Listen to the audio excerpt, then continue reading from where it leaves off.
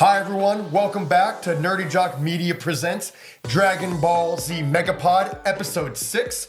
We're going to be covering Episode 36 through 46 today, so if you're not caught up, make sure to catch up.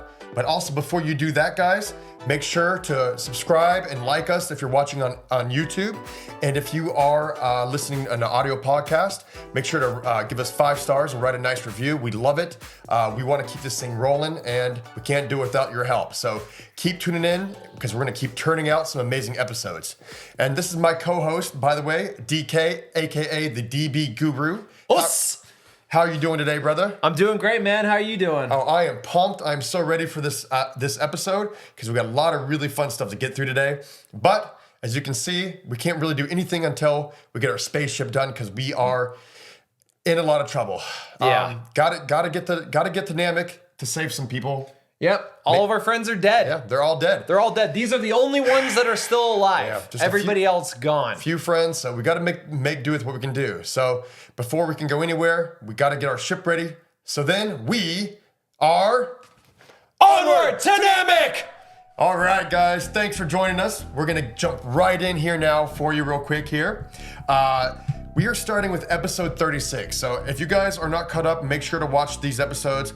Some of these are fillers, which we're gonna be getting into, but there's a little bit of fun here and there too. Okay, you wanna get us started here? Yeah, absolutely. So as you know, where we left off last, our friends behind us just survived by the skin of their teeth against the Saiyans, against Vegeta. Right. I mean, there was a threat that no one was ready for. Bulma's boyfriend from the time she was 16 years old is dead. Chaozu's dead for the second time. And not only that, he doesn't have a body, which we've established, it's canonized already in DBZ. If you die, you need to preserve your body because you need to have a vessel to come back to. Right. You know, that ghost needs a machine to go back to eventually. So his body's gone. I can see you got a thought. I have a thought. Quick thought here, though. Future spoiler. I do know how they bring Chaozu back, but we will get to that on the next episode. Right, and maybe Krillin too. I mean, nothing. No, Krillin's alive. He's alive. Krillin's Krillin's good. Yeah, nothing's gonna happen to Krillin. It's Krillin. He's always alive. He's always gonna be around. Dependable. Yeah, he's dependable. He is very dependable. I gotta say, I think we've spent a lot of this podcast just hyping Krillin up. He's a very looked down upon character, but even well into the Cell Saga, and I'll save all those takes for when we get to the Cell Saga, there are things that Krillin does where it's like, man, this guy is dependable as shit. Right. Yeah. Yeah, he's one of my favorites. But back on the point here, we are about to get into probably one of the most fun arcs in Dragon Ball history. We're about to go to Namek to do the Frieza Saga. There's just so much great, juicy storytelling in this next 50 to 100 plus episodes, actually. Yeah, of the Frieza Saga. It's a lot. It's if we're talking the orange bricks, which our audience, if you're in the West, if you're in the United States, it's probably the most ubiquitous release outside of the Blu-rays.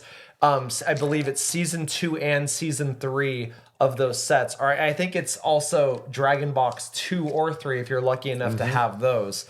I mean, and I think each of those is about 40 something episodes or something. So yeah, it's a lot. Yeah. So Vegeta Saga, Saiyan Saga, this little sliver here, and then you go to Frieza Saga and boom. Yeah. They definitely expanded out here.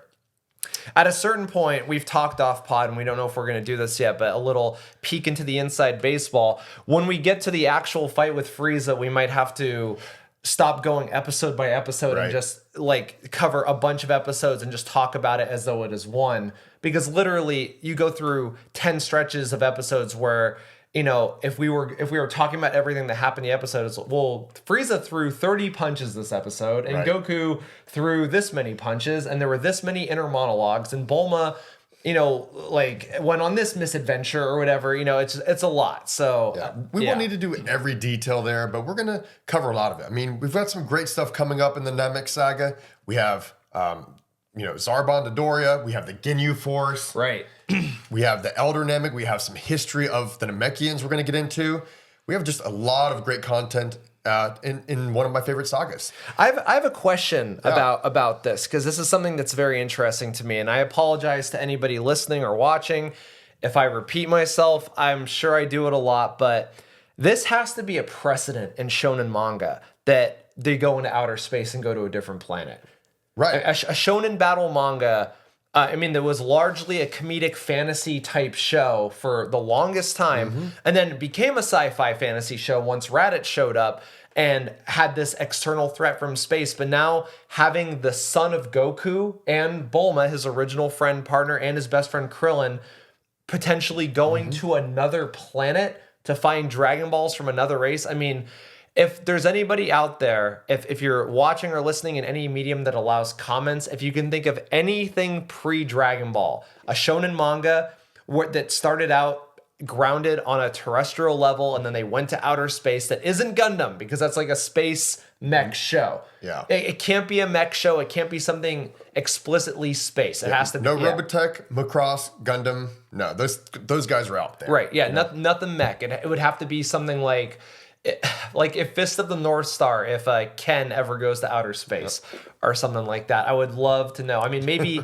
I don't know when Saint, is it Seiya or Saya came out? I think it was at some point contemporaneously being released with Dragon Ball, and because it has Zodiac themes, maybe there's Celestial go to space. Some people are already like, Sailor Moon, dumbass. I think Sailor Moon came out a little bit after, codenamed Sailor V. I don't know, did she go to space?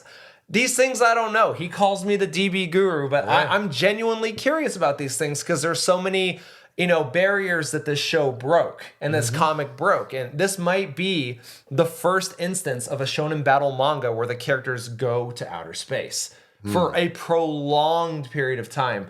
And also maybe the only time they ever go to outer space in the whole thing, minus Vegeta. Not counting Super, obviously. Oh yeah, not counting Super. Yeah, obviously, they go all over space. They go, they go everywhere. And not counting the movies, like when they go to new, like the Metal Cooler movie and all that good stuff. And I think Boo. I don't think Heaven counts. Like if you go to Kaioshin's realm, that doesn't count. Doesn't count.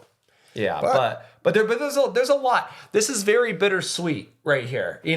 Like they barely survived. But there's hope, and it's kind of funny. You mentioned this about Krillin's deductive reasoning here, because he didn't get a big clue, but he made a really big conclusion based on what he got. Oh yeah. He heard one line from Vegeta about like, oh, this guy's a Namekian. We can get Dragon Balls from Planet Namek, and then that's literally I think, not word for verbatim, word for word, but that's essentially what Krillin heard from Vegeta. It's one line, one throw-off line. Right. Is basically determining the future of the series here. And it was a hypothetical, too. Yeah. Because he's like, kill the Namekian. Nab was like, what about the Dragon Balls? It's like, wait, I heard a rumor once that there was some weird magic ball on Namek. Maybe they've got their own. Maybe. But I thought it was just a rumor. Who knows? Maybe it's real. Right, exactly. So it's a long shot, but hey, anything's possible in the world of Dragon Ball. Right. So that's our introduction, guys. Now we're gonna go into episode 36, picking up the pieces. I'm gonna give you guys a quick breakdown, synopsis, and we'll get right into it. It starts off with the battle. The Saiyans finally won. Like you said, Goku, Krillin, and the others, they mourn the loss of Yamcha, Tien, Chaozu, and Piccolo, guys. So pour a beer out, pour whatever you're drinking, orange juice if you're not drinking alcohol, maybe a hard cider, kombucha, it doesn't matter. Kombucha? Kombucha, yeah. Hey, to each their own. And with Kami also gone, the Earth's Dragon Balls have disappeared. So there is no hope for wishing any of the fallen heroes back to life. Or is there? And I just realized as you gave that beautiful synopsis, I was like, this is the first time in all of Dragon Ball where the Dragon Balls are not present. Yeah. Ever. Yeah. There's the charge up periods, in between uses, obviously, but this is the first time where there are no Dragon Balls in Dragon Ball, at least that we know of. So it's a terrifying moment for these people. This one also, it's a key point to note out that this is a canon episode. So this is in the manga as well. Right. Important. And it's good. These next 2 episodes are actually really great connector episodes. I like these first 2 where they're in the hospital. Well, let's get there. So first things first, Krillin tells a gang, which we just went over a second ago, that we could possibly bring them back with the Namekian Dragon Balls, which we don't know about. And then we get into some pretty emotional moments here. We go to the graveyard of all the people, basically. Yeah. Basically, Bulma and Roshi and Krillin, they get in a ship and they go back to the wasteland, and they pick up the dead bodies of their comrades and put them in little like I guess cryopods, you would kind of call them. Yeah. It's what they did too when Piccolo killed them, or Piccolo Daimao killed them back in Dragon Ball. They put them in little pods because there's that little sweet moment where Chaozu's opens up and he jumps out and hugs Tien and all that stuff. But that'll bring a tear to your eye on that one. Yeah. And but there's the line here where it's like, just to remind everybody, and I know I said it earlier, where someone's like, well, where's Chaozu's body? And I think Krillin says something euphemistic, like, yeah, you're not gonna find it. Yeah. Like it's not. Yeah. This one hits. This one kind of hits. You're like, damn. And then Bulma has a pretty big moment here where she just has a little flashback of all the scenes from Yamcha going back from Dragon Ball and back in the day, and it really does kind of hit hard. It's one of those really sad moments in Dragon Ball that it does give their deaths a little bit more. What's the word? Gravity. Yeah, it gives it a little more gravity. Perfect. And so it's a really, really cool little scene there too. Now, Yachirobe also happens to be on this ship with them, of course. Which is like having your drunk uncle come to your mom's funeral, basically. Yeah. Yachirobe will just, from now on, he's going to be like drunk uncle, He's done everything useful that Dragon Ball ever needs him to do. He prevented Vegeta from killing our heroes 2 times. Yeah, he does. Yeah, he comes in clutch, like we did talk about in the previous episode, how important he is. But when he's not saving lives like that, doing one thing to save the day, he's usually sticking his foot in his mouth somewhere. So, he's just talking a lot of shit. Yeah. So Chi-Chi's all pissed off that Gohan, doesn't want to study already. She's not really worried about Goku that much. Yeah, Yajirobe kind of he's like, hey, woman, your husband's been crushed. His bones are dust. He's why, your son is fine. He's got a scrape on him. Why aren't you paying attention to your husband? Yeah. And she makes some comment, because obviously she blames Goku for all these things happening to her baby. And then and then Yajirobe literally says, he says to Goku, he says, hey, do you mind if I slug her for you? I'm like, what? So this was not made in 2024 because we do not condone violence against women. Right. I mean, maybe if it's a villain, but there's not really too many bad villains in this show either, really, to be honest. But not unless you're my girlfriend and you still think Frieza is a woman, even well into the Cell Saga. Yeah. I think Frieza's sex, we'll get in this later, but I think it's ambiguous. I don't know. Could he be? I don't even know what Frieza really is. They use he all the time. I mean, it's like the only thing ambiguous is that he has lipstick. So it's like he could just be David Bowie, man. Yeah. David Bowie wore lipstick. He's got that vibe. Yeah. So then we get the little info dump, which I think it's kind of a stretch, honestly, but it's Dragon Ball. Let's just have some fun. Where Krillin explains that the Namekian Dragon Balls, the dynamic of them being another set of those balls out somewhere. Right. Yeah. And Goku reaches out to King Kai with his mind. He's like, hey, can you let us know where Namek is?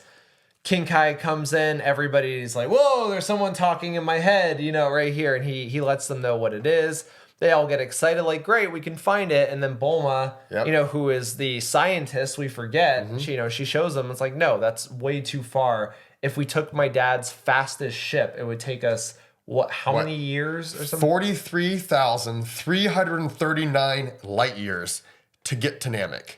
Oh, okay, so if you were traveling at the speed of light, it would take you 43,339 years. So they're going to need some better technology if they're ever planning on getting to Namek. Right. In anyone's lifetime, before the end of humanity. Right. And then this is a classic ending. The episode ends with the classic shot of the gang pointing forward and going onward to Namek, as we did in the intro. Which, cool little moment. That's actually iconic and classic at this point. If there's any t-shirts out there with Bulma, Krillin, and Gohan pointing onward to Namek, I want that. If we make merch, we can just make one of us doing it too. We should just do that. Make our own merch. We should, yeah. I mean, this, you know, in the comic and in the show, what I love about this moment is that, you know, we do have these dark, mature moments where we are reminded of all the terrible things that have happened, what the stakes of this story are. And this is a moment where we, like our friends, get to experience the joy of, like, we have hope. Yes. We have hope. And even though, like, Goku's out, everybody else is dead. You know, basically the only people that are left are Krillin and Gohan that are worth their salt at anything. Right. And Gohan, you know, he's still only 5 years old. Yeah. He can't do anything yet. And Krillin, I mean, he's pretty good, but he's not. He's no Goku. Yeah. And we don't know what kind of threats they're going to meet out in the universe, but there's some hope, and that's a nice little moment. Great end point on that episode. Thank you, sir. And then on to episode 37, Plans for Departure. All right, let me scroll down here. Plans for departure. All right, so as the weak and weary warriors of planet Earth are bandaged and cared for, Bulma accidentally destroys a Saiyan spaceship, leaving no way to get to Planet Namek. But Mr. Popo reveals that there might be another spacecraft they can use. Can they get to it in time? And will the old and forgotten ship even work if they do? Oh yeah, so Dun, dun. this is a point that we didn't cover in the last thing, but the thing that gave them hope was they're like, oh, the Saiyan ships can go that far. Exactly. Maybe our technology can't, but they have a special technology, which obviously, for anybody who's a UFO nut out there who have all the theories about folding space-time, and that's why they can move the way they do and all that stuff, that appears to be sort of the, if we can call it, the laws of physics that these ships operate by. Because obviously, as we will see later, Goku operates a ship that can get to Namek in a week, and it has no thrust. He feels no G-forces from it. So Dr. Briefs has to build a gravity generator inside so he can train. Yeah. Which if it had thrust, I mean, he wouldn't need to do that, but that would be like 1,000,000 times Earth's gravity if it was like thrusting fast enough, like past the speed of light, to get there in 7 days. But Nappa's ship is left. Right. Nappa ship. Yep. Right. And we got Kami's ship. Right. As well. Which we will learn about because we start out in the hospital. Yeah. We start in the hospital. Okay? Goku's like in a futuristic coffin type thing. Only his head is poking out. He's wrapped head to toe in bandages. Yep. He's just messed up. Yeah. We do see a really funny moment to start the episode. Gohan, Roshi, Chi-Chi, they're sitting in the lobby just kind of waiting out there. And, you know, we know Goku's in bad shape, but we don't know how bad. And then you just hear a scream, like a death-defying scream, like you like almost like he's powering up. But it turns out that behind the double doors, Goku is just getting a shot. Or scared to get a shot. So, and it's funny because, like, there's only one moment in the Vegeta fight where Goku actually screamed in pain, and that's when Vegeta was, like, in his Uzuru form, and he smashes his bones. Crushes him, Or he crushes him. And then you hear Goku scream, and then, you know, to have this episode just open up with him screaming just like that, but realize it's just he hates shots is pretty damn cool. Yeah. Yeah. And then the episode, we jump to Bulma accidentally destroying the remaining Saiyan ship. With Popo first? No. I know she destroys the ship first. Oh, that's right. So we got this great moment of hope in the last episode, like we just said. Finally, there's we can get our friends back, and then pushes the wrong button. That's right. What was that? No, it's on my computer. Okay, she pushes the wrong button and she self-destructs the ship. Right. Huge loss there. So now there's no hope at all. And we're like, crap, now what are we going to do? Then all of a sudden, Mr. Popo's in the window. Conveniently, Mr. Popo pops up out of nowhere. Right. Now, we need to take a quick moment here to discuss this situation, Dan. How should we approach this? This has probably been done to death millions of times. So we don't. Yeah. I think there's been enough commentary on the design of Mr. Popo. I mean, he... His design is a little, it's a little cringe now. It's a little cringe now. To say the least. I mean, you can discuss the nuances of sort of how the Japanese society consumed American media. Right. They didn't have a civil rights movement largely in the same way. They didn't have second class citizens. Yeah. You know, they didn't have Jim Crow. They didn't have all this stuff, but they got American media. And somewhere in the shuffle of that, and maybe if somebody knows more about this than I do, you can comment. Blackface became like a style that has weirdly endured in the fashion district of Tokyo, Harajuku, to today. With Ganguro girls, you know, it's like they will like blacken their faces or just severely tan them, bright red lipstick. It's a style. Yeah. It's a weird thing, and I don't know what the associations of it are. I think there was a character that it was based on in a Japanese show that was based on American blackface, where it was like a witch woman that kind of looks like, I think, Jinx the Pokemon. You know, it like just the osmosis and how everything kind of, you know, trickled down. All of that culminated in the creation of Mr. Popo. Right. And it's, so we all know, you know, we all love Mr. Popo. We all know that, like, you know, nowadays probably wouldn't be exactly the most PC thing to do. He's an interesting character with a design that would not fly in 2024. Right. And I mean, I do need to make one point myself. That was really, really good insight there on the Japanese perspective. But so I'm watching the Japanese version right now, and Mr. Popo's voice it seems almost a little bit racist. It's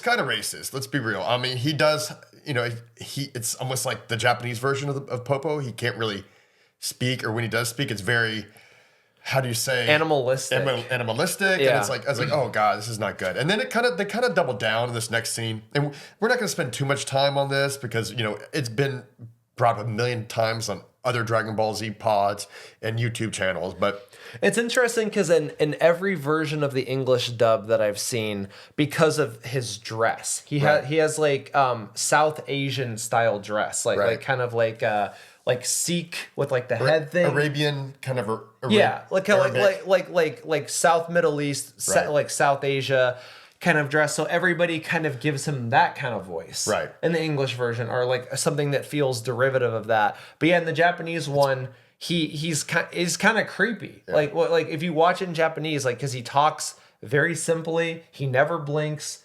very animalistic. I mean, it's a great bit. The Team 4-Star dudes, when they did DBZ Abridged, how creepy they made Mr. Popo.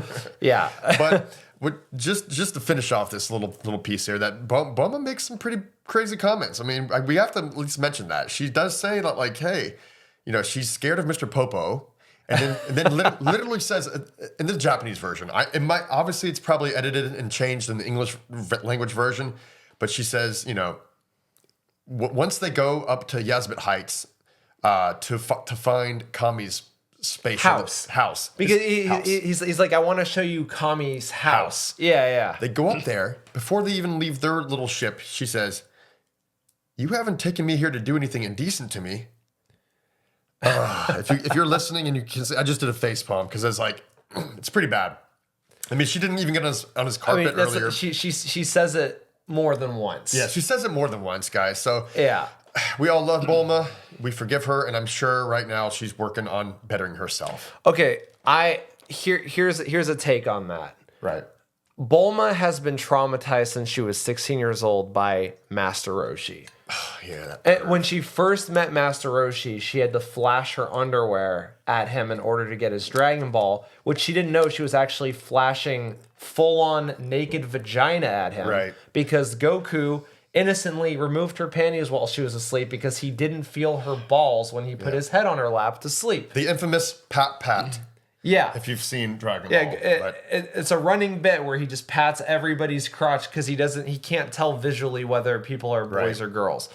And so I think, and also too, there've been, I think a couple, I'm trying to remember if there were other, Oolong, no, she was into Oolong when he transformed into a dude. Oolong was never into her because Oolong, if we want to talk about problematic, like Oolong was kidnapping exclusively like 8-year-old girls. And he was like an adult. He smoked cigars, that guy, when he was kidnapping these little girls. That is really messed up. But I think that Bulma has been traumatized by Master Roshi. Honestly, the amount of time she's had to allow him to like sexually assault her in order to get he was handsy back in the day, and still kind of is actually, as we'll go to a little bit briefly in the next episode. But that's not really what this is about. Those are actually just little moments. But we get back to point here. Great little segue, by the way. But Mr. Popo uses Namekian language to open up Kami's ship, which we didn't know was a ship until they get on board. Well, he says the thing. He's like expounding. And it's funny too because where they land or where he teleports her to, it's a hike. Right. And this is a recurring bit through all of Dragon Ball 2 where Bulma is less physically able than the characters. Right. Like Mr. Popo can just like hop up a mountain. Bulma has to actually climb it. It's freezing cold. She's in a t-shirt and all that. And then she finds the ship and he gives this whole little story. And then he says the thing, it sets up the mystery. It's like, but he found that he could open the house by saying the word Piccolo. And then the thing comes down and it's like, oh, okay. Okay. What's the connection here? Yeah. Yeah. And so, luckily, Mr. Popo does speak fluent Namekian because obviously he's lived with Kami. So they say, let's take it to Jupiter. And boom, their ship blasts off. In 5 seconds, they're outside the orbit of Jupiter. Right. So give them props for being fearless, Bulma and Popo, for just being like, whatever. And she's like loving it, not scared at all. Yeah. In a ship that just went literally across the solar system. But, it's Bulma. She's a risk taker. She is an adventurer. Yeah. I do love that about Bulma. I think Bulma is a great character. I know we're just digging on her a little bit, but Bulma's a lot of fun. She gives fan service for the She's the best girl. She is the best girl. She's the best girl. But the more I'm thinking about this, because now you've got me chewing on it. I do remember. We're gonna talk about her dad and her mom in a little bit. We're gonna get in this episode, but I have questions about their family dynamic because I feel like at a very young age too, Bulma knew that she could use her womanly wiles to get what she wants. That's the first tactic she ever uses to try to manipulate Goku. Yeah. She's like, I need your Dragon Ball so I can make a wish. She's like, no, it's my grandpa's keepsake. Right. I'm not giving you that. And she's like, all right, I'll let you touch my butt. And he's like, why do I want to touch your stinky butt? She's like, what? So, I mean, there's a lot going on, but yeah. Yeah. But yeah, if she's not willing to extend that same favor to bring back her boyfriend to Mr. Popo, there's something else going on there. Yeah. Moving on. Okay. Episode 38, Nursing Wounds. And this is also another canon episode, guys. So Goku, Krillin, and Gohan, they're still recovering in the hospital. And then they're prepared for their turn to the Saiyan attackers and training a little bit here and there while they can. Now, Bulma follows Mr. Popo. They find the ship. They go to Namek, blah, blah, blah. Not blah, blah, blah, but they're hoping that Goku can recover before it's too late. Right. And can Bulma get to Planet Namek? And once there, what obstacles await them? Right. Now, personal note for me, myself, I do love this dynamic we've been talking about between Krillin, Bulma, and Goku. It's really great to see some moments where whether they're in the hospital, just kind of talking, or just kind of having like a down day. It's kind of like an episode of Friends where they're just like, hey, they're in the coffee shop, Central Perk, just shooting the shit, and just a little throwback to like the Dragon Ball days, man. Right. Yeah, you know that they've known each other the longest out of everybody in the series. Master Roshi too, probably, but they've got history, and you can feel it when they interact. And they do a good job of like making sure those moments are still there to give you those warm, heartwarming feelings that you got back when you watched Dragon Ball. Right. And say, hey, it's still we still got some Dragon Ball here, All right. So moving on, Bulma gives the good news that the ship should be ready to use. So they get the Namekian ship, Kami ship. They get it, bring it to Central City. Or bring it to... Where is Bulma's parents? Where's Capsule Corp? Where's Capsule Corp? Yeah, I don't know what city. Not such a guru after all, huh? So much, DK. No, I mean, okay. Can we just talk for a second about the ridiculousness of the world of Dragon Ball Z? This is the geography. There are cities, and then there is just millions of miles of wasteland. Right. And that's it. There's no in between. There are no like little towns.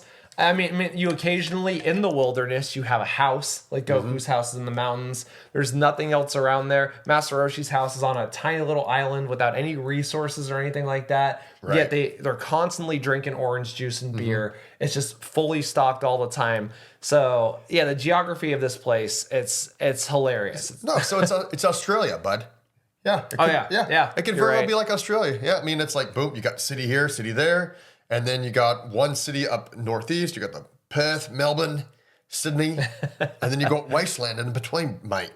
You know, that's terrible. Sorry. That makes sense. Forgive me, my Aussie buddies. I think in the 80s too, Japan wasn't quite as developed. It was developing in the 80s. So you had major metropolitan areas and then you had just a lot of forest and a lot of mountains and a lot of, I don't think desert. I don't think there's desert. I don't know. Yeah, but anyways, we'll talk about the geography in a future episode. We'll do a whole episode. We'll do a whole episode. Geography. We'll do a map on the and behind us on the green screen. Okay, so this is a really cool moment too. So they're sitting in the hospital, just shooting the shit, just kind of talking, and then Gohan, they're talking about who's going to go to Namek, and at first they're like, oh, you know what? Krillin's like, well, I'll go.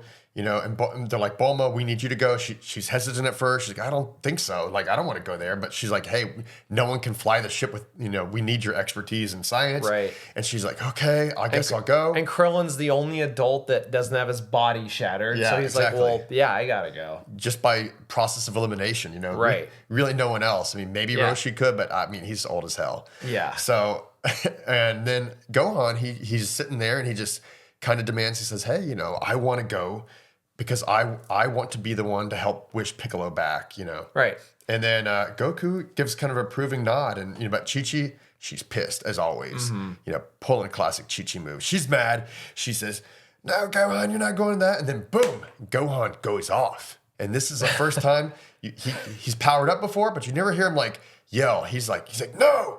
And he says a really cool little speech saying, "This is important to me.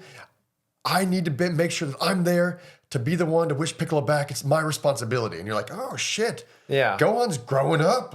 That's a solid 5-year-old right there. And you can tell he feels responsible. Yeah. Piccolo died saving him. Yeah. And that's another great,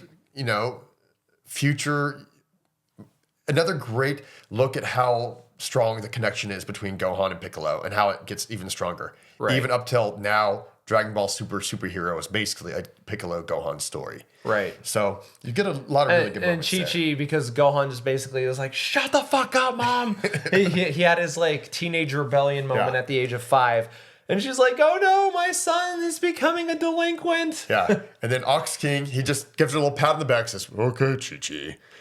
There's nothing you can do to stop your... man must do what a man's gotta do, and a man is a man when he's 5. Yeah, exactly. There's nothing you can do to stop the 5-year-old. I can't really do his voice that well, actually, but there's nothing you can do to stop this 5-year-old from going to outer space to an unknown galaxy. Right. Like, what?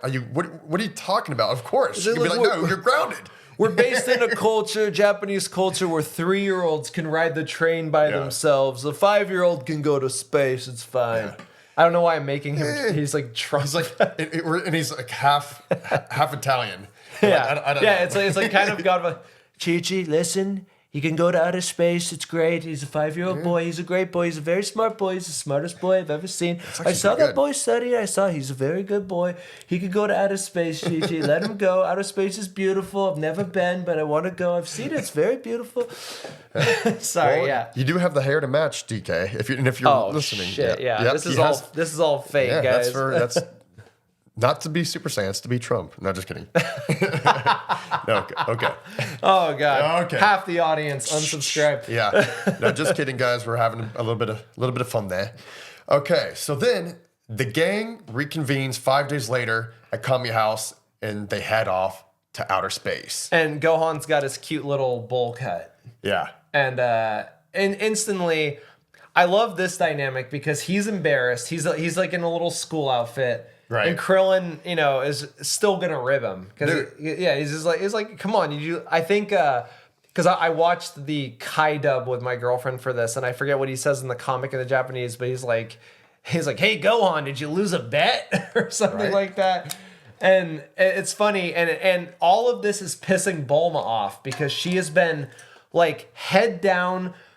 She took a alien ship, converted the language to English, like all the commands, did all this preparation. She's like, this is serious shit. We're going into outer space. And like she's nobody, Oh yeah, she's in a full spacesuit as well. Right. So this is I didn't mean to interrupt you. But Yeah, go ahead. It's a pretty cool moment because not often until later on do you see them out of their one outfit, their training gi or whatever. Yeah. So it's like okay, the question we need to pose here, I think, does Krillin also have great style too? Oh, you mean his Krillin hat? Krillin hat. And Yeah. he's got the cool jacket, and I was like, dude. Is he wearing a jacket and shorts? Yeah. I forget. But yeah. Look, Krillin has a fit. He has some fits, man. I'm telling you. He's got, not only has some of the coolest moves, he's got some style too, man. Well, later when he adopts like the red polo and like the white pants, it's No, that's dad mode. But like, but now he's still single. You know, he even mentions later on that he hasn't slept with a woman yet. So like on Namek, he actually mentions that. We'll get to that in a future episode. Yeah. But Krillin, he's a cool dude, man. Yeah.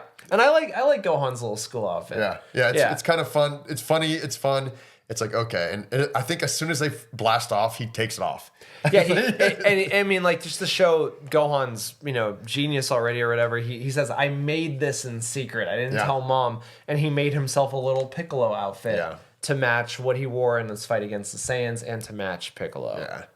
Okay, so these next episodes, we're about to do episode 30, 39, 40, 41, and 42, I think are all these filler episodes. So we're just going to do kind of like a quick... Let's just run through them. Yeah, we're just going to run through these for like a brief breakdown of each episode for you guys. Right. So really quick, just the culture of the ship. We have Gohan and Krillin who are training in their minds. They have this mind training, which I think is canon. I think it's in the canon. And that's a pretty cool thing. We've never seen that before.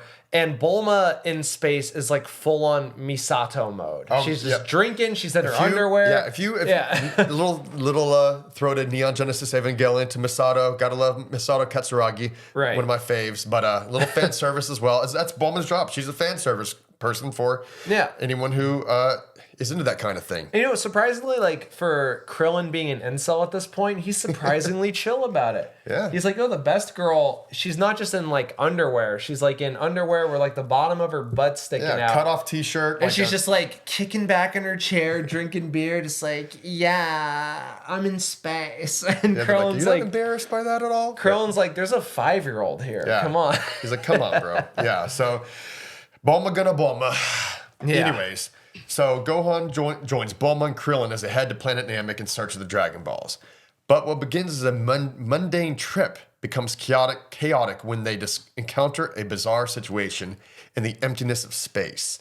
Now, they find themselves on some type of space station. They set on foot to find their escape.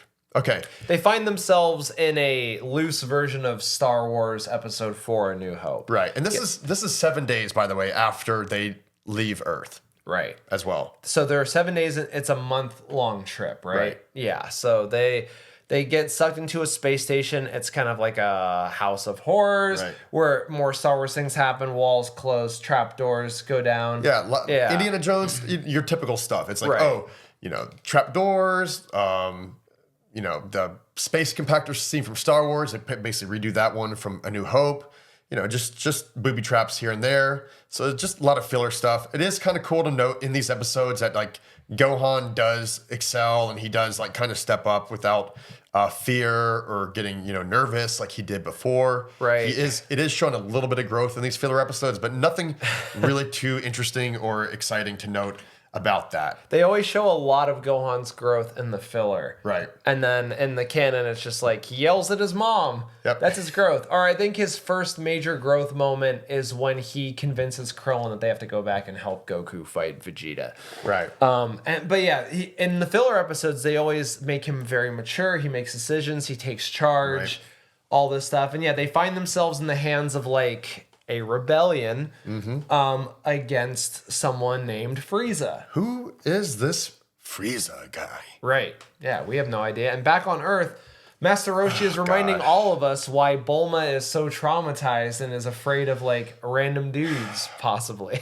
Look, Master Roshi, this guy, you know, he's always been the pervert. All right, we know that. We've known it. He's been around for hundreds of years, you know, back when things were a little bit different. But times do change, Roshi, as should you. But the nurse comes in the room and he literally just grabs her ass, and you know, he gets the name moniker Grandpa Glad Hands from the nurses, and they know by this point, like, dudes, keep that guy away from me. I'm surprised he hasn't got escorted out of the hospital by now, to be honest. But right. So Gohan, Krillin, and Bulma, they get absorbed in this ship. They make their way through the booby traps, and then they finally meet these kids. Right. Mainly preteens, teenagers. There's no real adults here. They look like characters from like the Dragon Warrior video game series, or Dragon Quest. That Toriyama did the designs for. They kind of have that look if those characters existed in space. So basically, Bulma, Krillin, Gohan get surrounded by these kids. They don't attack. They say, should we attack? And it's just an old-fashioned kind of standoff happens. And then, boom, thankfully, something happens outside. And, like, they went through an asteroid field or something like that. More Star Wars. Yeah, more Star Wars stuff. We're just piling Star Wars into this episode. They're like, what do we write? Yeah. Just write Star Wars stuff. Go. Yeah. Okay, that's what happens. A meteor storm happens. It literally destroys the ship, or does, and there's lots of explosions. They have to come in and they have to, you know, help out the kids. I think Gohan saves a younger kid, or Krillin, I can't remember which one, saves Gohan shields a girl from an explosion, and that's when the crew realize these guys aren't Frieza's men, these are actually good guys. Yeah, these guys are chill. You know, I don't have any hope that this resistance would have ever had a chance against Frieza. No, I guarantee you Frieza could blink his eye and the whole ship's gone. I mean, right. I mean, not a big deal. Do they say, because I genuinely don't remember, do they say what their gripe against Frieza is? Did he destroy their home world? It's got to be. I can't remember. Don't quote me on that, guys, but I know that they're just part of the resistance against Frieza, which is evidently most of the universe besides Earth until this point, you know? Which, I mean, like, I feel like even... I feel like one of Frieza's lowest dudes with, like, the little blaster on his hand could probably take out this entire ship by himself. So. Exactly. Okay, and now we're up to episode 41, Look Out Below. So we're just going to actually just do the synopsis. This is a filler episode as well. It's a few episodes covering this shit. And we're just going to tell you this right now. So we're probably going to fly through these next three. Okay, 41, Look Out Below. When Bulma, Gohan, and Krillin crash land on Planet Namek, they almost lose their lives when their ship falls off a cliff. Luckily, two kind Namekians are there to save them and their ship. Utilizing the help of one of them, named Raiti, they hunt down the 3 Dragon Balls marooned on the planet. Okay, so how are we gonna handle this? Yeah, so they're not on Namek. It's a plot twist. We find out later that these guys are an alien species that can read their minds. Yep. And somehow they can produce fake Dragon Balls that a dragon radar is able to detect as well. And all in an elaborate plot to steal their ship, which they absolutely could have just done easily before, just by throwing them out of the ship and then just stealing their ship. If they could read their minds, they would have known how to pilot the ship. So these episodes are just like kind of Dragon Ball GT-ish in vibes. DK, that's the best explanation of it. I mean, I've only seen a few episodes of GT. I try to stay away from it, to be honest, guys. Don't hate me, but it's like, you know, you don't eat the crab legs at the buffet if they've been there for 8 hours, you know. As like a absolute lover of animation, the one thing I will give props to a GT is that animation staff, the character designers, the animation directors, and some of the animation in that. I mean, it looks incredible. And I mean, I feel like in the West, it was a special letdown. Nobody liked it anywhere. Like the world over, everybody hated GT. But in America, it was set up like again, we've talked about like ad nauseum that we only had this syndication, that we didn't get to see what happened on the rest of Namek. Goku shows up and we had to start all over with Raditz again and all that shit. But at that time, a video game came out called Dragon Ball GT Final Bout, where Gohan was a grown-up, Goku's hair could turn yellow. Yeah. There were characters that we never even heard of before. All this stuff. And there was a little animation that played at the beginning, a beautiful animation. If you haven't watched it, pause this or make a note to watch it later. The Dragon Ball GT Final Bout opening animation. Maybe we can just play it right here. I can for the video version. I don't know. We'll get it right here. I'm going to put it right here in the background, and I'll give you guys like a 30-second clip. But it's pretty cool. I remember that. It was a good little CD-ROM video. And I mean, for me, like it showed Cell, it showed Majin Buu, it showed Frieza like in a different form and stuff like that. So I was like, what the hell is this? And so I thought that Dragon Ball GT was going to be like the Dark Knight of Dragon Ball, but like that kind of thing. And that's not what it was. It was like these episodes. It was not. Yeah. See, these 4 episodes are basically just fillers. I mean, like, and when I say filler, I usually love fillers, like we talked about before. But these ones, I really do feel like if no one's gonna judge you if you pass these ones. Yeah, they're nostalgic. If you grew up and this is all you had, and you're just like praying that after watching this for the 100th time, that you're gonna see what Goku actually does to the Ginyu Force on Namek. It's like, okay, like. Yes, I love it. Dragon Ball gods, give me more than this, But other than that, like, it's something that I'm glad on my rewatch with my girlfriend I didn't have to sit through. So thank you for taking that bullet for both of us. This is definitely one of those Dragon Ball Z Kai moments when I was watching these and I was like, oh, okay, I think I'm ready to just fast forward. But I will tell you this one last bit about these episodes. On 42, search continues. They are, fake looking for the fake Dragon Balls, which we all know. Even first time watchers probably wouldn't be too impressed with these episodes. Right. And and we're not haters. We love this series obviously to death. But these ones you could probably pass. If you didn't read the comic, it might be interesting to you. Because as a kid, I didn't read the manga. I don't even know if it was available when in America yet, like the Dragon Ball Z manga. So I thought that they had genuinely got to Namek. And I was like, oh yeah, like okay, these guys look like Piccolo. I think that they make a comment like, oh, they look just like Piccolo. Yeah. Or something that's like, okay, and then it's like a perilous adventure thing, and they have to get the Dragon Balls because the stakes are that their friends are dead and they have to bring them back. Yeah. But if you read the comic or if you've seen this before, this is just a slog. It's like, Now, the one redeeming factor about these 4 episodes, and that includes episode 40, 42, which you just kind of touched on, 43, and even 44 as well. The best thing about these episodes that I took from this rewatch was that it was cool to see Gohan taking the lead in a lot of situations.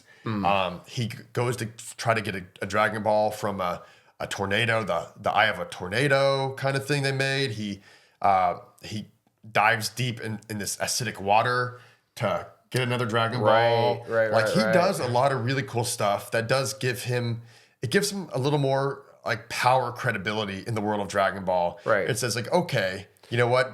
If he's not going to be leveling up like Goku is and Vegeta is through their battles, at least it's showing some progression and growth through these filler episodes that Gohan gets. It also makes him an active character. Right. He's not just reacting to the fact that Saiyans are here, we got to deal with them and stuff like that. Like he's actually doing perilous things. Right. And he's 5. So you're like, oh crap. Yeah, you don't want this kid to die. And he does mention it. He's like, no, I will do this because I need to bring Piccolo back. Right. So he does reassert his, love and desire to bring Piccolo back, and he's willing to pretty much, sacrifice himself to do it. And it was really cool to just see Gohan do that stuff. So, and there's other stuff too. So just skimming over briefly, some world building stuff that happens in these episodes that are canon is that Vegeta arrives on Planet Frieza number like 56 or something. Right. I forget the number, but. So we're getting the feelings already. We've heard the name Frieza, but now we're getting a sense that there's like an empire. Right. There are multiple planets Frieza, And everybody there has the armor that Vegeta wears. Yeah. And this was cool. I always did love these moments. Like I was telling DK before we started shooting this episode, I said, you know what? I wouldn't mind seeing a spinoff like the Grey's Anatomy Vegeta, or because we got a Goku in the hospital, you know. But I always love those pods, like Skywalker pods, where like the whatever kind of chamber you call them. What would you call those things? Just like which are kind of Star Warsy too, because there's Bacta in Star Wars, which is a blue liquid that you float around in with little things. So yeah, it is kind of like, and again, if for people who haven't listened to, I think it was episode 2 where I talked about the origins of Dragon Ball and the origins of Toriyama, the first thing that he wrote that got noticed was a Star Wars parody. Yeah. So dude loves Star Wars. So he's a fan. Yeah, he could borrow from it. Yeah, so it's like kind of like a back to tank type thing. Yeah. And it's just cool to see. It's cool to just go to this little world. And it's funny because, like, you know, maybe when they did this, they knew they were going to flesh this out in the future for Bardock, stuff like that as well. Right. So this does give a very small sliver of the Frieza world before we even get to Planet Namek. There is also a very subtle thing that I picked up on that I didn't realize before, is that this is the first time that you encounter anyone who doesn't treat Vegeta like he's a total badass. Yeah. But he kind of the doctors and everybody around him are kind of bureaucratic. They're like, oh, we're all serving the same Lord. Right. And stuff like that. And so you're like, wait a second, you're getting a world building sense that there is something bigger than Vegeta out in the universe. Right. Yeah, and it definitely puts it in perspective. It gives Frieza a little more ominous, future danger, and it also shows that like Vegeta's, in this world, he might not be as big and as bad as he was when he was on Earth. Right. Totally. So, really, really cool stuff there. Which to be honest, I would have rather seen 2 episodes of just Vegeta floating in the tank and then talking about like Frieza and stuff. If you were reading playing poker, cards, just hanging out, drinking beers, like if you were reading a sci-fi book of this story, there would be a whole chapter from the perspective of the Doctor and stuff like that, and like the person arriving near dead and they have to save him, and like at the end of the chapter, it would reveal that it was Prince Vegeta and stuff like that. And you'd be like, oh shit. Like it would be all that world building. And you'd be like, what the hell is this chapter? Yeah. If anybody reads sci-fi or fantasy out there, I feel like that's how it would be done in a novel. But yeah, I agree with you. I would love the expansion of that. But there's also some more stuff that's filler with Goku too. Right. In this, he's sneaking out of the hospital. He's trying to train. I don't really like this filler. Yeah. Well, Goku hurts himself again. He's out there training. He not just leaves the hospital. He goes to train. He goes back to the wastelands and is trying to get back in it. Right. And he's trying to use Kaioken. He's struggling with that. He goes 1 or 2, and you can just feel it. Like it's a very cringe moments because you're like, Goku, you're not healed. Don't do it. Don't do it. And it's also like his bones are dust. Yeah, they're still not recovered. It's like I just want him to be in that coffin until he gets a sensu bean, so that we realize, sensu beans can regenerate bone. Yeah, it's painful to watch as fans because it's like, you kind of feel the pain, which is I guess they did a good job with that, But that's that. So basically, we're done. Okay, with this little section here, the fillers. Yeah, Gohan and Krillin and Bulma escape from Fake Namek. These guys almost get the ship. They don't.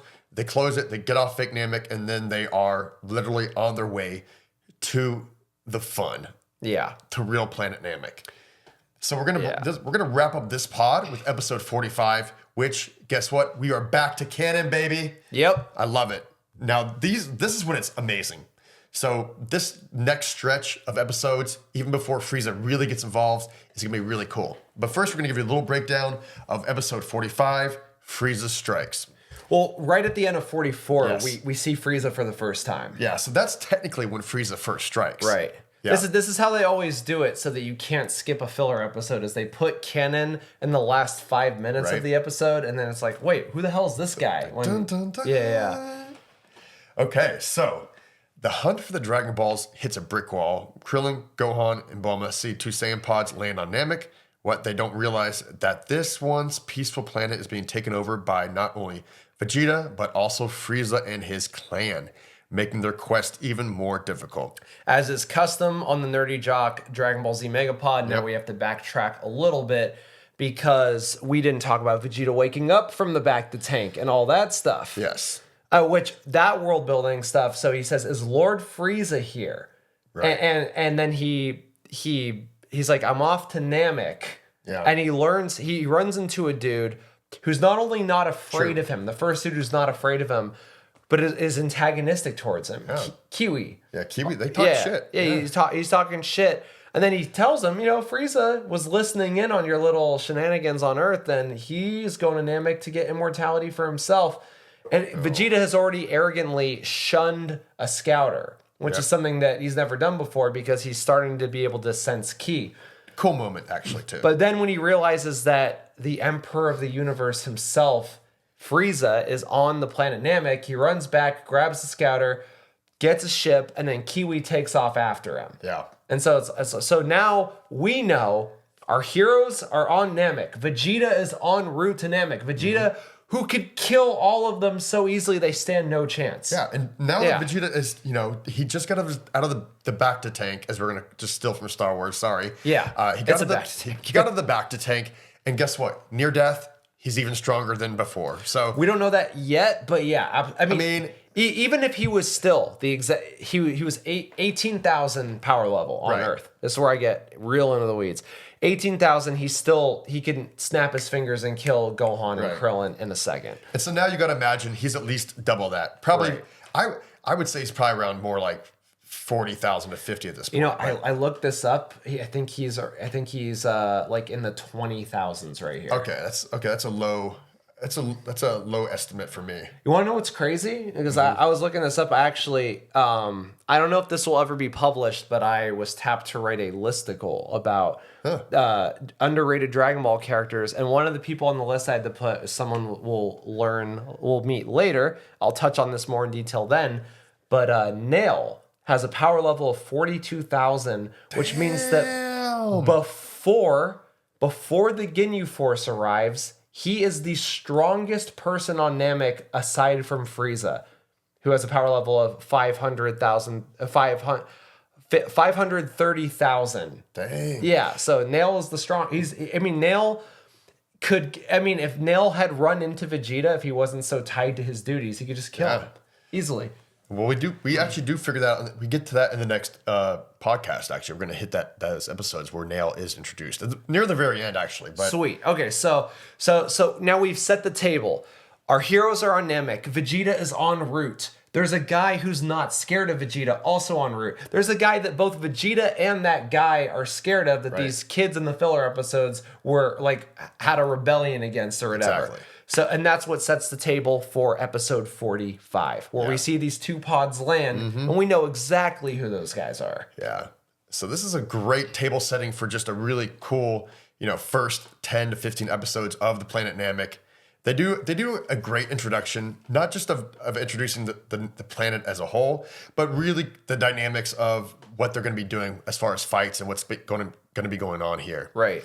They show, the Namekians, they go straight to it. They're already in peril, and we know there's not too many of them. There's maybe 180 to 200 people that are actually still alive. Yeah, have we established that a drought wiped them out in the past already? Yeah. So there was a big, I want to call it like the long winter. Because the Japanese version says there was just a bad weather storm and it basically killed all these trees. Right. And most of the population died. And even though I guess drought would be a better thing to say, because all the Namekians drink is water, which we find out. Which if you deforest a place, the water sources go away. So that does make sense. So that might be a difference in translation from the English language version and the Japanese language version.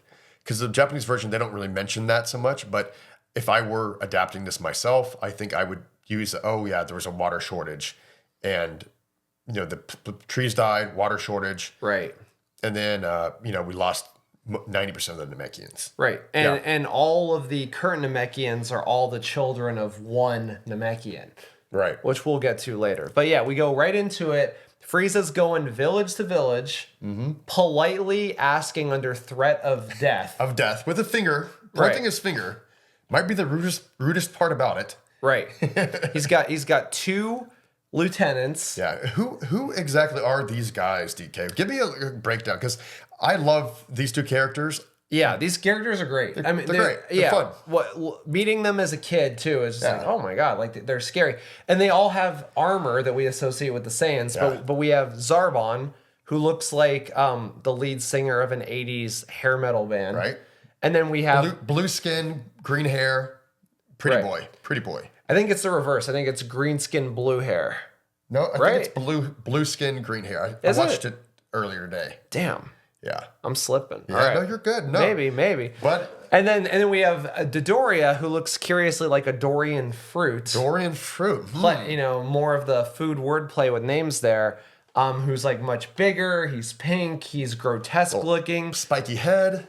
I mean, it's a nice juxtaposition because you have like this beautiful, humanoid whatever that's Zarbon, and then you have this like grotesque, huge, like just weird, spiky pink dude, Dodoria, and they're basically doing all the murders. Yeah, and it's funny because Dodoria's look isn't too dissimilar than the two bad guys that were pretending to be Nameks in the filler episodes. A little bit, kind of. Yeah, yeah. They do have similarities there. They're a little more crab-like in appearance, but Dodoria's a pretty cool character too. I mean, he doesn't last that long, but spoiler alert, by the way.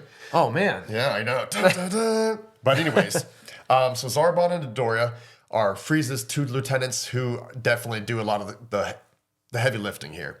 Now, Frieza knows that Vegeta has arrived on Namek, and Frieza doesn't really care, honestly. This is how much he doesn't give a fuck. Because he's wearing a scouter, and he knows Vegeta's wearing a scouter, and we know that if you're talking, everybody can hear you across space. Yeah. So he's like, oh yeah, Vegeta's here, like blah, blah, blah. Yeah. And he knows that Vegeta can hear everything he's saying. Yeah. And Frieza's he doesn't sense power levels either, though, yet, does he?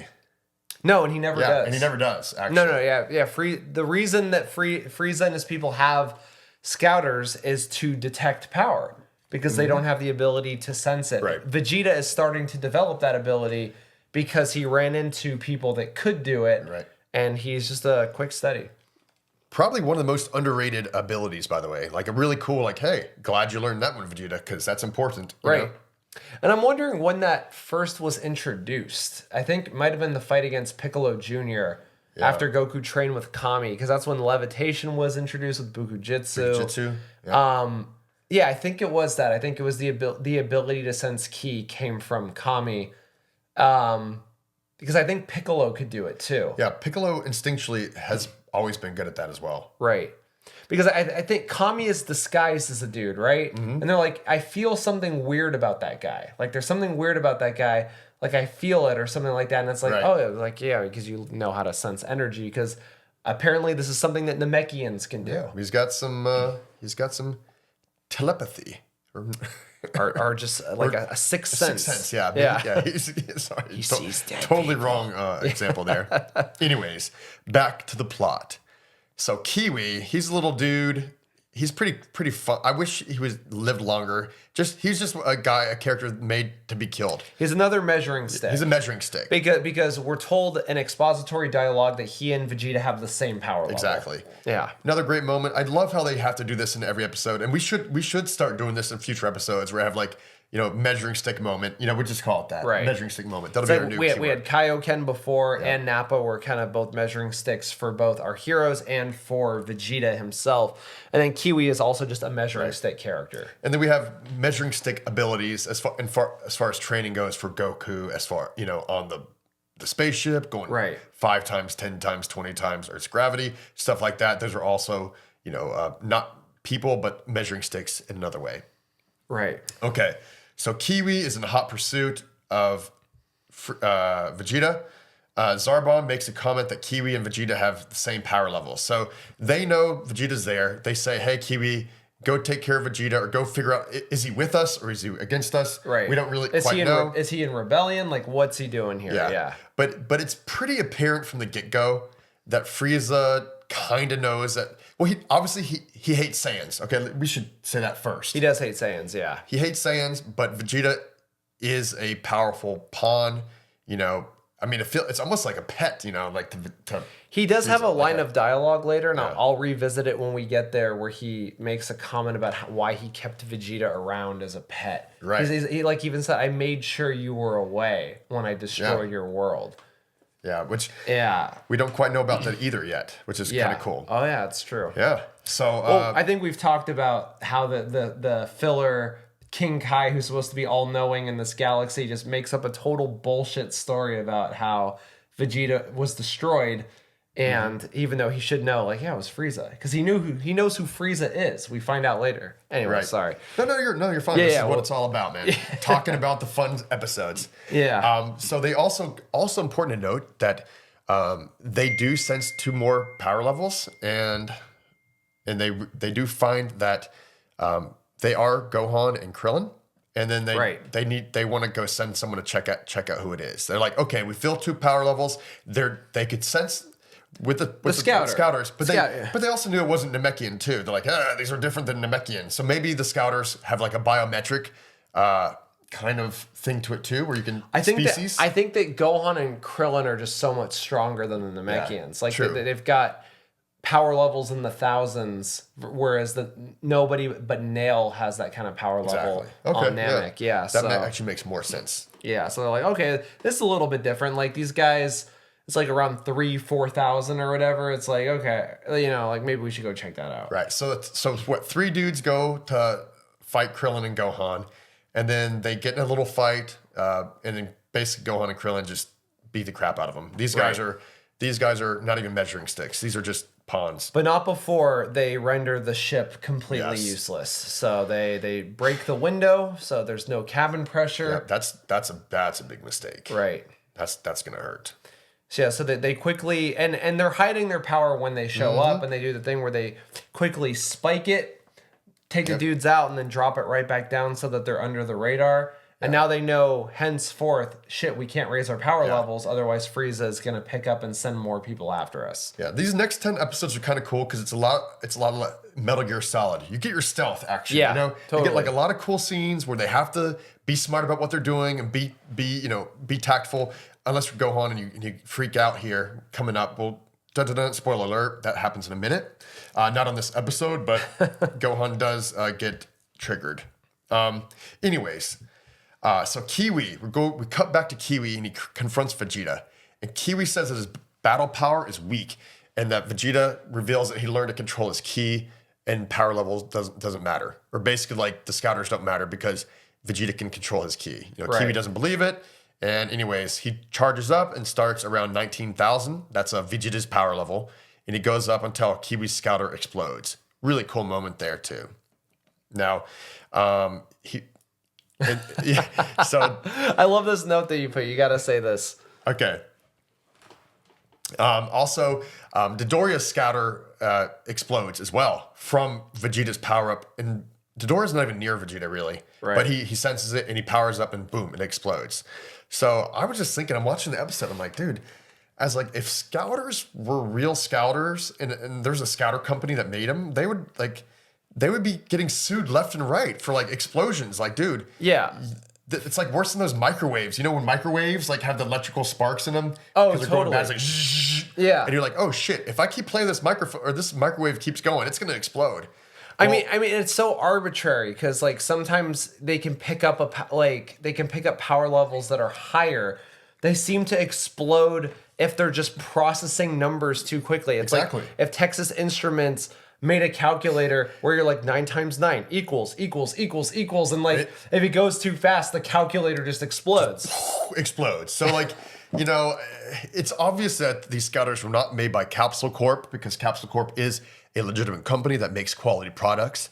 No free ads, but these whoever made these scouters, they need to like go back to the drawing board because there's a lot of face damage happening from these blowing up scouters. Well, we have to remember that Capsule Corp wasn't able to make the type of spaceships that this civilization has. True. So, and Bulma never makes a scouter. Yeah. Never makes a scouter. Yeah. So, I mean, hate on it all you want. This is the best they could do. Except for, I believe the Ginyu Force brings an advanced scouter later. Yes. There's a special thing where they're like, here are the advanced scouters. And I think like these ones And after multiple lawsuits, these are the ones that don't explode. It's like you guys had like the cheap versions, and like we have the good ones. But and why doesn't the Doria like look at Zarbon and go, "Why didn't your scouter explode?" Right? Yeah. It's he's like, because we need one for the next episode. Right? Yeah. We need them as plot points later, so only a couple of them are allowed to explode. But it was important at the end of this episode. Zarbon, Dodoria, Frieza, they discuss that. They do realize now that Vegeta's power levels have increased significantly. Right. And he might pose a more serious threat than they had originally deemed possible. And because of the exploding scouter, they don't know just how much his power has increased. So who knows, really? Anyways, they cut back to Vegeta, fighting Kiwi. And then Kiwi just does this huge attack, like pretty much busts his whole nut on this one shot, and just Kiwi attempts a point blank attack with the power of a nuke. Like you see an explosion, boom, the ground breaks, everything. It's nuts. And he does like the classic like old cartoon. And it's like, look, it's Master Frieza. Yeah. Vegeta's like, what? And then and then he hits him with the attack, and it's like, so a little sneak attack, and it doesn't work at all. And Vegeta just gives him one punch in the stomach and blows him up. So lights out. Vegeta's that back to tank was pretty useful for him, I'd say. Yeah. And at the end of this episode, we cut back to Gohan, Krillin, and Bulma, and they find a cool cave that Bulma decides to make a temporary home for them on Planet Namek. Yeah. So they have a place to hide. They're not out in the open.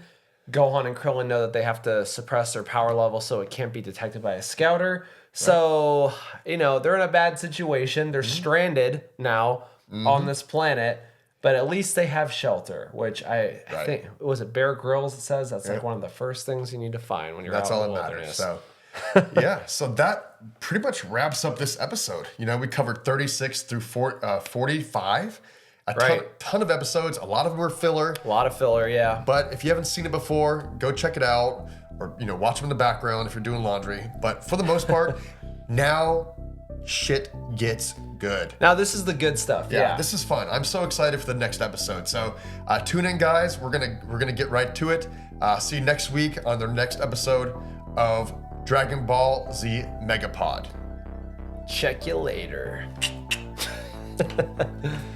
All right. Nice. Cool. Boom. In the bank.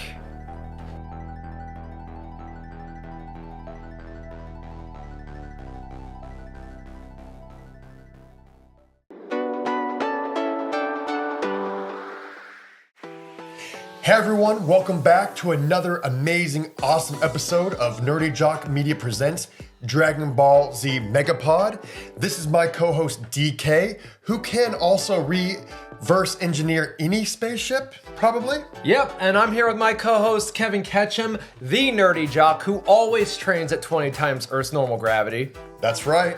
And we are here with an amazing episode for you guys today. We're going to cover episodes 46 through 56. We are getting right into the heart of the Frieza Saga on Namek. This is a good one. These are a lot of good episodes. So if you're not following us on social yet, please follow us on Instagram, TikTok, Facebook, X, Twitter, whatever it's called at any future time. And also make sure that you like and subscribe if you're watching on YouTube, and leave us a review if you're listening on any of the various podcast mediums out there. We want 7 stars, not 5 stars. We want all 7 stars. That's right, all 7, baby. Let's jump into this because this is a crazy run of episodes. This is one of my favorite 10 episode runs by far. It's all canon, right? Yeah, all canon. Every one of these episodes. Little sprinkles, little accents of non-canon, but yeah, just it's all canon and some of the best stuff. This is like up there with Saiyan Saga level good. Now, can you give us a quick recap like you do on every episode, DK, of what just happened in the last episode?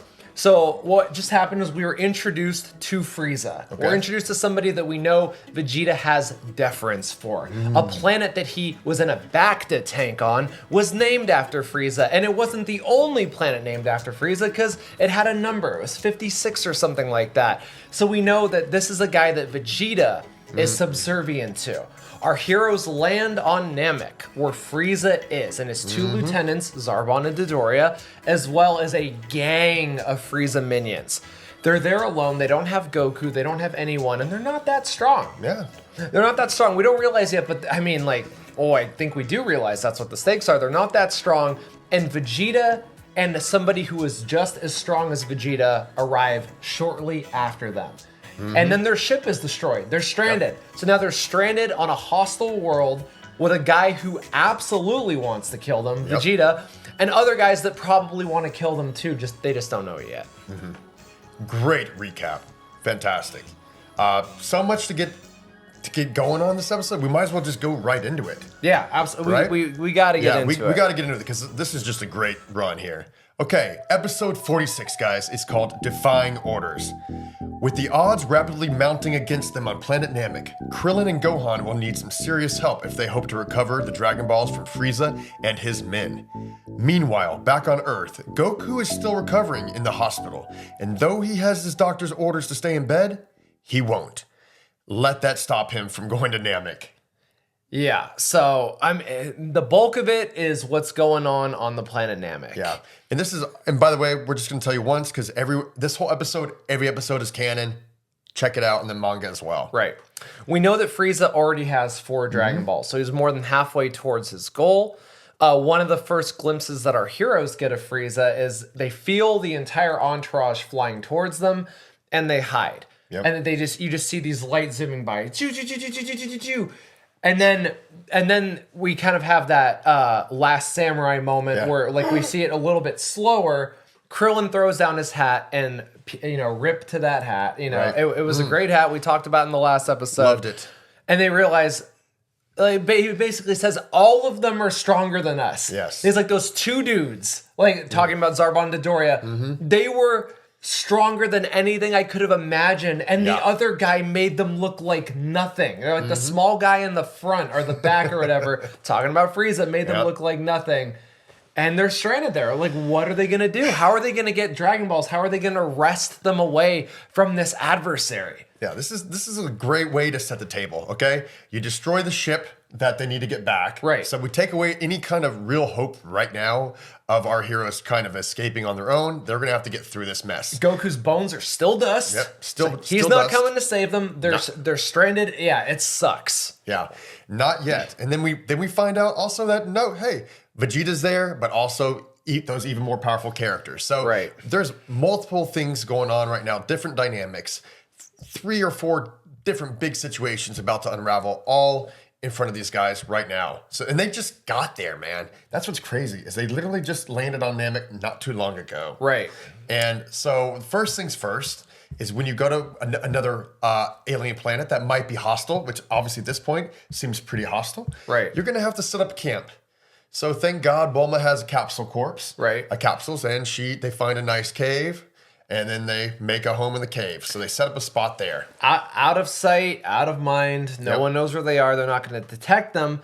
But Krillin and Gohan have to take charge. They're like, we have to get these Dragon Balls somehow. Yeah. Despite the fact that they just saw a very horrific thing, a very, horrific in terms of its revelatory sort of implications, where they're like, oh, this guy is just way stronger than anything. They're still like, well, we have to follow them. But they're like, well, we can't fly because then their scouters will pick us up. So we have to push our power levels and just basically like power run to where they are. Or just kind of like float, like doo-doo. Like they kind of look like little fleas, like doo-doo, doo-doo, that's doo-doo. cool. Yeah, that was a cool moment too. It's like, okay, it's very Metal Gear Solid. This is like the stealth episodes of the series for Dragon Ball.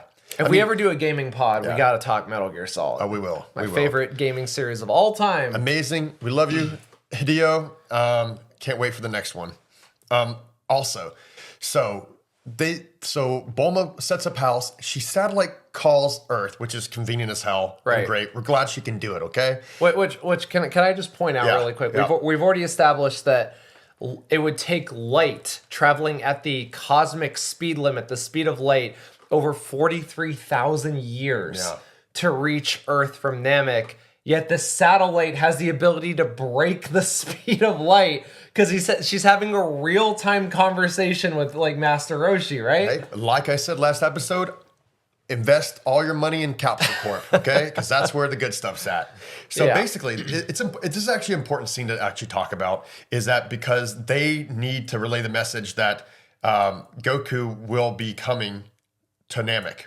basically. Well, Bulma needs to first tell them the situation, Right. Because she originally, I don't think we touched on this. Oh, yeah, we Originally, Krillin was like, just, apocalypse now this situation. Right. Like, you fucking leave us here and come back with Goku once he's healed. Right. And stuff like that. And we'll just hold it down and try to get a Dragon Ball. Just give us the radar. And Bulma was all too eager to do that, but the spaceship was destroyed. Yeah. So couldn't do that. So then Vegeta showed up. And it's Yeah, like, that's what I meant to say. Is that Vegeta, like, that was a big thing. Is like, oh crap, hey, just so you know, Vegeta is here and we are gonna need backup regardless. right.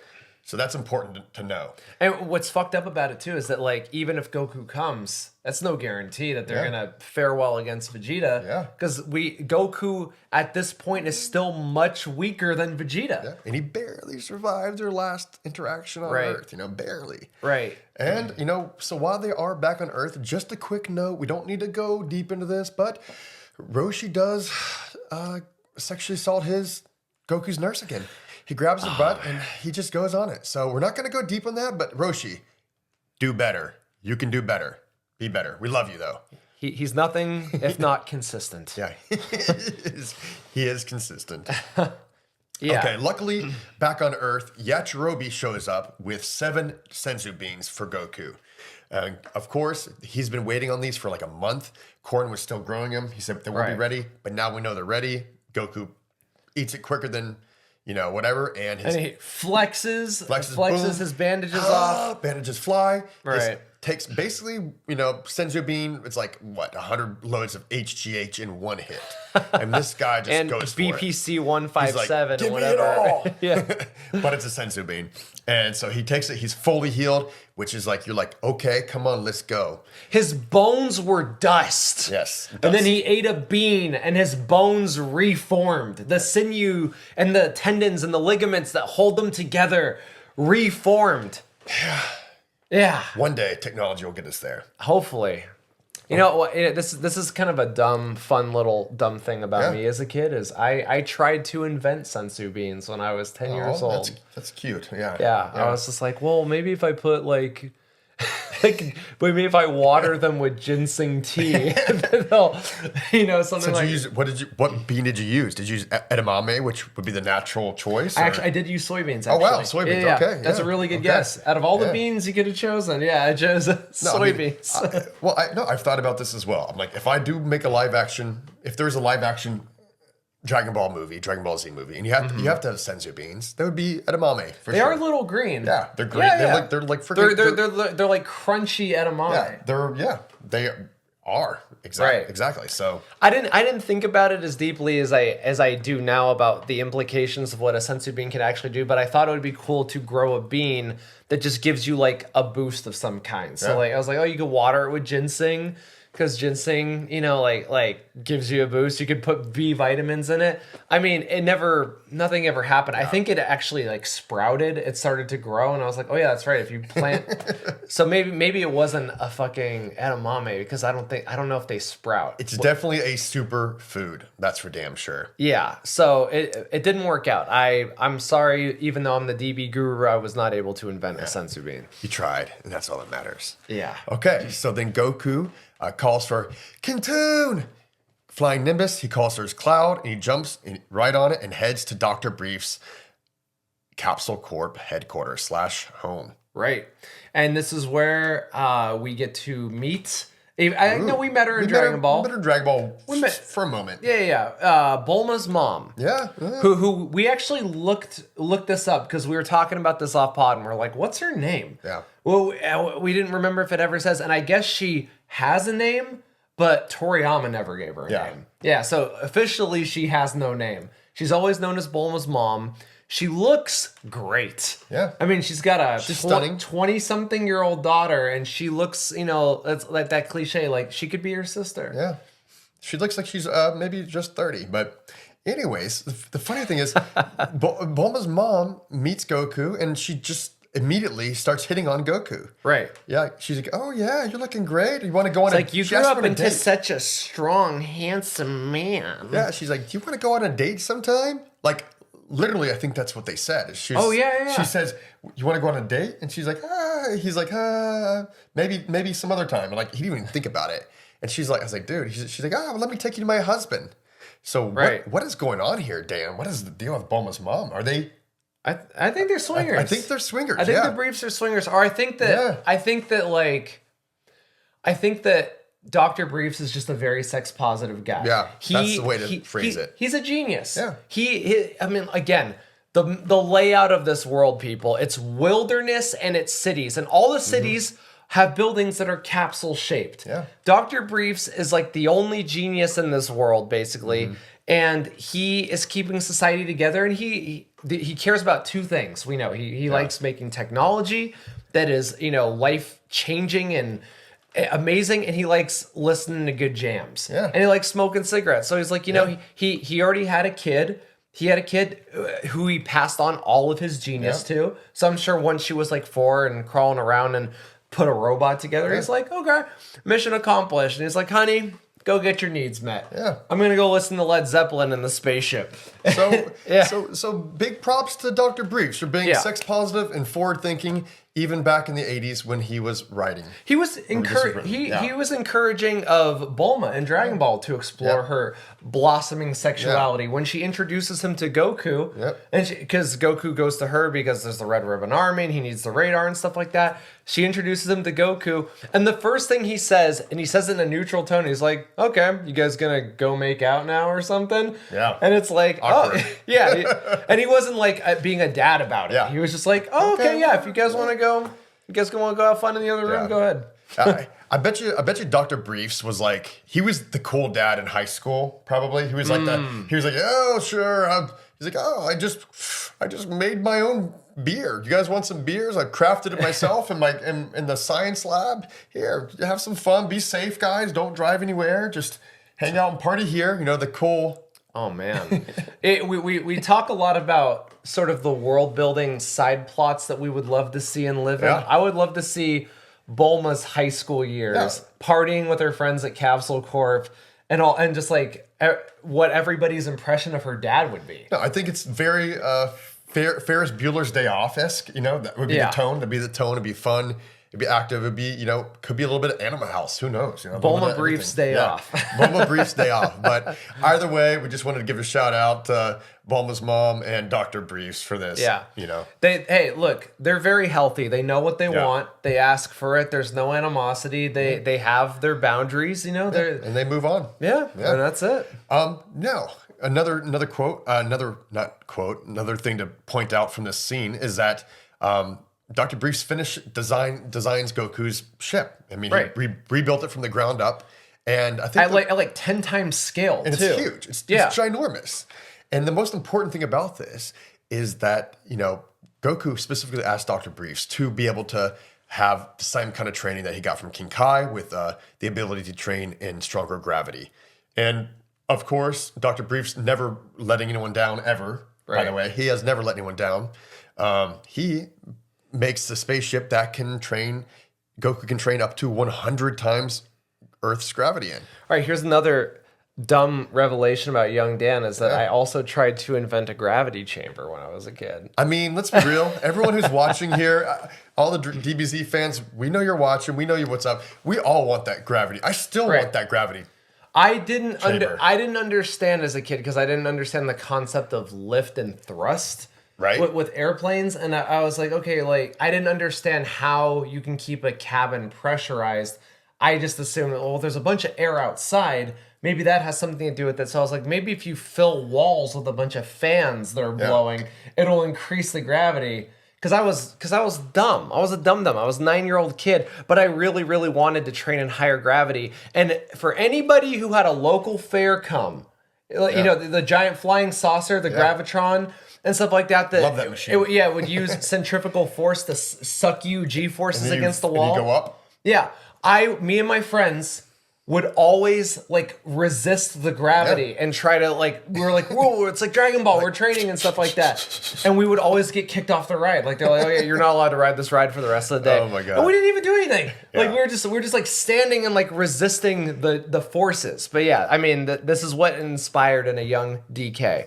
But I think we all, I mean, every human on this planet, we have a little bit of gravity training as infants. You know? Just like the Saiyans, they're trained at a young age to push up, crawl. We get it. We learned it. And I think the ship is like a day away from completion. Right. And the only thing missing is Dr. Briefs doesn't know where the most intuitive place to place the sound system is. And, you know, as an audiophile myself, I appreciate that. Who do you think, just to not to go into deep detail here, but who do you think Dr. Briefs listens to? If he was real, like, who would you think he listened to? Like, what's his favorite band? It was made in the 80s, and he is already, like, you think, like, 40s or 50s. Him. I think he's got to be a Beatles fan for sure.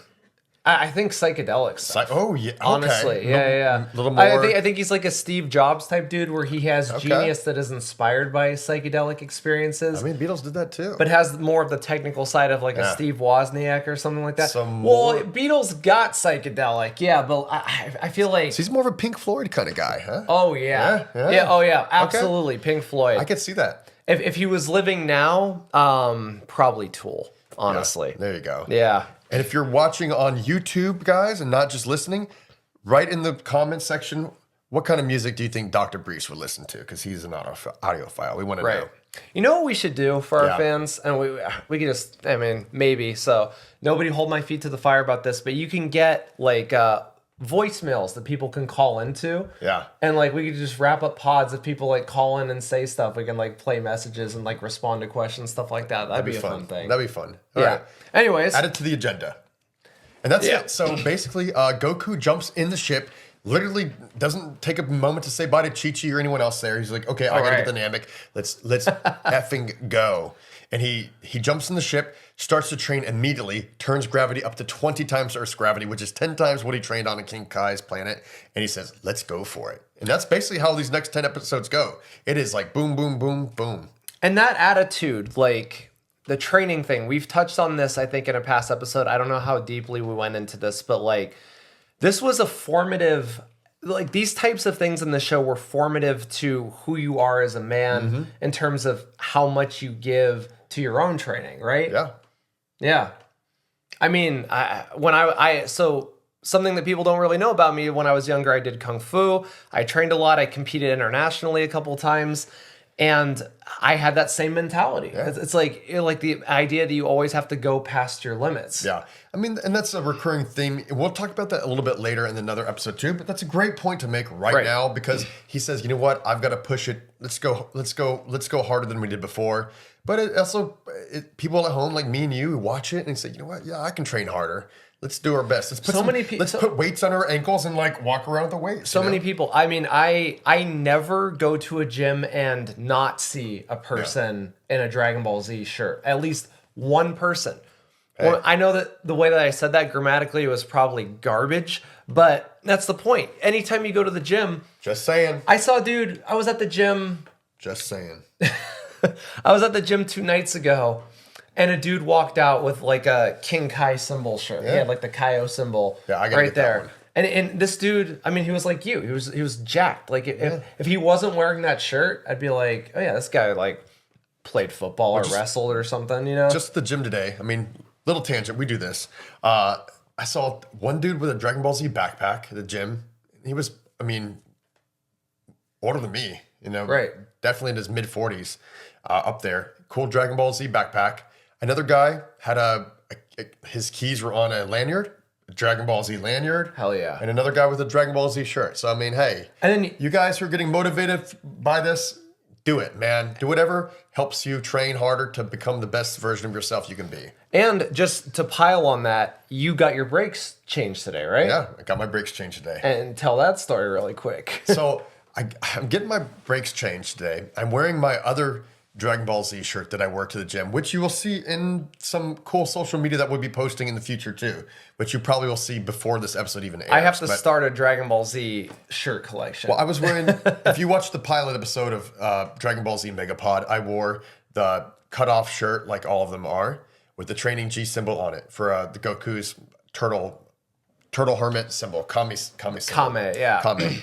And you get the guy who working at the brake shop says, oh man, cool Dragon Ball Z shirt. And I was like, thanks, bro. And I was like, yeah. I was like, I'm a big fan. He's like, yeah, me too. I love Dragon Ball Z. And we had like a 10-minute conversation about it. So, Yeah. you know, it's cool to wear it out there and just, you know, be proud of it. Rep what you're about, man. You know? It's a great uniter. I mean, my girlfriend did not grow up with it, and she is a full-on fan at this point, I can say. There you go. I mean, sorry if you're listening, babe, and that's not true, but I mean, when she comes over, it's like our show to watch now because we're going through it together, and she's super excited to watch it. And she's not like an anime person, you know? But it's like we change one person's heart at a time. Let's go. That's how we do it. That's how we do it. All now, right. I got to get my girlfriend to try it. I'll get her on Kai, like you have. Yeah, That's a smart choice. Watch it on Hulu. It's not the most optimal experience. It's very inconsistent. Some episodes are cut, some aren't. Krillin says Taioken. Everybody else says Solar Flare. I don't know what the hell's going on. Yeah. But it is quicker, and guys, if you're trying to get your girlfriend into it, watch Kai. Kai's pretty much the only way you can do that. Yeah. You know. I mean, but not to discredit there are a lot of amazing female fans out there in the Dragon Ball verse. Oh, totally. Yeah. But definitely if you're trying, that's a way to go is Kai. I have one of my good friends, former roommates, Cedric Williams, Shout out Cedric. Yeah, for anime fans out there, he was the voice of Cheetu in Hunter x Hunter. He's face on Nick Jr. He was in The Promised Neverland. I don't know the name of the character. If you Google him, you'll find him. He's a really great guy. We've been friends for years, and but his girlfriend has this she loves Vegeta. She has this amazing Vegeta tattoo. Actually cut all this shit out because I don't know if that's true. I feel like I'm just making that up. No, I believe you. Yeah. We'll figure it out. Yeah. All right. Back to Namek. Back to Namek. Okay, we are going right into episode 47. It is called Namek's Defense. Krillin and Gohan get their first real glimpse of Frieza's cruelty as a villain unleashes his evil henchmen upon an unsuspecting Namek village. Frieza wants the 5th Dragon Ball, and he is prepared to learn its location by any means necessary. But the Nameks won't give it up without a fight. And this is a perfect example, narratively, of the walk lightly but carry a big stick type of thing. Because Frieza is very polite when he addresses people.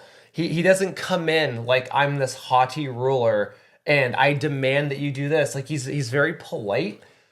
And but if you don't do what he wants, his sticks, Zarbon and Dodoria, are gonna fuck you up. Yeah, but that's how you know he's got real power. You know, he's like, I'm gonna be, try to be nice at first, but don't, but tread lightly here. Right. Because you don't want to piss me off because I do have the power to destroy this whole planet with the snap of my fingers, basically. Right.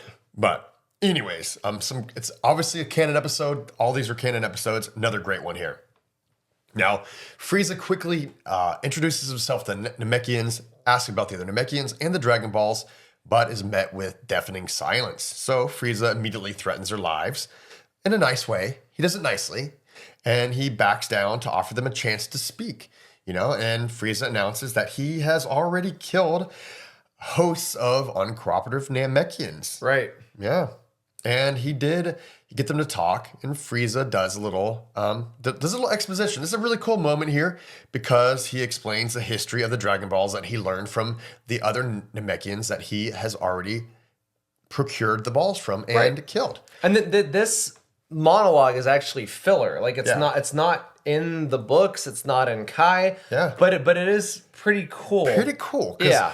I was talking to DK off pod about this, and I think I would like to see this turned into a movie, like a 1 hour, one shot kind of thing. Like the repopulating of Namek. Yeah.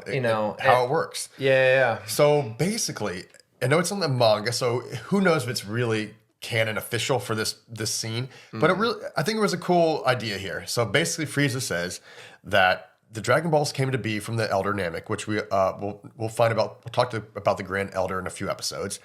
But basically, he created the 7 Dragon Balls, and that the custody of each Dragon Ball would be given to a different elder.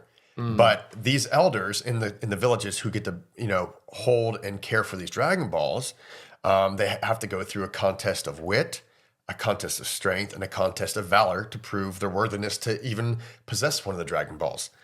But after that, the elder has to make sure that, hey, if you did get all 7 of these balls, even though they're really not about making those wishes, which they could.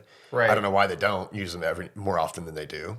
But he does he asks them what they would wish for as well. And it had to be, something true, something pure, something that would not be, evil by nature. And I just thought that was a cool, we don't have to go deep into this, but I thought it was a cool little thing. You know what? You could probably write a movie about, like a 1 hour, 45-minute little film about that, like the trials of the Namekian elders, Yeah, it's a cool little world building thing, even if it's not strictly speaking canon, and even if it might, on its face, a little bit contradict the world building, where it's like, there are certain Namekians who are strong, and there are certain Namekians who have mystical abilities, like the ability to create Dragon Balls. And there are other Namekians that, I don't know, like whatever. So and they are good at farming. Right, they're good at farming. And there are some that are really witty. Like when they get into little like fights on X, they're the funniest Namekians around. Exactly. So I mean it's cool if this elder and all the elders, they were like the best of all of those things, that Venn diagram point. Exactly. Yeah, so it'd be cool. You know what? Hey, guys, if whoever's watching, Toei, make it. Let's do it. Let's see it. I want to see it. I'll write it. Hey, I'm a writer, so there we go. I got it. He'll write it. Okay, so anyways, the elders refuse Frieza's demands, and then Zarbon attacks the Namekians, showing immense strength, killing a few Namekians quickly. So another measuring stick moment, right? Right. So we haven't really seen Zarbon do any fighting. We saw Dodora do some fighting earlier, or a couple things, and now we get to see Zarbon laying the smackdown, which he does. Right. Now Gohan, seeing this, so Gohan and Krillin are actually on a cliff, not too far away, but they're suppressing their ki as much as they can because they don't want to be spotted. Right. Because these guys at this point they all have their scouters. So Gohan is enraged, but Krillin warns him calmly to calm down, or they're going to sense his ki. Important for later. This entire thing with them hiding on the cliff and them having to suppress their ki, this was one of my favorite moments in all of Dragon Ball Z when I was a little kid, because it was literally like when you think about it, you remember that when Gohan gets angry, he becomes uncontrollably powerful, and he sometimes loses control of his reason, almost like a beast. Ooh. Foreshadowing is a narrative tool where things are set up that will be paid off later. 600 episodes and 10 movies later. Yeah. So, this to me, because it's like I knew the stakes. It's like Zarbon Dodoria stronger than Vegeta. Frieza much stronger than them. Gohan and Krillin, they are in the snake's nest at this point. And Gohan might accidentally, through just passion and caring about other people, might give them away and might get them killed. Yeah. As a kid, oh my God. I was just at the edge of my seat this whole thing. It's like one of this whole... it's good drama. Yeah. Great God, moment, man, the Namek stuff, man, I'm sure people have noticed. If you've been following us this whole time, I appreciate it. When I get really excited, I lose the ability to speak because I'm just like, yeah. Oh man, there's so much to say, but there's so much world building and great narrative stuff like this on Namek. Yeah. This isn't just, we're sneaking around, these people are stronger than us. There are so many little balls in motion. A lot of chessboard playing right now. A lot of really cool things happening. And it's crazy that he didn't know what he was writing. He was just, it's like, oh shit, it's another week. I got to write 22 more pages. Oh shit, it's another week. He built this amazing story, literally brick by brick, week by week. And also too would change ideas that he had. Yeah. If people sent in a letter, I was like, well, I think that this is going to happen. And if that was what was going to happen, he would just abandon whatever he was writing and write something totally new. And he came up with this. It's insane. So anyway, well, no, that's a great little tangent there, little side plot there. But yeah, it's pretty amazing what Toriyama was able to do. Especially if you didn't have a huge playbook going ahead. As we'll see, another crazy thing that happens in a little bit later. But I got to keep on track for a second. Absolutely, yeah. Continue. Okay, so Frieza, being the savage that he is, threatens to kill the Namekian children first. All right, there are two little boys. Like two little Piccolos. Yeah. And at first you're like, what's going on? What's the importance of these kids? I don't know.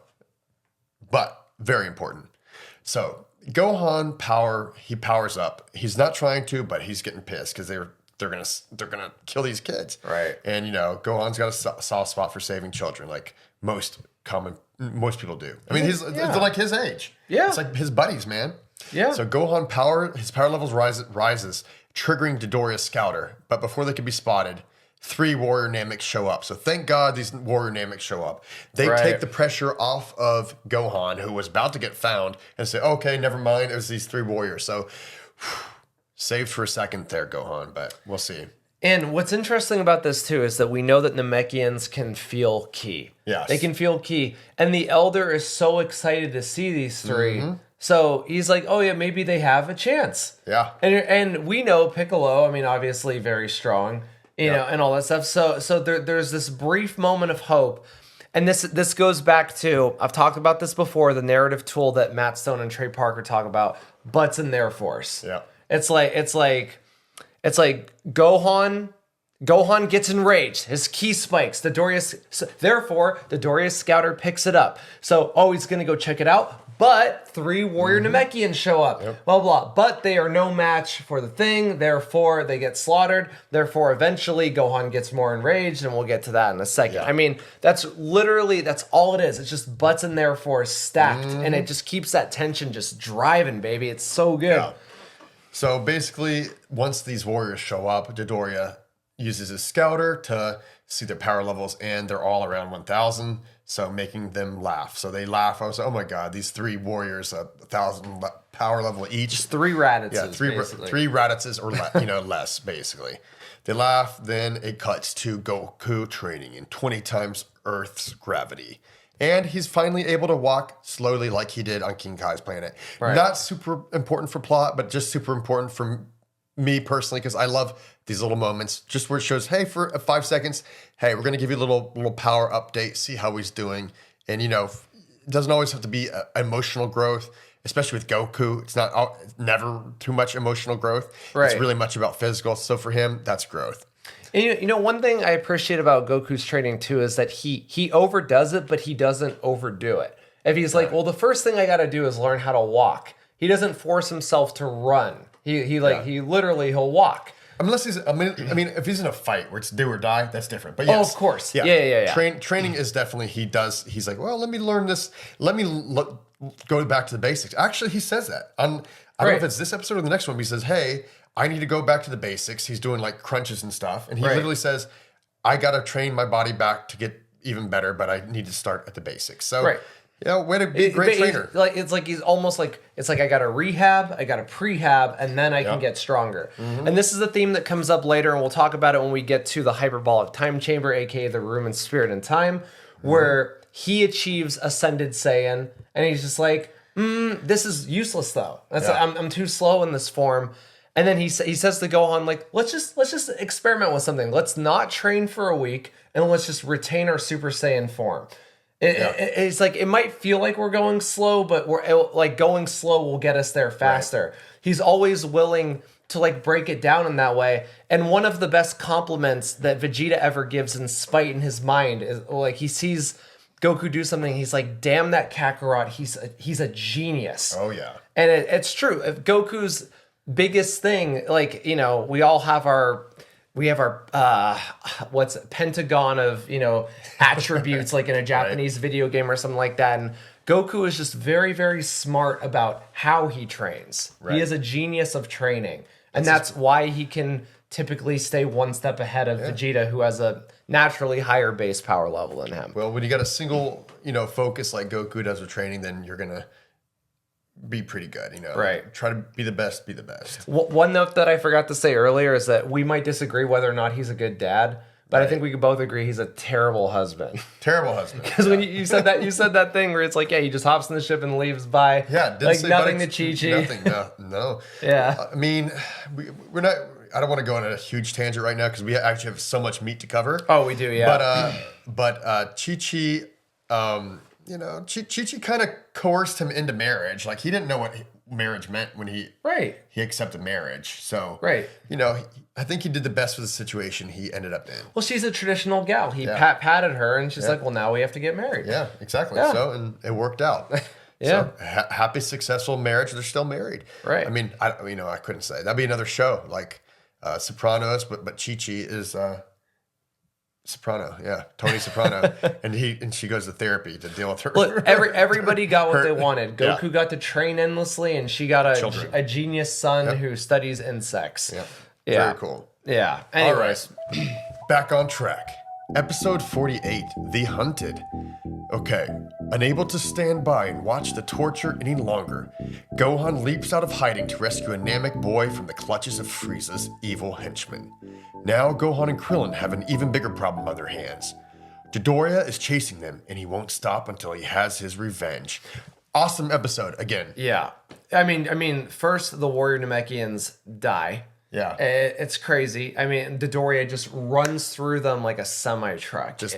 Yeah. I mean, like punches through them. Yes. It's brutal. Yeah, these episodes, these deaths are no joke. I think he kills another one. He snaps another Namek's neck, and you get like a freeze frame. It's like a blue and black and white or blue and gray, kind of like just a still shot. It's just a neck snap. Oh, I think that's the Elder later, right? Oh my God. Yeah. So he kills the warriors, and then Frieza's like, okay, last chance.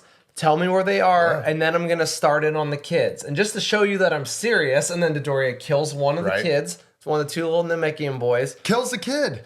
And then, oh no! So one thing that's important is that this Elder Namek, of all of those three things, wit, valor, strength, he's the witty one. Yeah. He recognized, he's like, how are they finding us? It's like, oh, it's the little devices on their head. So while they're distracted by the fight, he jumps up and destroys all of their scouters. Yeah. Pretty cool moment there too. Yeah. So you got so much good stuff in this episode, man. So the Elder Namek, he does go to retrieve the Dragon Ball after he realizes, hey, I don't know what to do here. Right. Oh wait, is that before he jumped up? I think that's did we jump the gun here on that one. I don't know. No, I think he does the Dragon Ball after because I think he destroys their scouters when he's fighting the three dudes. Yeah. He jumps in the air, and he looks down, and it's like ding, ding, ding, shoots all the scouters, even off the dead bodies of the he does it like a gangster too. Like his fingers are like sideways guns. He's like, yeah. Yeah. And then so he gets the Dragon Balls, and he gives it back. He's defiant, and then Frieza asks for the location of the final two balls, and then of course it's like it's a great narrative. Therefore, it's just like he thought he was so clever destroying the scouters. It's like, well, since you destroyed my scouters, you got to tell me the location of the next two villages. Yeah, otherwise I'm gonna start killing the kids. And smart of Frieza to be in the moment, say, okay, well, he's always like he's a tactician.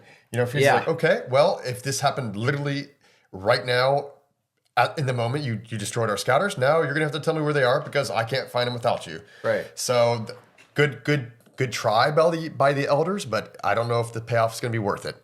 But anyways, Frieza says kill them all, and Dodoria kills one of the kids, which we just talked about. Just a total brutal moment. And he snaps the elder's neck. Snaps the elder's neck, and then that was tough. He gets a third child. He goes after the third child, enraging Gohan. Almost beast mode. Yeah, Gohan jumps up, and I love, like, there's just a subtle little thing, like the look that Frieza just gives him. It's like if you just saw like a fly that you weren't expecting to see. Like it's just kind of like, yeah, and stuff like that. And then Gohan kicks unsuspecting Dodoria because they rely on their eyes. They can't sense ki, so he doesn't know the attack is coming. Kicks him into a building. Krillin jumps down, grabs the kid, and they take off. Yeah. And Krillin's like, dude, what the hell? I literally just told you don't do this shit, and you did it anyway. Right. He's like, we are gonna die. So Krillin, obviously smart guy. He's like, let's get out of here, and then they do. It's a tough choice to make. Because, obviously you want to save the kids, you want to save these people, but I don't need to beat to death, as I've said over and over again, just how much the chips are stacked against them here. Right. And also, it's also important to note that in this moment, they do the right thing by saving this child. Right. And we're not going to spoil it for you, but this child that they save is actually a very important character for the rest of Dragon Ball Z and in the Super. Right. And we don't know this. You don't know that. And but this character starts right here. Yeah. Again, just Toriyama just building brick by brick, week by week. And this is episode 48. So when we reveal his name, which you guys probably know if you've seen it before, but it's going to be a couple episodes later. Like Right. they literally wait like 3 or 4 episodes before they even introduce this character in full. So now they're being chased by a dude Dodoria. who as far as they know, has a power much higher than Vegeta's even. Oh, yeah. Yeah, they're being chased by him. They're like, we can't get away. Shoots laser beams out of his mouth. Right. It's like the second we stop, you know, we're dead. We're dead. So Krillin does say, sorry to interrupt. Krillin's like, fly as fast as you can. We got to survive. But Dodoria's catching up quick. Right. Oh, yeah, he's like slowly gaining on them because he's got higher power levels, so he can accelerate faster and all that. Then your boy, Krillin. And then Krillin has a brilliant idea. He also apes Tien's technique, turns around and does, instead of doing like this, does it like that. Yep. Taioken blinds the Doria, which Solar you have, flare. which actually harnesses the power of the sun, which we learn later. Namek has three suns. 3 suns. So that's a bright ass flash. Yeah, blinds the Doria, and then they get away. Yeah. Really cool. Also want to make one last note. We've said this once, twice, probably a dozen times already, but Krillin has got to be one of the most resourceful characters in the series. We love you, Krillin. One of the best. He's a badass. Yeah. I mean, in a world where Saiyans can increase their power exponentially like this, the fact that he can even just keep pace at this rate, it's pretty impressive. You know, keep climbing those steps, buddy. We love you. Yeah. Okay, that brings us right to episode 49. The Prince fights back. Guess what, guys? Another banger, man. Another great episode here. Every one of the episodes we're talking about today are banger episodes. I just get excited because I love all these episodes. They just make me happy.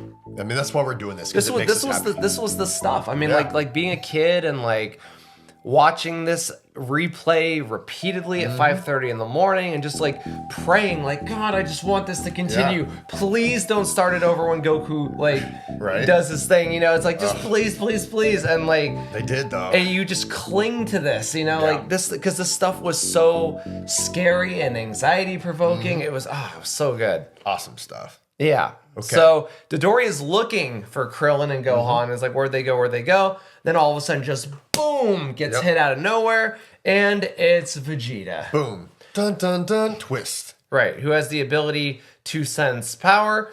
Dodoria is like, oh, hey, is that a scouter? Like, maybe Lord Frieza will forgive you because our scouters have been broken. And Vegeta's like, yeah, sure. It just drops on the ground, breaks it. And Dodoria's like, are you an idiot? Like this.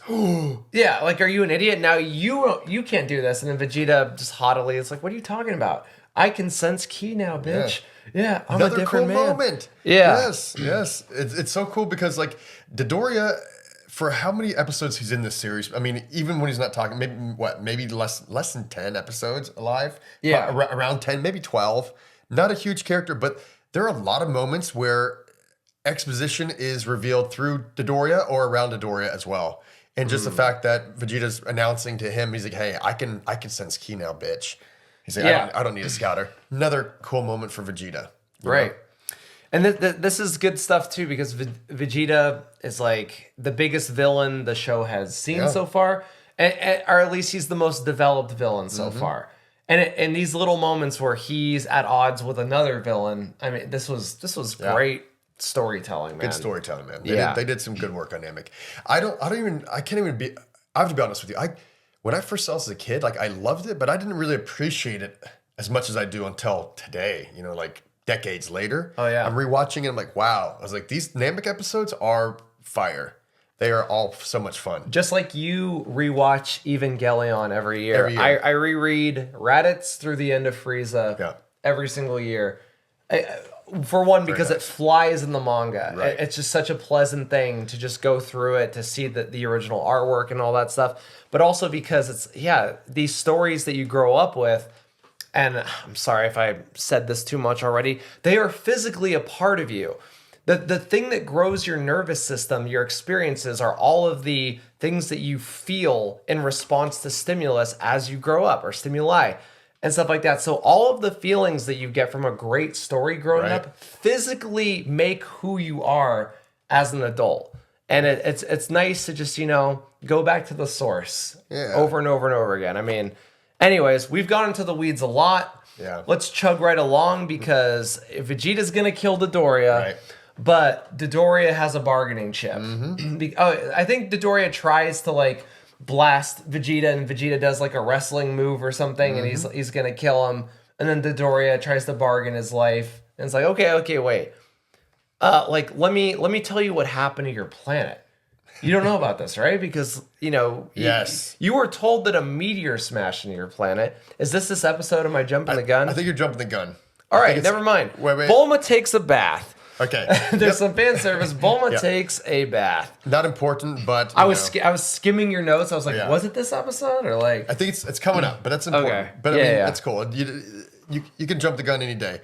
That's not a jump the Gallic gun. Oh, I'm just kidding. Oh God. Yeah, we'll put a bookmark in this, and then we'll come right back. Okay. Just a little side note. We cut to Goku's ship, and it's just a little funny moment. Give it a little relief from this drama because this episode has been full of drama, a lot of action, a lot of killing, a lot of crazy stuff going on. And Goku gets hungry, of course, because that's what Saiyans do. They train and they get hungry. He goes downstairs to open the fridge, and the fridge is literally like 30 feet high. Yeah. And like 40 feet wide. It's the biggest fridge you'll see pretty much in the world. It might as well be a walk-in. And he gets pissed. He's like, "Oh man, is this all the food?" It's like, that all there is? Like, that's all there is. Is like, dude, it's like literally 3 tons of food. And we just want to make a note that those Saiyans love to eat. Oh yeah, and I feel that. I mean, Yeah. you and I are gonna have that Saiyan eating day pretty soon. We will. We're gonna do the Korean barbecue. I'm stoked. We got to go soon. Yeah. Also important to note that now Goku is also training at 20 times gravity. Last time he was at 10, now he's at 20 for sure. He started at gravity. He started at 20. Okay. Yeah. Well, no, he's accustomed to that gravity. I'm sorry. Right. He is in 20. He's been doing 20, but he's been like struggling. Now he's walking around. He's throwing punches. He's doing flips. He's handling this like it's no problem. So another incremental growth by Goku as well. So back to the Doria thing really quick here. We get a huge moment for Vegeta in this episode, in my opinion. Now, you guys at home are watching or listening might not agree with me, but Vegeta has a talk with Dodoria, and he says, I don't need these scouters, but not in a way full of hubris. It's more of like hey, I've learned that I'm not always right, or what I thought was always right might not be right in the future. So that's the first time you're ever going to see a glimpse of Vegeta saying, he's like, you know what?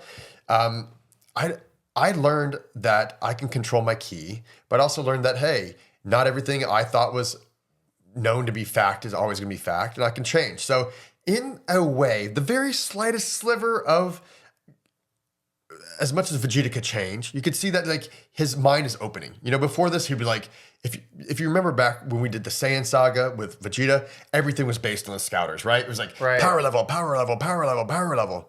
And it was like, everything's absolute. I'm the best, Prince of all Saiyans. You're worthless, No, nothing. It was all absolutes, right? Right. So Vegeta always worked in absolutes until this point, And now he's like, you know what? I'm learning too now. And that's a really cool moment for Vegeta, in my opinion. Absolutely, yeah. The idea that I think what he says literally is it doesn't. If you have a higher battle power, right, that doesn't necessarily determine the outcome of a fight. Which is kind of a throwback to what you said a couple episodes about Goku talking about the theme of the whole thing. Yeah, exactly. It's how the way you wrote it here. I love this. I'm just reading your notes. Like it's how much of a dog you got in you. Yeah. It's how much effort you put into it and stuff like that, which is, I mean, for Vegeta, this is his first growth moment. Yeah, first growth moment for Vegeta in the series. Yeah. So is realizing, like I grew up believing a certain thing under the rule of Frieza, that we live in a hierarchy in the universe, which is based on how strong you are. But that's largely based on your talent, your innate attributes. I mean, as we know, there are people that are just born to be NBA players. Right. They have the talent, and when that talent meets hard work, they can achieve their dreams in that way. And somebody who just works their ass off, who doesn't have that talent, might not get there, or might, whatever. But there's Spud Webb, right? Guy, But he's opening up to the idea that, like, for Naruto fans out there, it's like Rock Lee. Rock Lee can't do ninjutsu, right? So he. I mean, God, you gotta watch Naruto. You gotta learn about Rock Lee. You're gonna love that character. All right, guys, don't hate me. I'm watching it. I'll get to it. Naruto's on the list. Okay, I promise. I'm Yeah. watching it. For anyone who's watched both this and that, they're gonna already like, oh yeah, Kevin would fucking love Rock Lee. Okay. The whole thing, yeah, like can't do ninjutsu, so he just trains taijutsu, which is like physical techniques, until he can compete with people who literally have magical powers. Oh, yeah. Which is insane. Anyways, Okay. so Vegeta senses the Doria's fear. He calls him out, and then there's a flashback of Dodoria realizing that Vegeta's power level is over 22,000. Right. Yeah. And just saying, hey, you know, like not everything's what you think it is. Oh, So and this is where Yeah. Vegeta first introduces the thing that if a Saiyan fights and is pushed to their absolute limit, Yeah. that they become exponentially stronger, which is a foreign concept to Dodoria, even to Frieza. Right. Really. Yeah. No, you're born with how you're born. Now, this is a thing that gets really screwed up later, and I'll get into it when we get there. Right. Because this is awesome. It's Yeah. like Saiyans grow in response to pressure and like pushing themselves to the limit. Later, when it just becomes no, if a Saiyan almost dies, they become exponentially Right. stronger to the point where it's like, yeah, you could just if someone could Hey, stab shoot me, yeah. Yeah, someone could stab me with a sword, and then if I eat a sensu bean, then I'm like stronger than I was before. Yeah. Which that I think is stupid. That's a dumb Doesn't work. way to power Doesn't skill. work. Yeah, but this is awesome. I feel like it's a diamond. It's got to be forged through the pressure. You know, Right. like that's how you become the best version of yourself. in The this most world, unique thing for about Saiyan. Saiyans is that they crave that pressure, and Yeah. then they also thrive underneath it Exactly. and grow exponentially stronger. Yep, So like a diamond. right. Okay. Now, that was a huge plot point, right? Get this. We go straight into another big deal plot point that's going to be important for future shows and spin-offs. Right. In the future So here. so this was in this let you- episode. Yeah. I'll let you explain this because this is one of your favorite kind of like situations. Yeah, so I've talked before. One of my favorite characters is Bardock, which was not a character that Toriyama fleshed out pre-Super. It was a TV special, the Bardock thing. It was written by Toei staff, and it was so good. Like Toriyama, like later canonized it and then later retconned it, but it doesn't matter. Yeah. But the idea that Frieza, like the 1-2 with this, Vegeta just explained that you can become stronger. It doesn't matter how strong you are now, you can become stronger.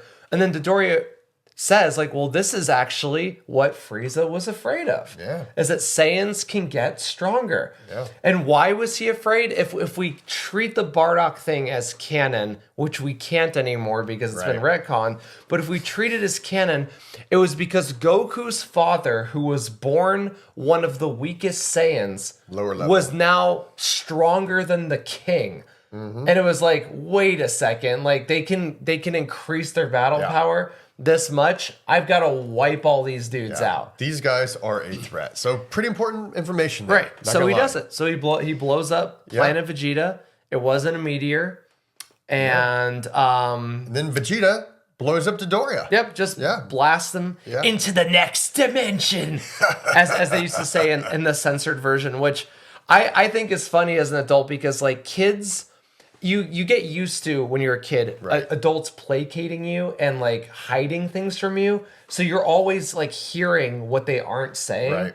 And so when you put this, like, it's like, oh, another dimension. When people use a euphemism, the kid has to do the math of like, oh, that means he's gonna kill him, and like doing that math actually weirdly like makes the impact a little bit greater, because it's like, it's not like, I'm gonna blast you and you're gonna go into like The Simpsons or something like that. It's literally like, oh yeah, he's gonna kill, like, and it's like, oh, they're using a euphemism and stuff like that. Like, yeah, the kids connect the dots.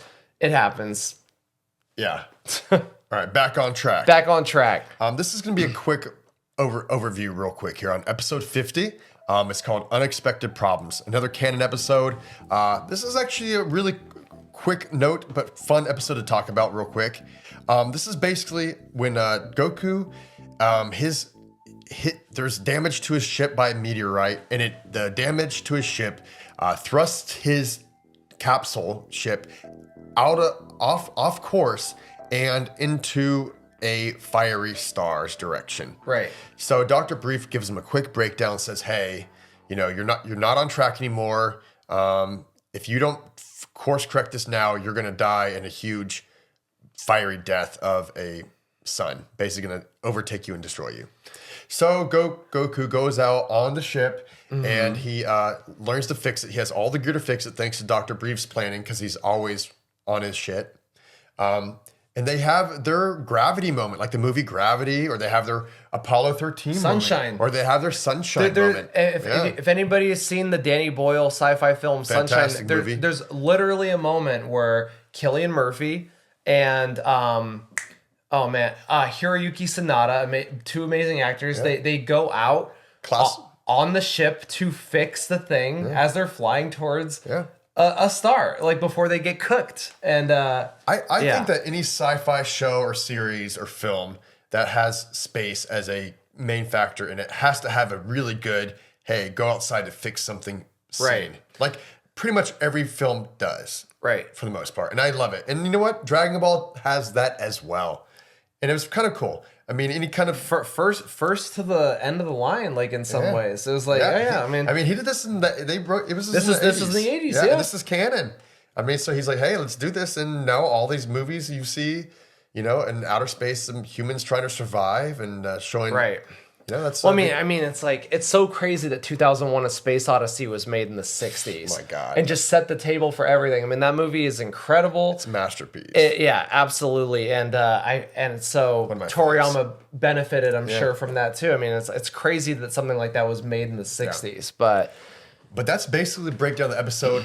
Goku gets out there. The glue that he patches up the tear, but the glue that he used to patch it up because it's industrial strength Gorilla Glue, whatever you need to get a spaceship. I don't know. He's on there. His boots get stuck. So he's like, how the hell am I going to get out of this? So he's stuck. He can't get out of there. And he decides in last moment to Kamehameha the hell out of that thing. Right. So he Kamehamehas putting a force, I'm not a physicist, but he uses that force and it pushes his spaceship back out of the gravity Use of it the as sun. Fuel for the thrust. Exactly. So he fires himself out of there, and boom, he is good. Cool little side tangent, episode.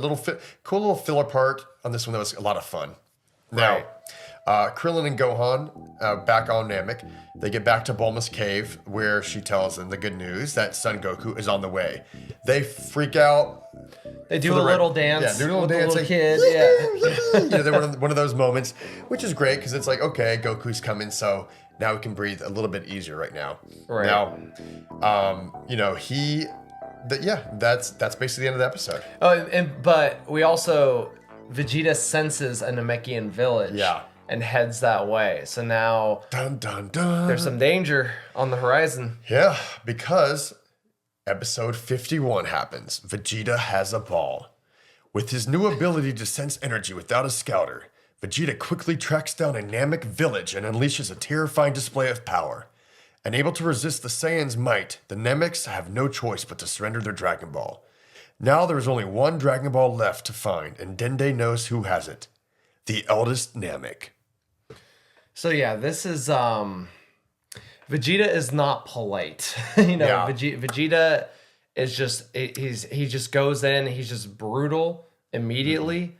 This was a really messed up thing. He goes in and just immediately starts killing people. If I'm Vegeta in the future and I'm meeting Bulma's parents when we're dating, this is one of those moments I probably don't tell Dr. Briefs about, It's like, what are you into? What happened to you? Well, I once destroyed an entire village and killed a dozen children with my hands. Children. Yeah, it's like, not too long ago, actually. I don't have you can do Chris Sabat really well because you've got a deep voice. I can't. I can only try to do the other one. Yes, I killed a couple of children in a village. Well, it started good. Yeah. Anyways, it was a blast. It was a blast. Yeah. So this is both. So this episode is funny to me because it represents two extremes. It's one of the most brutal things we've seen in Dragon Ball Z. Like, we're actually seeing this genocidal dude who's known. I mean, his job for his entire life has been genocide. Mm-hmm. Acting out genocide against this village, like in a small microcosmic sort of thing. And it's also one of the worst animated episodes like ever. These sequences, I don't know what studio did it. I don't know who the animators are. But oh man, there's like moments where like Vegeta's neck is super long. His hair is just like... Yeah, his posture is super weird. I mean, like, the pressure of making anime is so crazy. Like, you have to have... I mean, especially shows like Dragon Ball or One Piece that have year-long release schedule. It's like you just have to... It has to get done. Yeah. And some of the animation, you know, it just had to get done, and it looks... It looks like it could have benefited from, like, you know, maybe we should just, like, take a few weeks off in between, like, seasons or something like that and, like, polish stuff up. But yeah, it's brutal stuff. Brutal stuff.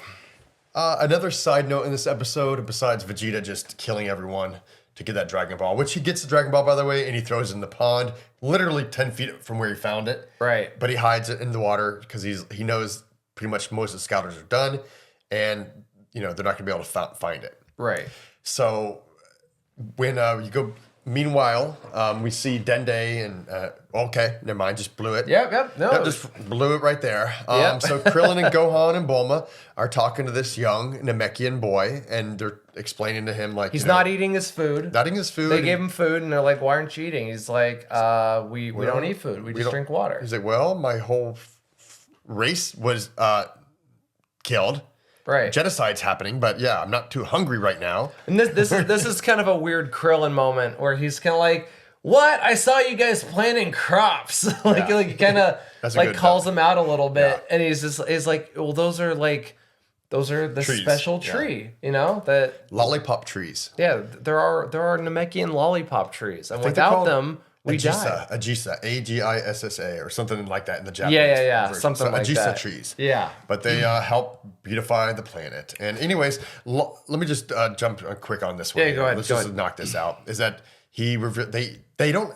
This is episode 51, and we talked earlier in this episode that around episode like 47, something like that, they met Dende, and like it took 5 episodes before they even find out his name is Dende. They're like, hey, by the way, I know we've been hanging out this whole time. Who are you? What's your name? He's like, Dende. So little cool fact there is, like, if you have watched the series before, you know that this is actually that whole setup with him on the mountain, which you don't think it's important at that moment, is extremely important because Dende's being set up to be the future, you know, spoiler alert, Kame of Earth for the entirety of the rest of the series. Yeah, he is a Namekian with the ability to make Dragon Balls. Yeah, he's one of the dragon family of the Namekians. Right.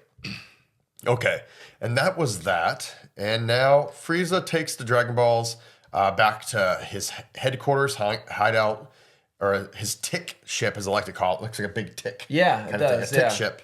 Well, a lot of the designs of the Frieza stuff are very like insect looking, I think. For sure. Yeah. He takes the Dragon Balls with him as 5 because he says, you know what? He's like, well, okay, I know Vegeta's out there looking for him. He's like, and if I have Midoriya's 5, been gone for 3 hours, Mr. Zarbon. I wonder where he's at. Yeah. Ew. It's like, go look for the other Dragon Balls, Mr. Zarbon. So he sends Zarbon off to go find the remaining 2. And he says, you know what? Fuck it. If Vegeta is going to be looking for balls, he's going to have to find mine. So he'll come to me eventually. So another goat move by Frieza there. So, and Gohan and Krillin sense that Vegeta is killing Namekians. Yeah. They can do it. He's probably after the Dragon Balls. Dende's like, how the hell do you guys know about Dragon Balls? And they kind of briefly explain what the deal is and stuff like that. Dende does the calculus like, okay, I can trust these guys. We have to go see the Grand Elder, who's called Guru in English. It's a sad moment, you know, when they're like, oh man, they're just all getting slaughtered. It's like, yeah, we can't do anything. And Dende mentions that the Grand Elder is the parent of all the current Namekians. Right. That he was the sole survivor of a cataclysmic event that wiped out the entire planet except for him. And he repopulated the planet himself. Yeah. I think even Bulma mentions, or maybe it's in the next episode, where she's like, what about like girl Namekians? Yeah. And he's like, what's that? She's like, oh, that's so boring. She's like, well, how do you guys like reproduce? I grew up in a very sex positive house. Yeah. Like, I want to know how you guys fuck. Like, how do you fuck? And then he's like, we spit eggs out of our mouths like normal people, right? Yeah. It's like, you're crazy, woman. He's like, what are you? Like, sex. That's weird. That's very inefficient. Yeah, we just do the egg thing. But if you've watched Dragon Ball, you kind of already knew that. So that's kind of something that's pretty established decades ago. But Yeah. now, It's something that King Piccolo did, yeah. exactly. Now, episode 52, the past and future. Now, they go flying through space on his way to Namek.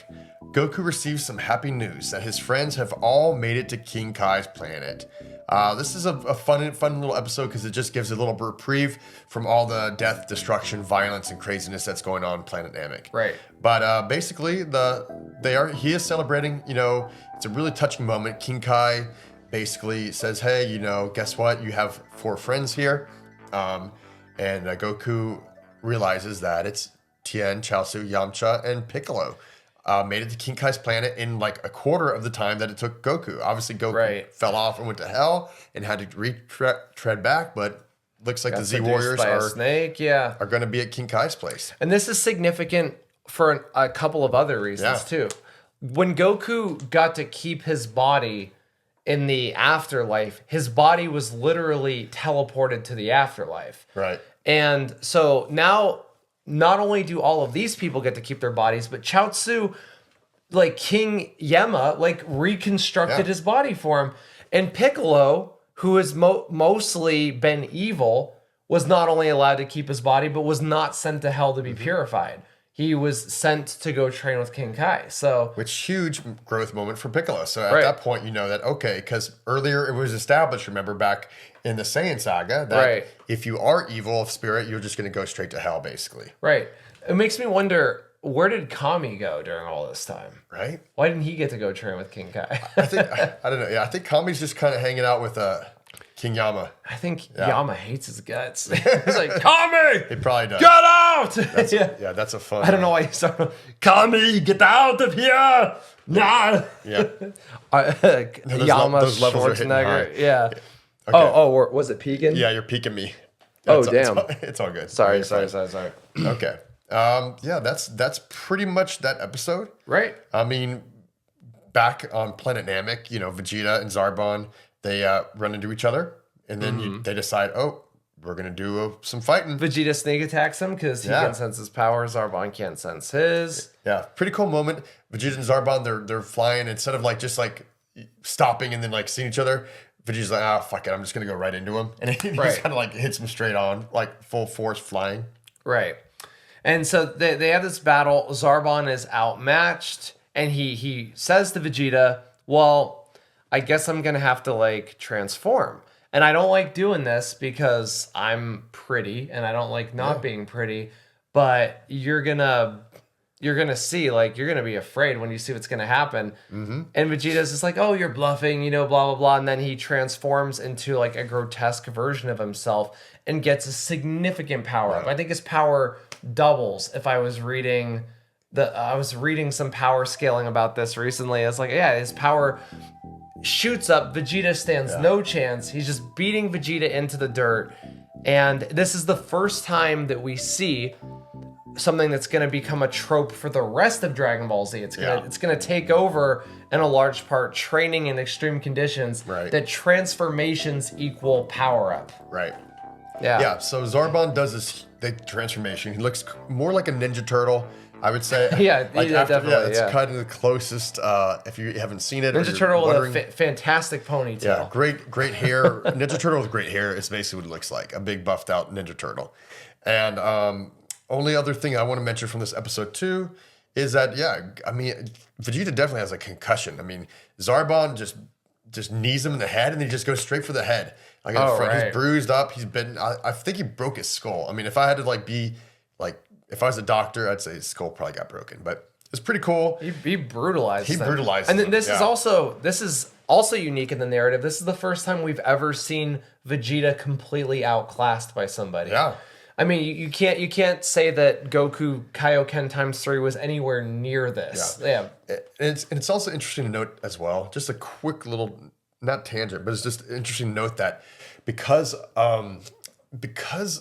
Vegeta has already recovered from the fight with Goku, you thought his power level would be even higher. He makes easy work of Dodoria, but you still think, okay, Vegeta's got something more in the tank here. You know, he's if he's like anything like a Goku, which Totally. he is, then he should be even stronger. But not in Zarbon's case. He comes in and just wipes the floor with his face, basically. Yeah, and like so much of Namek works this way because as we will see as we continue, it's all like it follows this very much like growth, obstacle, growth, obstacle, growth, obstacle, and it just keeps doing that over and over and over again.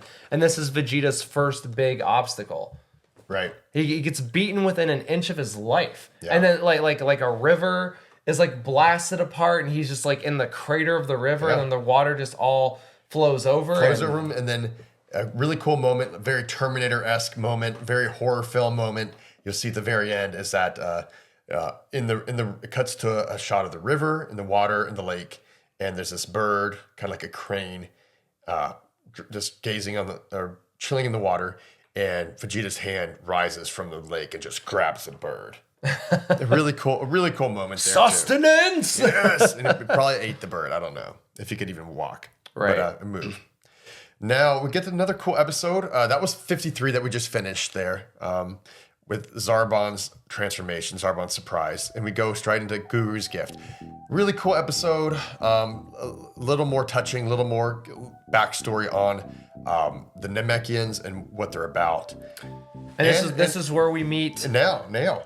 This is the Yeah. introduction of Nail. Which I said in the last episode, Nail is the strongest person on the planet Namek, aside from Frieza. If he wanted to, I mean, his duty is to guard the Grand Elder. Right. And if he didn't have that duty, I mean, assuming that nobody had their scouters, he could have killed the Doria easily. He could have killed Zarbon transformed easily. Yeah. He could have killed Vegeta. He could have killed everybody, literally. Yeah. With complete ease. Like, it wouldn't even phase him to do. But he's just chilling there. He looks just like Piccolo. And we see the eldest Namek. Yeah. I believe he reads Krillin's mind. Is Yeah. that correct? So not really. So, okay, I watched this earlier today, actually. Okay. So, Krillin, Gohan's actually chilling out with Bulma. Let's just put that reference. He's chilling. He stays there. Right. And then Dende and Krillin go to meet the Elder Namek so he can get the last Dragon Ball, because that's where we know it for sure that Elder Namek still has the other one. We don't Right. know. We know Frieza has 5. We know Vegeta has 1. And we know the Elder still has 1. So it's important that they get there quickly. So they get there as fast as they can. It's not too far away. And he meets Nail. Krillin meets Nail. And he also meets the Elder, who actually might be Marlon Brando of Namek. He has has a look like the old like Godfather Marlon Brando. They might have really stole his like image, like for real. Like could have, yeah. Yeah, it very much has a Marlon Brando-esque vibe to the Elder Namek, like a Island of Dr. Moreau kind of thing. You know, like we were talking off pod too about how sometimes like the way that like a voice is found, because like in Japan, when people get a character, it's treated like acting. It's Right. like, okay, here's the character, here's their backstory, here's all this stuff, and they build the character based on that. Oftentimes in America, unless this has changed radically in the last 6 years or so, this is not how it works. Generally, you're just given a picture, or sometimes not even that. Right. You're just given a description of the character. Right. And then based on the picture, you're like, well, I think this guy would sound kind of like this. Or something like that. But it would be funny if someone got a picture of this guy and started going like, oh yes, I am the Grand Elder of the Planet Namek. Thank you for bringing my 108th child Dende safely to me. what can I do for you to help repay you for the debt of saving Dende? Huh? It's like, what did I do to earn such disrespect, Krillin? That's pretty damn good, actually. Yeah, funny story. Like I know a ton of tangents. I know we're Like way overboard. We're way over. We I stuck 3 swear to episodes God, ago. this is my last tangent. Okay. So Brian Drummond, the original English voice actor of Vegeta, wasn't even given a picture of Vegeta. He was told Vegeta is an alien and he's a prince. So in his mind, he pictured like an alien, like a creature, a bug, and he's a prince. So that's why he gave him kind of this voice, you know, something that sounds a little bit like a creature or something. And then and then that's what got him cast. And only when he was cast You know, it's like, okay, here's the picture, go. And he's like, oh, so I'm doing this voice to this character, but it weirdly it worked Kind out. of worked. Kind of worked. All right. We need to get into that deeper. I wish we had the time to do that now, but we really just do not on this podcast. Totally. So we were going to table that. We're going to table this whole that conversation and do a whole, like probably a good 5 to 10 minute detailed explanation of our thoughts about the Japanese original audio and English dubs and like how voice acting translates and what could be done better and what's done really well. But that's something we want to talk about. Right. We talked about it off pod earlier, but we do. I feel like that warrants an actual conversation. Totally. Unfortunately, we do not have the time on this episode. And a respectful one. Yeah, like exactly. we're not haters of dubs. We're not haters not of at the all. English voice actors and stuff like that. But we should dive into it at some point. So just a tangent. We are going to get in that. Actually, we'll do that next episode. That'll be our first thing before we get into the episodes, okay? Oh yeah, we Sounds can do good. that. Yeah. Okay, so now we are back on. Okay, so anyways, still in episode 54. Krillin's with the Grand Elder. Grand Elder says, "Hey, come over here. I'll give you a power. I'll unleash your hidden strength." Right. And he's like, "What? True potential, whatever you want to call it." Basically, he touches his head. He gives him a little like a flashback to. It wasn't like reading Krillin's mind so much as is like it was like. Because Krillin didn't know Kami like he did. And it shows a cool little flashback of Kami, how Kami came to be, how Kami split himself from his evil, because you can't be the Kami or the guardian of Earth as like a god character if you have evil in your heart. So he had to Right. split that out. And that's actually where Piccolo Daimo came from. Right. You know? And so it does a really cool explanation. I don't really know the purpose of this scene for that, but it did show that. And it kind of explained that, hey, you know, he was able to split that apart, but somehow I don't know how that relates to Krillin at all, because it wasn't really reading Krillin's memories, but I don't know. It was there for a reason. It's magic. It's magic. And then he releases Krillin's potential, and he's a lot stronger. He can fly faster too. I know that. Right. And he says, "Hey, Elder, I feel great. He just got steroids." Just like, boom.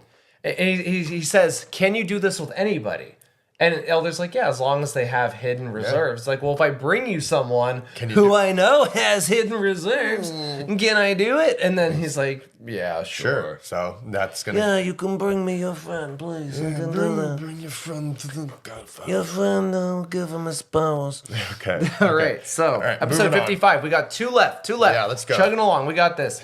Yamcha, Tien, and Chaozu begin King Kai's training, which, as we know, is first trying to make him laugh, second trying to catch bubbles, which I think they all, you know, threw some shade at Goku here, because King Kai is like, it took Goku 3 months to do this, to catch bubbles. Oh yeah. And yeah, it took him 3 months to catch, and they're all just like, it took Goku 3 months to catch a monkey, and I think that they all bring it in much quicker than that. So they begin the training. Piccolo challenges them to a 3-on-1 fight, because he's like, that's the only training I do. What do you guys want me to do? Rip myself into two beings here and like fight myself? It's like, no, we all gotta fight. Meanwhile, yeah. Sorry, I left for a second. I had to check one thing, but I'm back. Anyways, a quick note to. I missed you. I know, I missed you too, buddy. But very important to note that when they're chasing bubbles, you know, it's always interesting to me that like Piccolo is always ahead of the other guys, but he's behind Goku in always, but not really. Like in this situation, his training when he's on King Kai, comparable to when Goku was on King Kai's planet, and it took Goku 3 weeks to catch bubbles. Right. It took Piccolo, I think, 1 minute. So it's kind of cool to like do a power scale where it's like, hey, you know, he's stronger in the moment that he's on King Kai's planet, but he's always, you know, a little bit weaker than Goku. Yeah, although I think that, you know, we talk about Goku being a genius of training. I think that also applies to Piccolo. Yeah. And I feel like if he was Saiyan rather than Namekian, he might have surpassed Goku. Right. Because he just lives training. You know, Goku sometimes has downtime. He takes baths. He farms, you know. Yeah, He does that. But Piccolo is just always levitating and like meditating and like increasing his power somehow. Yeah. So, Very true. yeah. All right. Now, where were we at? So Zarbon gets back to the ship, And Frieza's like, wait a second, are you telling me you killed Vegeta? Right. Like, did you kill Vegeta? Oh, so he might have had a Dragon Ball. Did you find the location of that? And then he says to Zarbon, you better go get him and you better pray that he's alive. Yeah. Otherwise, I'm going to come and murder your ass. Says it straight. That's literally verbatim what he said. Yeah, basically. that's literally what he says. Even in the TVY version. Yeah. It's like that's the original dialogue. And I believe that this is also when Frieza orders one of his henchmen to summon the Ginyu Special Forces. Yeah, really important moment there too, because he said, hey, summon the Ginyu Force, and then Zarbon says, he's like, Ginyu Force? I was like, do we Like, surely, my lord, we don't need somebody handle that... this. Yeah. He's like, do we need to get the Ginyu Force? And he's covering all his bases. Right. This is smart, man. Frieza's smart. He's like, look, we're already going through little, side steps and setbacks that we don't need to be dealing with. We have to deal with Vegeta now. He's like, you know what? Screw this. Zarbon, I kind of think I could trust you, but why not just call the Navy SEALs of my platoon? We need scouters. Yeah, and we need new scouters. We're not gonna just comb the rest of the planet hoping that we find the other Dragon Balls. We need scouters, and also this is Vegeta's little speech coming to life. Yeah. And that it doesn't matter that Frieza is the most powerful dude in the universe because the dogs are keeping the Dragon Balls away from him. The Krillins, Exactly. the Vegetas, all that stuff. So it's like, all right, well, I got to summon a task force to wipe out all the dogs. So cool moment there, because Ginyu Force is a lot of fun too. Right. Now, episode 56, this is the last one we're going to cover on this episode. Thank you guys. If you're still here, thank you for staying the whole hour and a half, because we love you and are thankful that you're here. Now, quick breakdown here. Vegeta makes a daring escape from the clutches of Frieza and manages to take the Dragon Balls with him. Now, Krillin returns with his Dragon Ball from Guru and hopes to bring Gohan to meet him, which we talked about a couple minutes ago, Right. in order to unlock the hidden powers within the young Saiyan. Now, while Goku continues his journey through space to join the others on Namek, Zarbon sets out to find Vegeta and the Dragon Balls, or he himself will face the consequences. So Vegeta was in a Bacta tank. He was getting healed so that they could torture the information out of him. Exactly. And then he did... Bad move, by the way. I know you want to heal him, and you have to heal him quick. But Right. Zarbon, they're just watching. Zarbon and a couple lackeys are just watching Vegeta in the Bacta tank. Right. And I'm like, dude, I was like, this And guy... then Zarbon walks away, and then there's Yeah. the horror moment thing where Vegeta's eyes open. Yeah. The henchman gets blasted. Vegeta tricks Frieza and Zarbon and steals all the Dragon Balls, just chucks them, throws them all away, and damages Frieza's ship. So now Frieza can't... Well, Frieza can breathe in space, but... Great move by Vegeta. He wins this episode for sure. Right. I mean... This was a badass moment. Yeah. For a lot of people, I feel like, because Vegeta's the most popular character in the fandom in the US for sure. I think for a lot of people, this was like one of those clinching moments where it's like, oh yeah, Vegeta, he might be evil, but he's a badass and I love him. And that was a super cool moment. So not only did he got in the Bacta tank, he probably doubled up his power level again. Right, because After- he's beaten within an inch of his life. After just getting his ass kicked 2 episodes ago. So now he's like doubly strong again. So instant power up and a free Bacta tank bath. And then he gets 5 of the Dragon Balls. Right. So he's got 6 Dragon Balls, basically. Yeah. Or At least so to he his thinks. knowledge. At least to his knowledge. Yeah. So that's just really cool. Way to win it. I think this episode, Vegeta wins for sure. Yeah, a great reversal of fortunes. A great, pebble in Frieza's shoe. And just a cool plot twist. I mean, like I said, all these episodes, they're fun and they're full of really cool, meaty kind of plot twists. Right. It's good. A lot of anime, some are great, but there's a lot of anime sequences or shows where it's just you can get drab or boring or this or that. And this, this has got a lot of dynamic stuff going on here. A lot of stealth action. Yeah. A lot of creative things happening from a narrative standpoint that you don't always get every episode. And it was first to market to do this kind of stuff. Yeah. Like all the things, this was the progenitor for all of the anime that's been shaping culture since, from Naruto to One Piece to Bleach, all that stuff. All of that stuff in some part owes a huge debt of gratitude to Toriyama. And I think none... Hold on. Shit, I fucked that up. I feel like no more so than Saiyan Saga, Namek Saga. Yeah. 100%. Those are just the creme de la creme of the story of Dragon Ball Z. Bon appetit. And that's it for this week's recap. Yes, yeah, that was great. I think we're going to be getting into the Ginyu Force pretty soon here. So, Yep, they've been summoned. Yeah. We're getting there. We're almost at the final conflict. Yeah. And then we're thinking about what our next move is. We might be taking a break from Dragon Ball and exploring an anime that neither Kevin nor I have seen, Yes. Jujutsu Kaisen, which everybody loves. I think we're going to go in virgin on this one. Yeah, I think so. Yeah. I think so. You know, a lot of my friends that I grew up with who have my same tastes and sensibilities are like, this is one of the best shows. You absolutely have to watch it. It's incredible. And so I'm excited to see it. Right. And when you said you hadn't seen it too, I'm like, oh, we got to watch that and react on pod. Because it'll be so much different from this. Yeah. It's like this I know so well. And it's like Right. that, like, oh, I get to explore It'll be it. fresh and new for us too. But Yeah. we still have a couple chunks to go before we're there. Thank you guys so much for joining us again. As always, we're going to keep chugging along. Namek, as we mentioned earlier, we're going to do a one-off where we talk about voice acting and sort of the differences between Japan and America. Like Right. there are so many differences, Yeah. and they're worth talking about. They're interesting. We're at some point going to cover the movies because Right. I mean there's a lot to cover with the movies. There's a Great lot. movies. Great movies. Yeah, they came out contemporaneous to a lot of these things. You know, like there were themes that kind of carried over that they showed in sort of non-canonized ways that were really interesting. And of course, we'll be covering other anime, going down, doing things that we've never seen before. And then later this year, Yeah. a new Dragon Ball series will premiere. And I didn't mean for that to rhyme, but we're gonna have a really fun time watching that shit live. So come over and hang out with us bees in the hive. So when it premieres, make sure to be here. Oh, there we go. I know, yeah. Thank you guys so much. Please remember to follow us on Nerdy Jock _media, TikTok, Instagram, anywhere you do your social media. Facebook and everything. Yeah. And if you're right here on our home YouTube, like and subscribe if you haven't already. Leave a comment.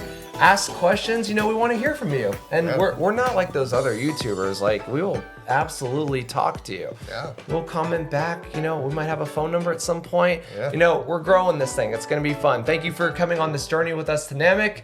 Join us next week as we cover the next exciting chunk and meet the Ginyu Special Force. Ginyu! All right. See you guys later. All right. All right. Another one. Boom. Boom.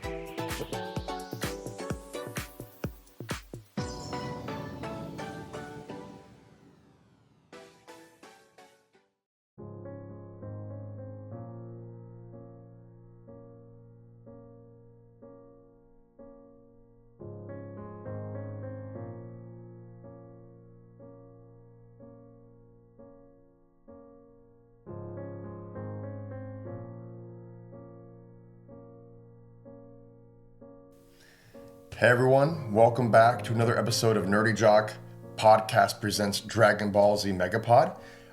This is my co-host DK, who did teach the Ginyu Forces all of their special techniques. And this is the Nerdy Jock, Kevin Ketcham, rhymes with doom. Rick Hoom, coming for you. Yeah, our energy's a little bit different today. We're currently recording this on March 8th. One day after we all found out about the unfortunate passing of Akira Toriyama on March 1st. Yeah. So, needless to say, this last 24 hours has been kind of like tough on basically the entire world of Dragon Ball fandom or anyone that has any relation to his projects. Yeah, I don't know if it's just targeted account ads or anything like that, but I haven't seen this level of an outpouring of love for a lost talent or dead celebrity for anybody. Not even for David Bowie. And I mean, David Bowie, just monumental. But again, it could just be the filter of the type of content that I personally look at. But, you know, there was something that we touched on in the very first episode about this, about just how many different types of lives Toriyama touched with his work, particularly with Dragon Ball, from people who got into working out because of it, people who started taking martial arts because of it, or people, you know, just got through really hard. You hear stories about people who went through really tough cancer treatments, and it was watching, you know, the Frieza Saga every day on Toonami that helped them get through that. And I mean, it's been less than 24 hours since I found out, and I haven't even begun to fully process it yet. Yeah. Just the breadth of how much this man touched, not just manga, but the world. I mean, but in particular,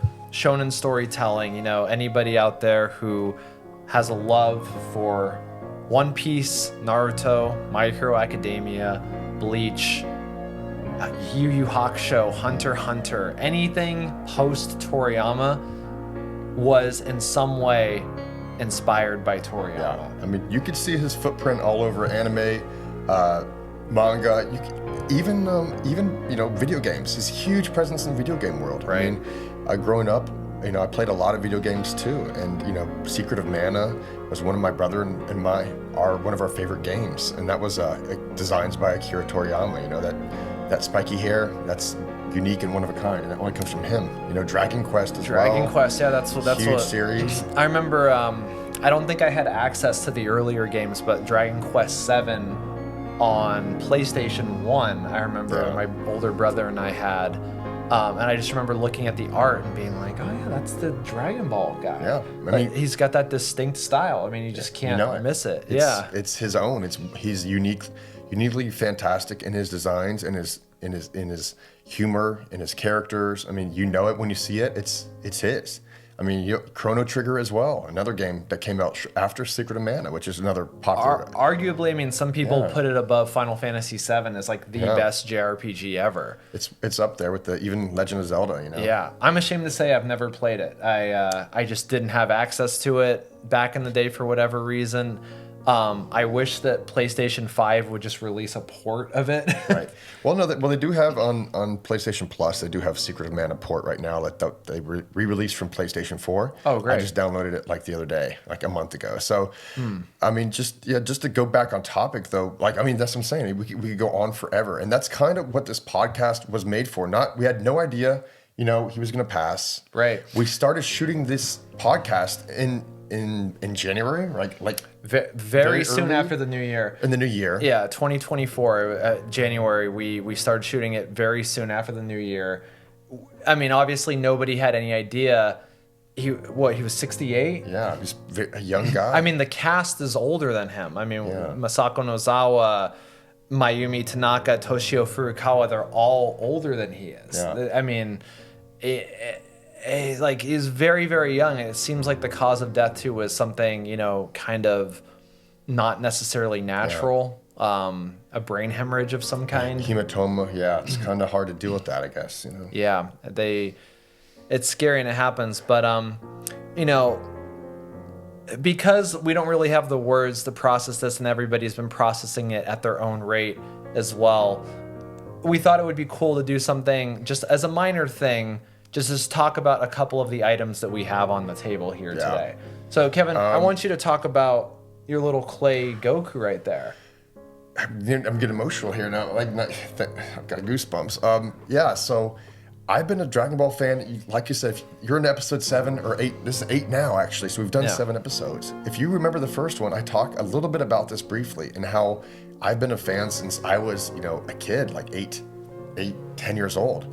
And in elementary school, they had an art class. They let us use kilns, and everyone was making pottery in different kinds of bowls or cups. And I told the teacher I wanted to make a Goku figure. So if you can see this guy right here, I made this Goku figure. I mean, he looks a little deformed, but it's the best I could do as like a 10 or 11-year-old boy.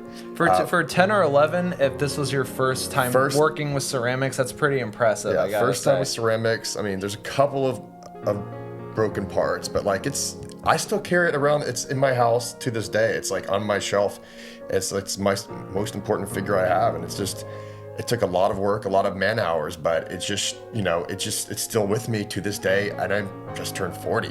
So it means a lot to me, and he's left an impression on my life and pretty much anyone, it seems like, who has ever watched Dragon Ball.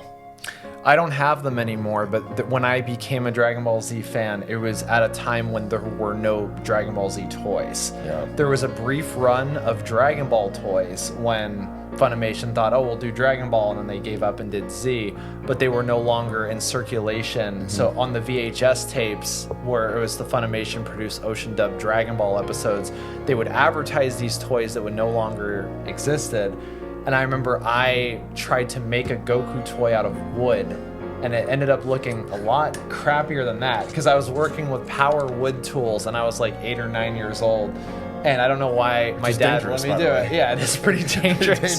But I was just like, and I went through so many little blocks of wood just trying to get it right just because I wanted so badly a Dragon Ball toy. And then I remember at a flea market, there was like somebody sold one of those like pirated Dragon Ball GT toy sets where like they have like AK-47s or something. And I was so overjoyed when I saw that because there was no official Dragon Ball Z merchandise that you could buy. I want to tell me more about this. Briefly talk about this. Yeah. So when I was in college, I worked at a group home for kids ages 9 to 14. And, it was a really special job. I think it was one of my favorite jobs I've ever had. And like I, at the time, was training and competing in Kung Fu. And so I taught a lot of the kids Kung Fu exercises and stuff like that. And then they taught me how to skateboard. We did this cool little exchange. And one of the kids, he took this little chicken piggy bank because I introduced them to Dragon Ball Z too. I actually made them watch it subtitled.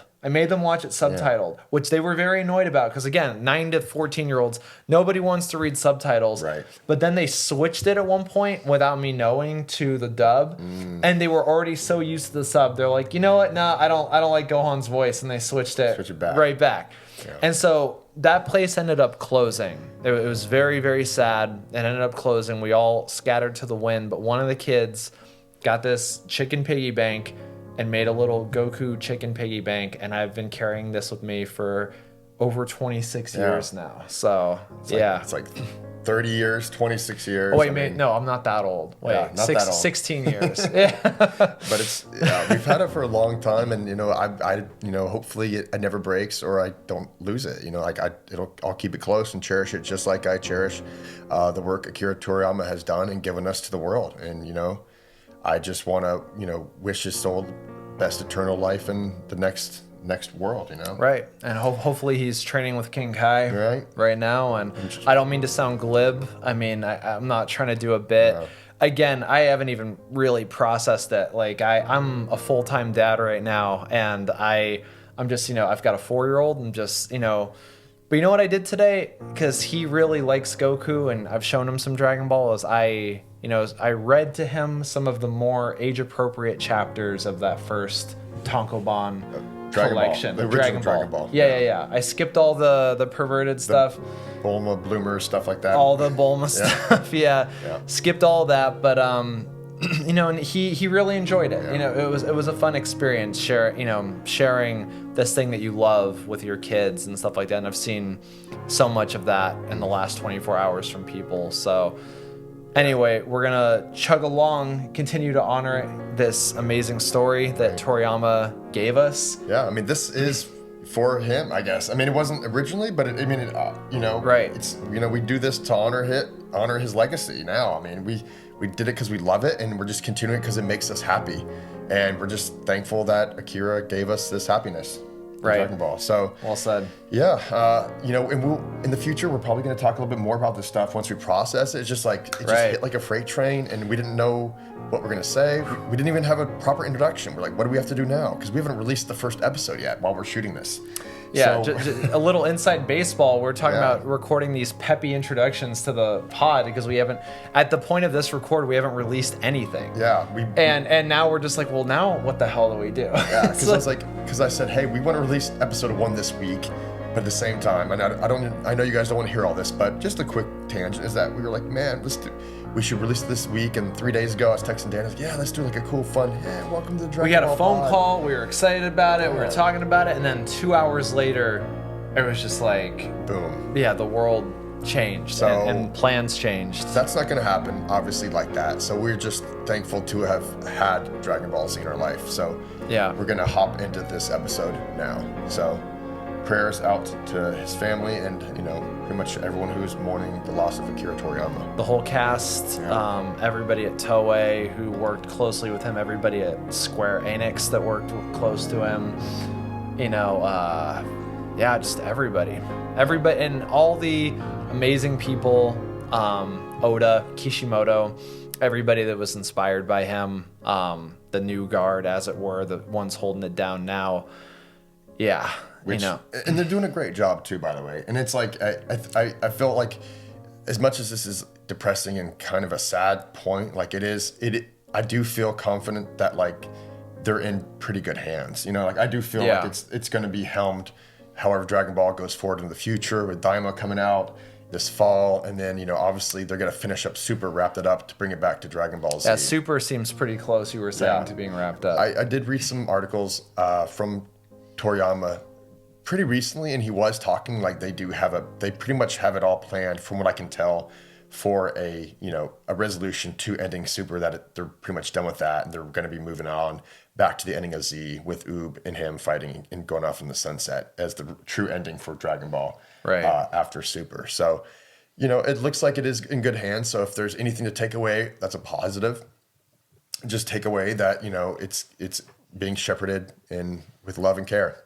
Yeah, I don't, and there are rumors, unconfirmed, so I don't want to fan these if they're not true. But I mean, I believe, I just have a feeling that at some point in the next few years, Toei is probably going to start remaking a new Dragon Ball anime from the old material. Oh, like One Piece is redoing with Netflix. Yeah, or like Rurouni Kenshin is doing right now, or Hunter x Hunter did in 2011. A Trigun did a thing similar to that too. Or is that just a sequel? Oh, yeah. No, that was a remake too. A remake on Netflix, right? Yeah. Not on Netflix. That was on Crunchyroll too. Okay. But yeah, I think it's just becoming in vogue to do that.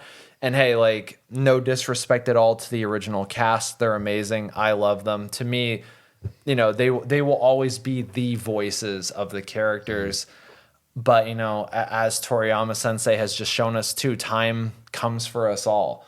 It does not wait. For a guy who made a timeless story, laughing in the face of death with magical orbs that could bring you back to life. Yeah. Time claims us all eventually. And there is a reality that the actors, the Japanese cast in particular, they're getting up there in age. They are. I believe Masako Nozawa is 90, if not pushing 90, and going strong. I mean, they're going to have to keep it going somehow with a new cast or something. Right. So, but fingers crossed that they can continue to do the great work they've done so far for Dragon Ball. and if they make a new anime that looks like the intro to Dragon Ball Superhero, that animated section, you remember, that just looked so much like the manga, but the animation was incredible, I would be 100% watching that. Yep. I mean, in a positive note, let's do a little quick side tangent here. Let's turn away from that, from the death, and just talk about how there is potential with Super, because where they left it, they have quite a bit of material to animate. Oh, yeah. From the manga. They won't need to do any filler at this point. No. They've been going, 7 years without anime? And it's actually, and the manga looks really cool. I mean, I haven't read it all, but I've read some synopsises, and I'm going to get it eventually and read it all at once. Right. But from what I've read and seen from the Super, it's pretty great. And I'm kind of got my fingers crossed that they are giving it the One Piece treatment, where they're going to say, hey, we're going to take our time, and we're going to, or Demon Slayer treatment, like Demon Slayer. Sure. Like, hey, we're going to do whatever we got to do to make every episode count. Obviously, Demon Slayer does like 13 episodes a season or 10 episodes a season. I mean, anime in general, I feel, has improved switching to a season model versus a year-round model. Right. Yeah. But but here, okay, this is just another theory. But I do theorize that they haven't started animating Dragon Ball Super yet, not just because of Daima and other projects they're working on, but I think they're going to really wait, spend the money they need to do, and just finish Super out in just beautiful animated fashion, you know? Is I what hope so. But I hope so. I would love to see Shintani directing. He did, for those of you who don't know, he was the animation director for Dragon Ball Super Broly. That art style, it was so animation friendly and just so crisp and rubbery and fun and stuff like that. And he's a One Piece guy. Yeah. And Toei's got such talent at One Piece. I mean, no disrespect to Tadayoshi Yamamuro, Right. But the schedule and the way that things had to be done with Super, a lot of fans have pointed out how clunky the animation in Super looks through a lot of it. Yeah. And Tadayoshi Yamamuro is, notorious for correcting everybody's animation too, which also can slow things down. And he likes to put so much detail into things, which isn't super animation friendly. But, the way that One Piece just went through a huge animation revolution about a month ago, I could first see Toei, like you said, just throwing a bunch of giants at Super and just finishing it, doing Moro, Granola, all that stuff in style. Beautiful style. I mean, even at the end of the Tournament of Power in Super, if you've seen the anime version of that, and not just the manga, there's some beautiful animation in the Tournament of Power. They brought in some heavy hitter animators there. Yeah. I mean, I couldn't tell, I don't have the names off my head, obviously, but that was some great animated shows. And I was like, dude, this is great. If they can keep that level just constantly through the end of Super, then I'll be a very happy man. I have such a terrible memory for their names too, but I know one of the guys who did so much of the battle with Jiren, he's been animating since Dragon Ball. Wow. And you look at his reel, he does all this amazing animation during the tournament with Piccolo, like the first time Yamcha does Sokidan, and he whips it around, and when he's fighting Kami and stuff, he did that. Yeah, he's still animating. He's still animator for Dragon Ball Z from Dragon Ball. Yeah. Wow. Yeah. 40 years later, 40 years later. So, keep it up, man. You guys are killing it, and we're just glad to be able to do this, and honor it. But let's transition now. Does that sound like a good time to transition? I think so. Yeah. Love you and wish the best. So this episode, we're covering episodes 57 through 77. Some of this we're not going to go in super heavy detail because a couple are fillers, and some of them will go in a little more detail than others. But we're just going to start an intro here. And if you remember last episode, 56, Gohan, Krillin, Vegeta are finally connected, and stuff's about to go down. So basically, Vegeta manages to escape the clutches of Frieza. He takes the Dragon Balls, and this is where some shenanigans are happening again, because now they're just all plotting hey, let's get the balls, however we can, and they're all kind of double-crossing each other. Right. Krillin returns to Bulma with the Dragon Ball he received from Guru. So Frieza has 5 Dragon Balls, Krillin has 1 Dragon Ball he just brought back to Bulma, and then I think, who has the last one? Gohan is out looking for it. Yeah. Gohan is looking for the one that's underwater that Vegeta hid when he first got to Namek and found that first ball. And that's actually the 4-star Dragon Ball, which we'll talk about in a second here too. Kind of a cool little moment. Yeah. But he brings those back, and then he got that from Guru, and he's quickly found by both Vegeta and Frieza's minions, Zarbon. So basically, Krillin gets back to the base with Bulma. He says, "Oh, I got the ball," and literally 10 seconds later, Vegeta followed him there. And then guess who followed Vegeta? Zarbon, who is on a mission from Frieza to get Vegeta and get that next last ball that they think they need to have. Right. And Bulma, right off the bat, super thirsty for Zarbon. Yeah, it's pretty crazy. Like Bulma, we had joked about this in the past, but this is a running gag. Or Bulma, you know what? We respect your family life and your private life, and you do whatever. I guess when they hook up in the future, Vegeta and Bulma do. She has a thing for bad guys. What can we say, right? She does, yeah. Well, Well, actually, Yamcha too. She likes just guys. The first dude that we ever saw her drool over, lest we forget, in Dragon Ball was Oolong when he transformed into that mustache guy. Right. Yeah. So she kind of simps. She simps for handsome dudes. Does. And let's be real, Zarbon's a snack. He's a handsome guy. Handsome looking guy. Yeah. Great blue skin, great green hair. Right. He's a very handsome looking guy. Great jawline. Great 80s kind of hair metal guitarist style. Yep. Yeah. A mix of Fabio as well. If you mixed that with Fabio, you might get Zarbon. Totally. So she's crushing on Zarbon right there in front of him, and then she's like, "Oh, Krillin, can you hook me with this guy?" And Krillin's basically like, "Dude, these guys are trying to kill us. Where's your head at?" And she's just like, "Well, I've been stuck here bored for the last feels like months, but it's only been like a week or so. But poor Ball's been stuck away, which she has a whole nother episode coming up here. But I think over a month total if you include the trip to Namek, right? Namek. Yeah. So she's getting a little feisty there. Now. So, Vegeta, remember, he's recently recovered from being, beaten to snot before. Right. And Zarbon beat him easily last time. They put him in the chamber, the Bacta tank, as we like to give a shout out to Star Wars, in the Bacta tank, and now he's back again. But Vegeta, near death, obviously gets stronger, right? Right. Which Zarbon doesn't know about. Yeah. They're still very ignorant about the powers of Saiyans post genocide, right? And so Zarbon turns into a monster. Bulma's instantly like, never mind, I don't like this guy anymore. He kind of reminds me of a Ninja Turtle too, in his transform. You've said that too. He does kind of look like a Ninja Turtle, but this time he's no match for Vegeta. Vegeta just like punches a hole through his chest, just one, and it was pretty impressive. He just said, "You know what?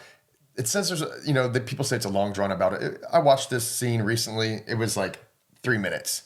Yeah. They did a couple punches down low, flew in the air, couple punches of the air, and then boom, land back, and then Vegeta just punches his gut right through his armor. Purple blood is just spewing out of his guts. And Zarbon's, oh man, he knows he's defeated, right? Right. Yeah. And does he do the same thing that Kiwi and Dodoria did, where he's like, "Hey, I've got an idea. Now that I'm at death's door, why don't we team up against Frieza?" Yeah, he does. Well, hey, it's a last ditch. Hopefully, you can save my life, even though your fist is Indiana Jones and Temple of Dooming me right now, right through the middle of it. It's like, hey, I swear I could help you defeat Frieza, who's so much stronger than all of us. And then Vegeta says, "Yep, I'll see you in hell," basically, and just blows him like the fuck blast, up. like a point blank Big Bang attack almost. Just So Vegeta still got his edge. And and he's got such a high from killing Zarbon. He's like, "I'm not even gonna kill you," or things like, "Just give me the Dragon Balls," and that's it.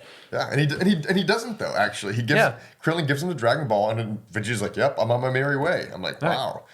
It's like I'll see you back on Earth when I come and kill you all later. It's like, well, hold on to that one. Which is convenient. Which then transitions into episode 58. Yeah. So as we've pointed out in previous episodes, and as he just pointed out, Frieza, now no longer being able to rely on the skeleton crew that he has on Namek, has summoned the Ginyu Force, and they're on their way to Planet Namek. Gohan is out in search of a Dragon Ball with the Dragon Scouter, right?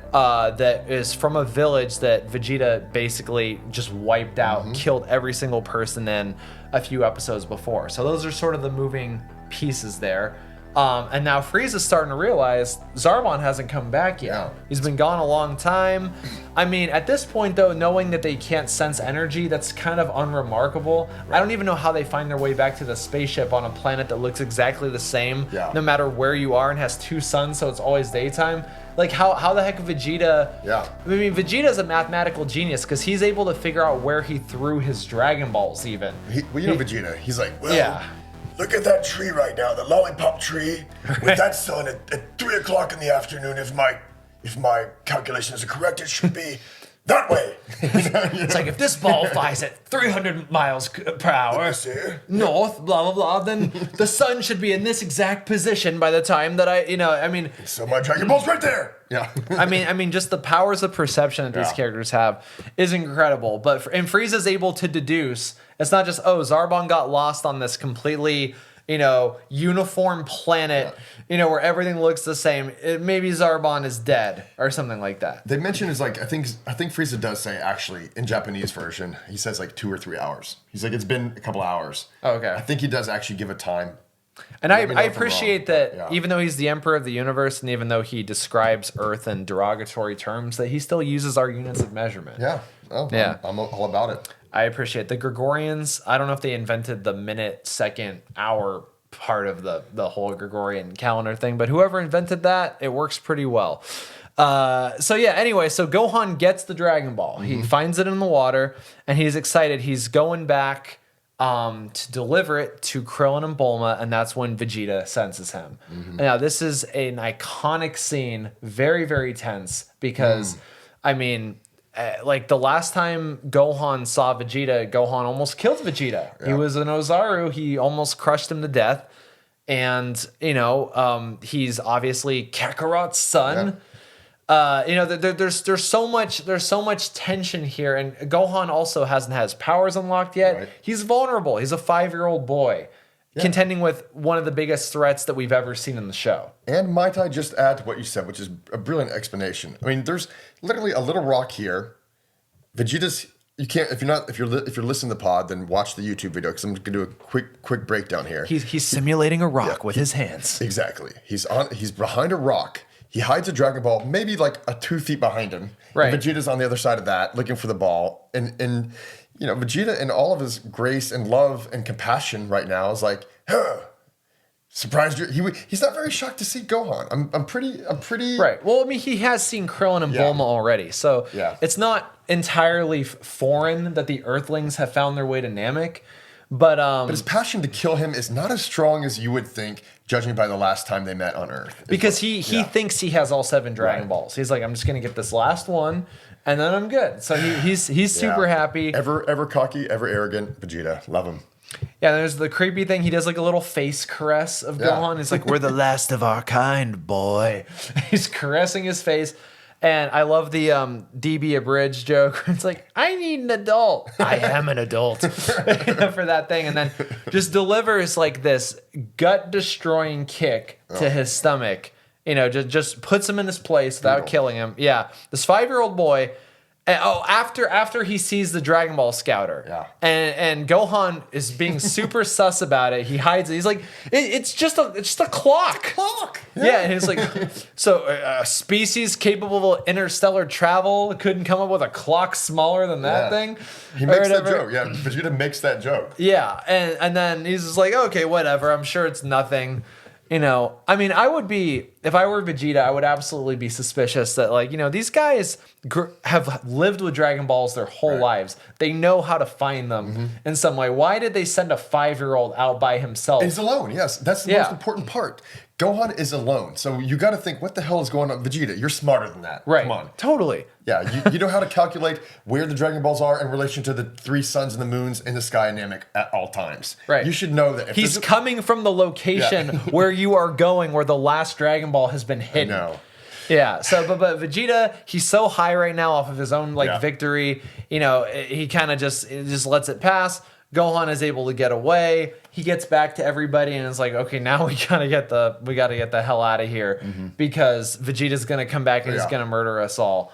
And this also leads to one of the most iconic and memed scenes in all of Dragon Ball Z in terms of the dub, which is when Vegeta goes to look for the ball underwater and it's just not there. And when he realizes, he puts the pieces together that Gohan had a locator, was able to do it.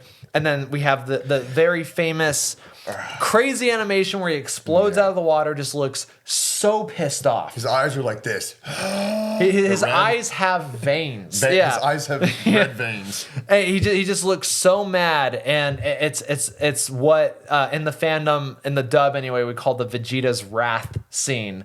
Because that iconic performance of the "You won't escape my wrath." And I love that. I love that moment too. Actually, it's a really cool moment. Yeah, it's great. It's great. I mean, being a kid, I remember like it actually. I was like, oh shit! Like they're in trouble now. No. Yeah. All I know is in the world of Dragon Ball, when you see them underwater and water shoots up really suddenly, 300 to 400 feet in the air, you know some shit's about to go down. Yeah, their anger made water shoot up 300 feet in the air. You know that there's a shit storm about to hit. He's like, Moses doesn't have nothing on me. Spread this water. And he flies up. So pretty cool episode. So, and it concludes with Bulma moving camp, and Krillin is like, okay, if we're gonna fucking contend with Vegeta, you got to come with me to meet the Elder Namek, or Guru, if you will, because he's got to unlock your power. Right. And And they have to fly slowly too so that Vegeta can't sense them. And Vegeta just sits with his Dragon Balls, just kind of meditating, sleeping, just waiting to pick up a signal of somebody. It's like, well, the second they move, I'm going to be able to find them. I'll get it. And yeah, I mean, so we got a bunch of stuff happening now. One more thing about that episode that I want to add on that we didn't quite hit is, meanwhile, in the Capsule Corp ship, Goku is training at 100 times G's right now. Right, okay? yeah. So I think he had been at 50, 80, and now he's like at 100. And it hasn't been the safest route for him. It would kind of happen by accident. 100 G's is too much for that Capsule Corp ship to handle. And the filler, he flies through like a magnetic storm, right? Exactly. And he's hanging upside down. And he's being swung back and forth like a pendulum, basically. Right. His ankles are tied to the top of the ship, and he's being swung around, and it is nuts. But I always love, like I said before, I always love watching these little moments, even if it's like maybe a minute and a half or even 30 seconds of a quick, brief cut of Goku doing his thing up in training. I was like, that's impressive. Because we will get this a little bit later in a couple more episodes, but I think it does have actual significance, not just like a number. I do think him training at 100 times gravity does help him get to a special level, which I think we'll talk about in a little bit. Totally. Okay. And you mentioned too, one thing we forgot to touch on is that the ball that Gohan stole from Vegeta, what is the Namekian 4-star? Which, obviously that's famous if you're That's watching this. That's literally Son Gohan, the grandpa's Dragon Ball that he gives to Goku. So Gohan has Gohan's ball, but the Namekian the Namekian version, yeah. Which I thought was a cute little touch that obviously didn't have to do that, but they did. I think it was pronounced Sun Kui Ji in Japanese or something. No, you know what? Don't even quote me. They try to pronounce it with a Chinese name. Yeah. I forget what it is too, but anyways, But cool that he gets it. Cool little extra thing there. Okay. Now we're gonna hit up episode 59, guys. We're almost to 60. Wow, we are just trucking through this series. Right. This one is called Destination Guru. While Krillin and Gohan fly off to see Guru, they leave their one Dragon Ball hidden back at the camp with Bulma. But when the Dragon Ball mysteriously disappears, Bulma must embark on a daring underwater adventure to get it back. I think we talked about for 59 and 60, we're just going to blow past these because they are just filler. Yeah, I'm going to give you a quick, put 3 minutes on the clock, Dan? I'd say you could do it in 2. Okay. Go. 2 minutes. Okay. So Destination Guru and the next episode 60, Bulma's Big Day in the uncut versions, Japanese, are basically Bulma being foolish. She loses the Dragon Ball. It goes into a huge lake. And it was like, it's a very classic, Charlie Chaplin-esque kind of situation where one awkward situation leads to another. The Dragon Ball falls off a cliff underwater. She gets in a capsule, goes underwater to get it. The Loch Ness Monster, it seems to have one on Planet Namek. It has got lodged, the Dragon Balls got lodged in its back spine or shells or whatever its dorsal fin area. And so it goes off underwater, and then it drops off, and then it goes down another Mariana Trench sized trench, just really deep. I'm talking thousands of feet. Huge lake here. Pardon me. Huge lake there, and then it goes, and then it rolls down, and there happens to be a clam with an oyster. So she sees clam with a pearl. So she's like, do I get the Dragon Ball or do I get the pearl? You guys know Bulma. Oh, she's blinded by her greed. Yeah, what do you think she does? Of course, she goes for the pearl. Even though she's from literally the richest family in the world. In Dragon Ball world. Yeah, yes. The briefs are like if Bezos and the Musks married together. Yeah. Yeah. Like they own Apple basically. They have infinite amounts of money. They own Apple, Amazon, Tesla, Google, everything. Yeah. They are an antitrust nightmare, that family. And that's how they got that rich, is that they are willing to abandon the hope of humanity in order to pursue their riches. Yeah. So she goes after that, pulls it up, and then it causes a drain underwater again, and then she goes to another layer down to like the lowest depths of this place. A crab, she finds a huge ginormous crab. The Dragon Ball gets caught in the back with all the other baby crabs. The baby crabs hacks. She gets away. Boom, boom, boom. And that leads right into episode 60, Bulma's Big Day, where Frieza sends two of his henchmen off to capture Bulma. They get her, bring her back with the Dragon Ball, and she says, "Oh, there's more Dragon Balls underwater." And literally, exactly what happened in the last episode rehappens again, but with two henchmen of Frieza until they are killed by a crab. Yeah, she just leads them to the crabs, Yeah, has the crabs do her dirty work, gets the Dragon Ball back, and then reset. She's alive. And at that point, Grillin. Hey guys, want some hot dogs? That's what I should call it right now. Gohan and Krillin is Grillin. And we should just say, hey, they're Grillin. When it's those two together, it's going to be Grillin, you know? Totally. They get to Gurus. And that's it. Now we're to 61. And 61 is a really cool episode, and it has some cool things we need to talk about, actually. Right. Do you want to start this one? Yeah, so Gohan, Krillin, and Dende continue to the Elder Namek's hut, but they have to go a little bit faster. Is the reason why that he's about to die, or what's the reason again? All the above. Vegeta's hot on their trail. Vegeta, so they start flying fast. Vegeta can sense them, so he starts flying towards them. Dende's trying to get Gohan to get powered up as quickly as he possibly can, and Krillin stays behind. He's like, I'm gonna quickly slow Vegeta down in order to prevent you from killing Gohan before his powers awaken, because fingers crossed, hopefully with Gohan's power awakened, he's strong enough to defeat Vegeta, or at least contend against him in some way. Goku finishes his training. He tests out his new abilities. He does the little famous like rock throw and catch. Okay, let's actually talk about it. I love this scene. I really do. I love this scene. Oh, it's great. I was smiling. I watched this 2 days ago, and I was smiling the whole time because he does a couple things. I think it's in this episode too, where he like bounces on his head. Well, not even that one. He powers up like Kaioken times 10, and then he does a Kamehameha, and then he shoots it one way, and then he turns around the other way, and then like he lets this huge ki blast like hit him in the chest to see what happened. Like, dude, I was like, you have no fear of this Capsule Corp ship exploding at all. I know, yeah. I was like, are you crazy? You can't breathe in outer space, Goku.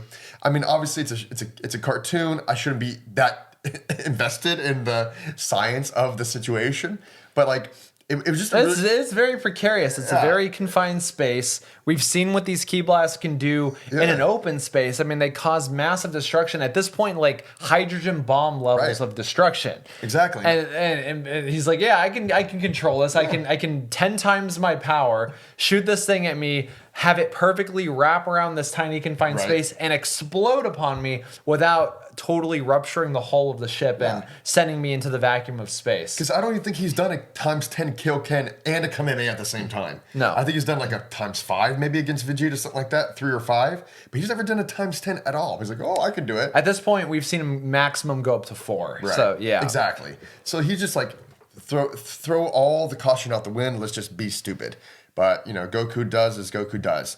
But it's still a really cool scene. And it's funny because he's like, gets hit. He's like, ah! And he does this, you know, his famous Goku voice in the Japanese, like, ah! Yeah. And he gets hit, he's like, ah! He's like, oh, I should have done that, but I feel good. So he eats a sensu bean. Yeah. He gets super happy. He throws a rock. He catches it. That's all he needs to know to see how strong he is. And he starts beating on his chest, flapping his hands, bouncing on his head. He's just really happy. He's like, dang, I got so much stronger. And that's what he loves more than anything. He just loves getting stronger. I mean, and I love watching that. You know, it motivates me. You know, here to pump you up. Totally. But, one more thing I want to add about that. I'm watching the Japanese language version of this one. In the subtitles, in the Japanese version, the narrator who's voicing it over, he mentions that even the Goku doesn't realize how powerful he has become, that he has surpassed the limits of a normal Saiyan. Or for strength, or any Saiyan, basically, at this point.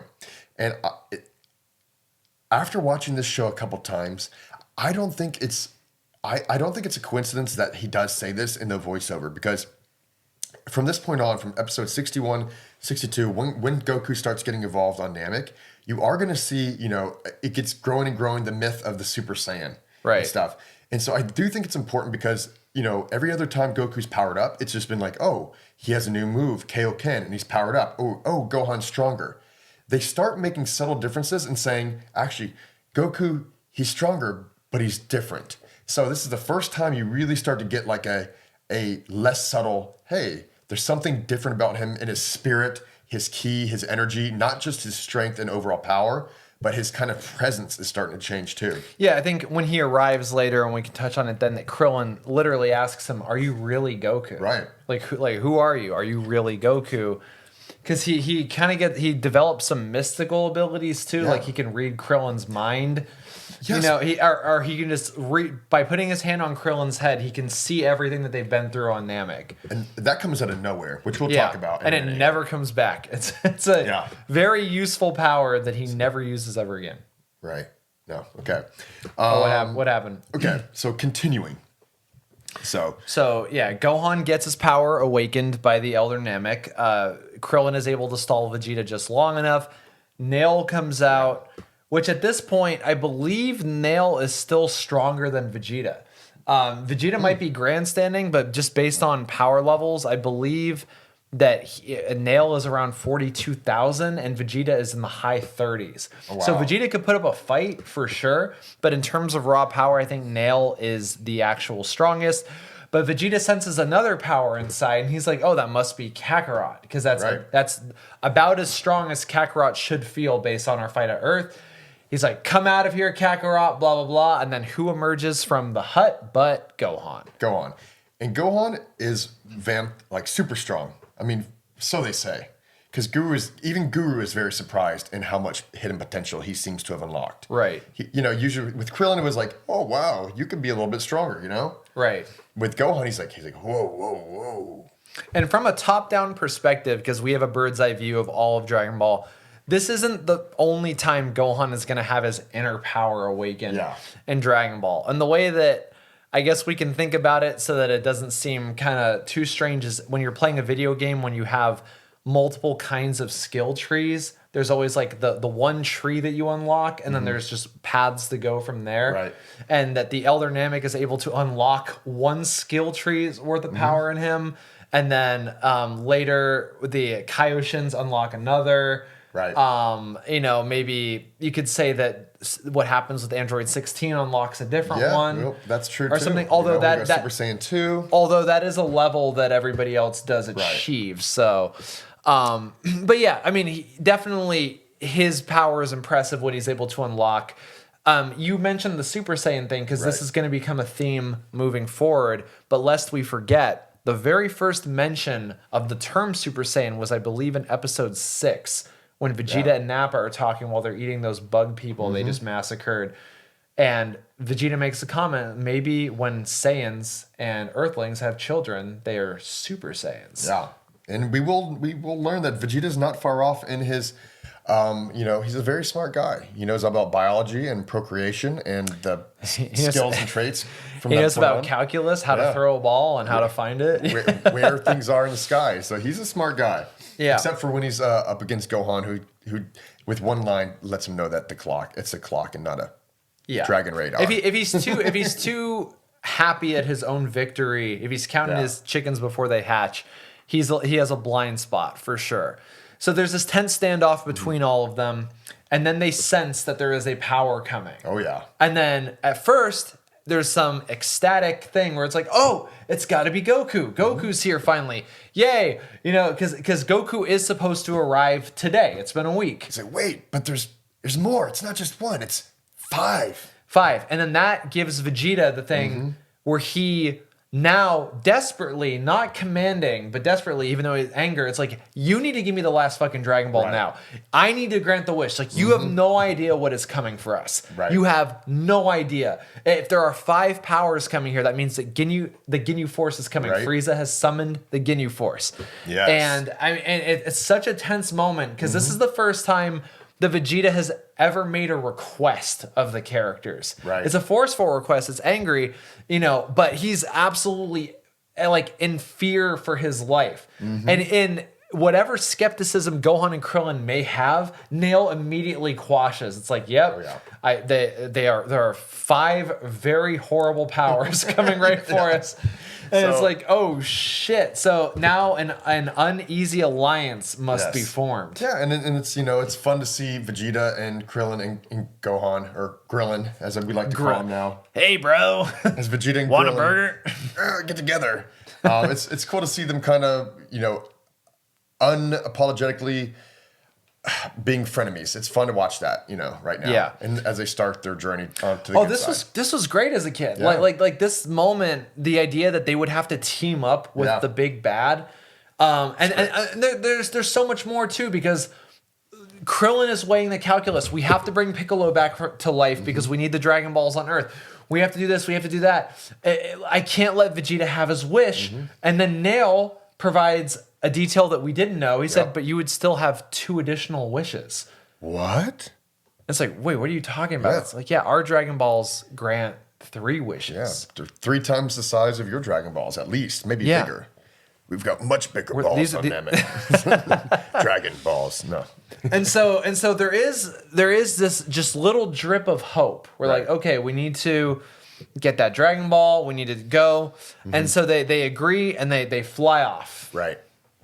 And so now we're getting into the Ginyu Force, guys. So episode 62 starts the Ginyu Force era of I believe they arrive right at the end of... They arrive at the end of 61. And they show up to Frieza, and then they have a little conversation here with Frieza, and they have some pretty good dance moves, right? Or at least they think in their mind. I think they're pretty ridiculous, but that's kind of the point. Definitely a commentary, maybe Toriyama's feelings towards Sentai shows, because they do those Sentai poses, all exactly, the elongated limbs. There's 5 of them, just like the Power Rangers. So it's very much like a Super Sentai show or any kind of thing where it's they have to do some. They always if you watch old Power Rangers, I'm sorry for the people who are just listening, but they do oscillate between this kind of pose and this kind of pose. A crane pose into a whirlwind arm around the shoulder to a They're basically just doing wushu. I mean, this is what I grew up doing. They're just doing wushu, which involves a lot of cool and funny poses. And then they do this very, very long intro, which is hilarious. And I love in Kai, they included I think a brand new song for it. That's the Ginyu, Toku Sentai, Toku Sentai. Yeah. If you haven't heard that song, look up the Ginyu Toku Sentai song with subtitles so you can see, because it's all in Japanese and it's talking about after this we're gonna go get a parfait if we do well and stuff like that. It's a great song. It's hilarious. They do it, and then after they do their pose, there's just this backdrop of roses. Behind them, and Frieza just looks embarrassed as all hell. He's got a tear in his eye. He's like, "Oh my god! I can't believe I employed these guys." The Faustian bargain I made. Why were these guys born the most powerful out of all of my subjects? But they are effective. But so let's talk a little bit about the Ginyu Force. There's 5 of them. Right. There is. We talked a little bit we did a brief overview last week, but we're going to go a little more detail now. We're just going to explain them. We talked about the milk product thing, right? Let's describe them physically, and then just give you a little name to the a physical breakdown with the name. Okay. Right. We have Ginyu himself, the captain, who's purple. He's got 2 giant balls on his head. 2 horns. With horns that come out of his balls on his head. And he's the strongest. He has a power level over 130,000, I believe. Yep. And his special ability is that we'll find out later is that he can change bodies and take over others' forms. So who knows if that's who knows if the Captain Ginyu we see is actually the original Captain Ginyu. He might have been trading bodies and more powerful bodies, as we know. And on the total opposite end of that spectrum, we have Guldo, who's a little green frog dude with eyes on the side of his head, who is not very strong, doesn't have a high power level at all, but has the ability to manipulate time. Yes, and he can not only can stop time, he can also freeze people as well. Right. So, but the funny thing about that, which we will get in a minute, is that he can only do it as long as he's holding his breath for pausing time. He can make people pause, but to actually stop time, he has to hold his breath. Right. But that's a really funny scene that we'll get into later. And a very useful power. I mean, the fact that he's not very tough, but it's but he can manipulate time. It's clutch. Yeah. And then of course there's Jace, and he's the Australia. If you watch the American dub, he's got the Aussie accent here, bro. He's from Spice, Australia. I mean, they even have lines where he says, "Oh man, let's get some shrimps on the barbie." Or does he in the dub say that? Oh, jeez. He's like, "Oh, you wouldn't last a second down under, bruv." Something like that. And I'm like, "Oh my gosh." And Scott McNeil, when he played him too, also did the Australian accent. And it was the first time Scott McNeil ever did his metal scream. Yeah. And it was during that initial pose off where he's just like, oh, I'm Jace. It's like, holy shit. Yeah. Like, and Jace he is your quintessential 80s rock star hair all the way down his lower back. Oh, totally. It's white, and he's color red. So every one of these Ginyu fighters has a different color, obviously associating with them. Same thing like Power Rangers or Super Sentai would have as well. Right. And then we have Berter, the Blue Hurricane. Berter is his nickname, the fastest in the universe, which is a stat that fans have pointed out makes no sense because speed is based on power scaling, as Goku immediately shows and all that stuff. And I mean, again, I can talk about Dragon Ball Abridged all day, but their bit about it I feel like is the best that people have done. So, but yeah, he's very, very fast. He's the tallest member of the team. He's big. He's a big old boy. He's like 9 feet tall or something. He's huge, and he kind of looks like a weird like bug dude with like red eyes. Yeah. And then we have Recoome, very popular. He's been in all the. There's a lot of. He has all the best moves too, by the way. He has like 5 or 6 really cool moves that he just named himself. Eraser gun, and then like Recoome boom, and it's where he just shoots like tons of little bullets or like energy bullets off his hands. It almost feels like the Ginyu Force was a respectable mercenary force until they hired Recoome. Right. It was like, hey guys, we gotta flash this up a little bit. Yeah, that's actually giving him a little too much respect. And I don't want to hate on that voiceover because like they're going for a thing, and I get it. But the Japanese version is actually pretty subtle compared to the American dub. His Japanese voice is hilarious. There's a scene later, I'll touch on it again, where like Vegeta or somebody blasts him, and you think he's dead, and the smoke clears, and he's just doing this like very like funny little pose, and he's like, "Hi." Yeah, I know.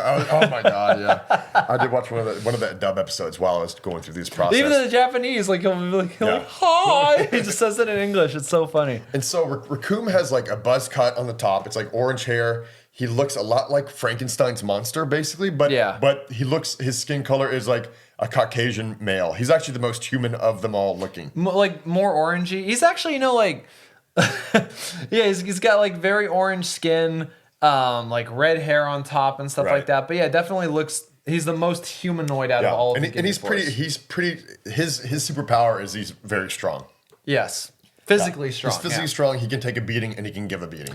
Oh, he can take a beating too, which he will later. Yeah. But so that's everybody. That's basically the Ginyu Force. Yeah. So I mean, just one more thing about them. I was, back in the day before the rewatch I'm on right now, I never really appreciated the Ginyu Force as much as I do now.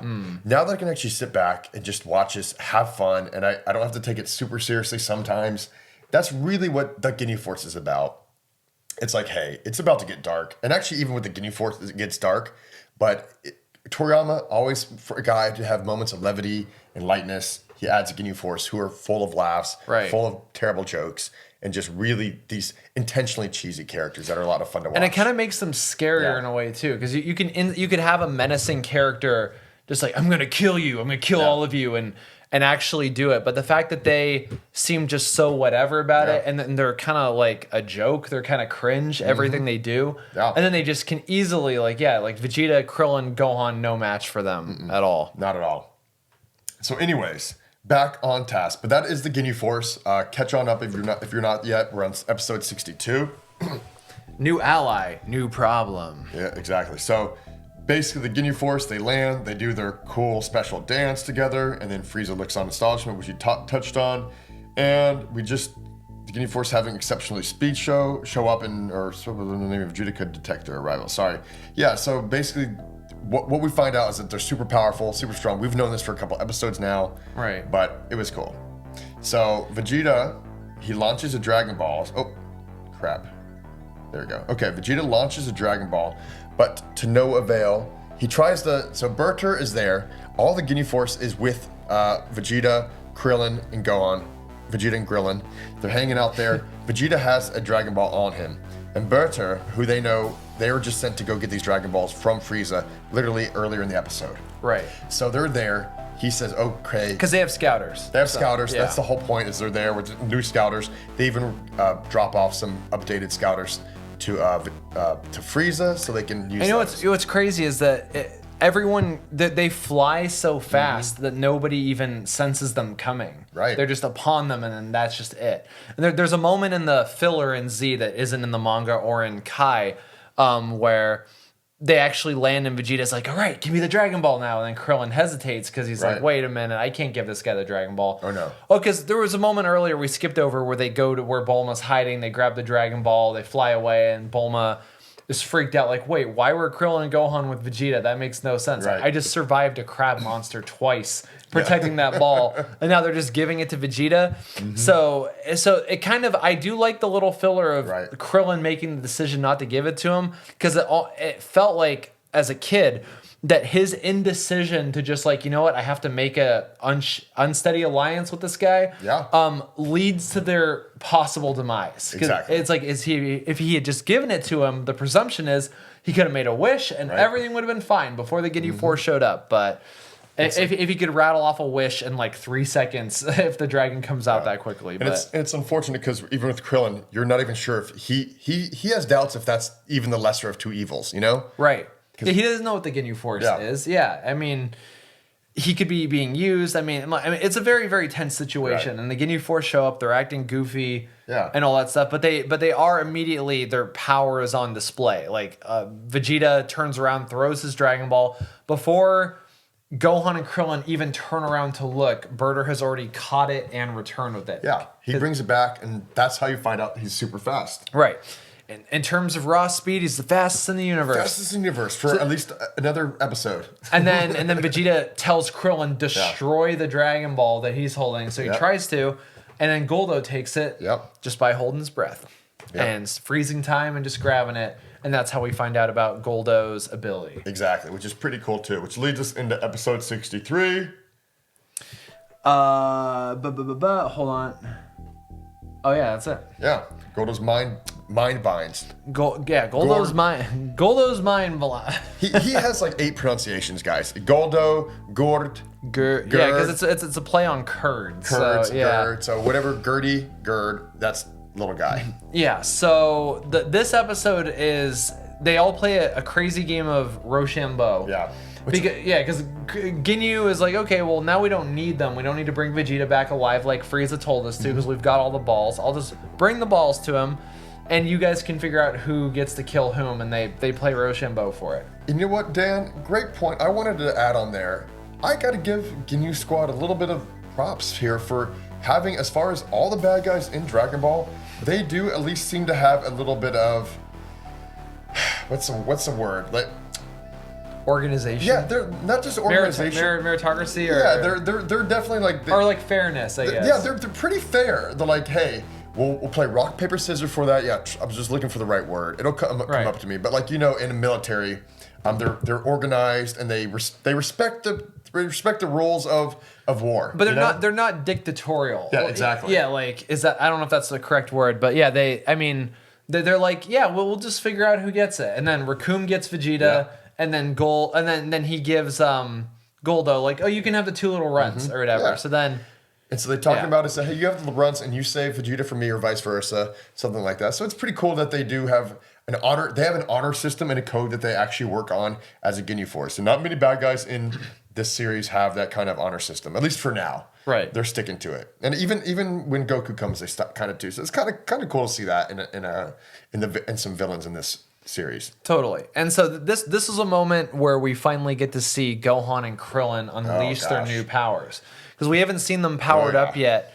And I remember when they first did it, because this was maybe back in the day, because again, old man Dan's got to bring up how we had to watch the same episodes over and over and over again for years. 675 times before the next episode. And but this was always an exciting moment when Krillin, I remember, like, in the original dub, was like, let's turn up the heat, and they just like power all the way up, and they launch at Goldo, who escapes by the skin of his teeth, even though he can freeze time, because he has to hold his breath. And he's like, oh my gosh, they're already right there. Right. He keeps screwing up until eventually he just freezes them in place and decides that he's going to impale them with a tree. With the lollipop tree that he has fashioned into. Yeah, he just uses telekinetic powers. He's like a more powerful version of Chaozu. Yeah. He just pulls a lollipop tree out of the ground, just turns it into a spear, and he's like, all right, I'm going to skewer you both now.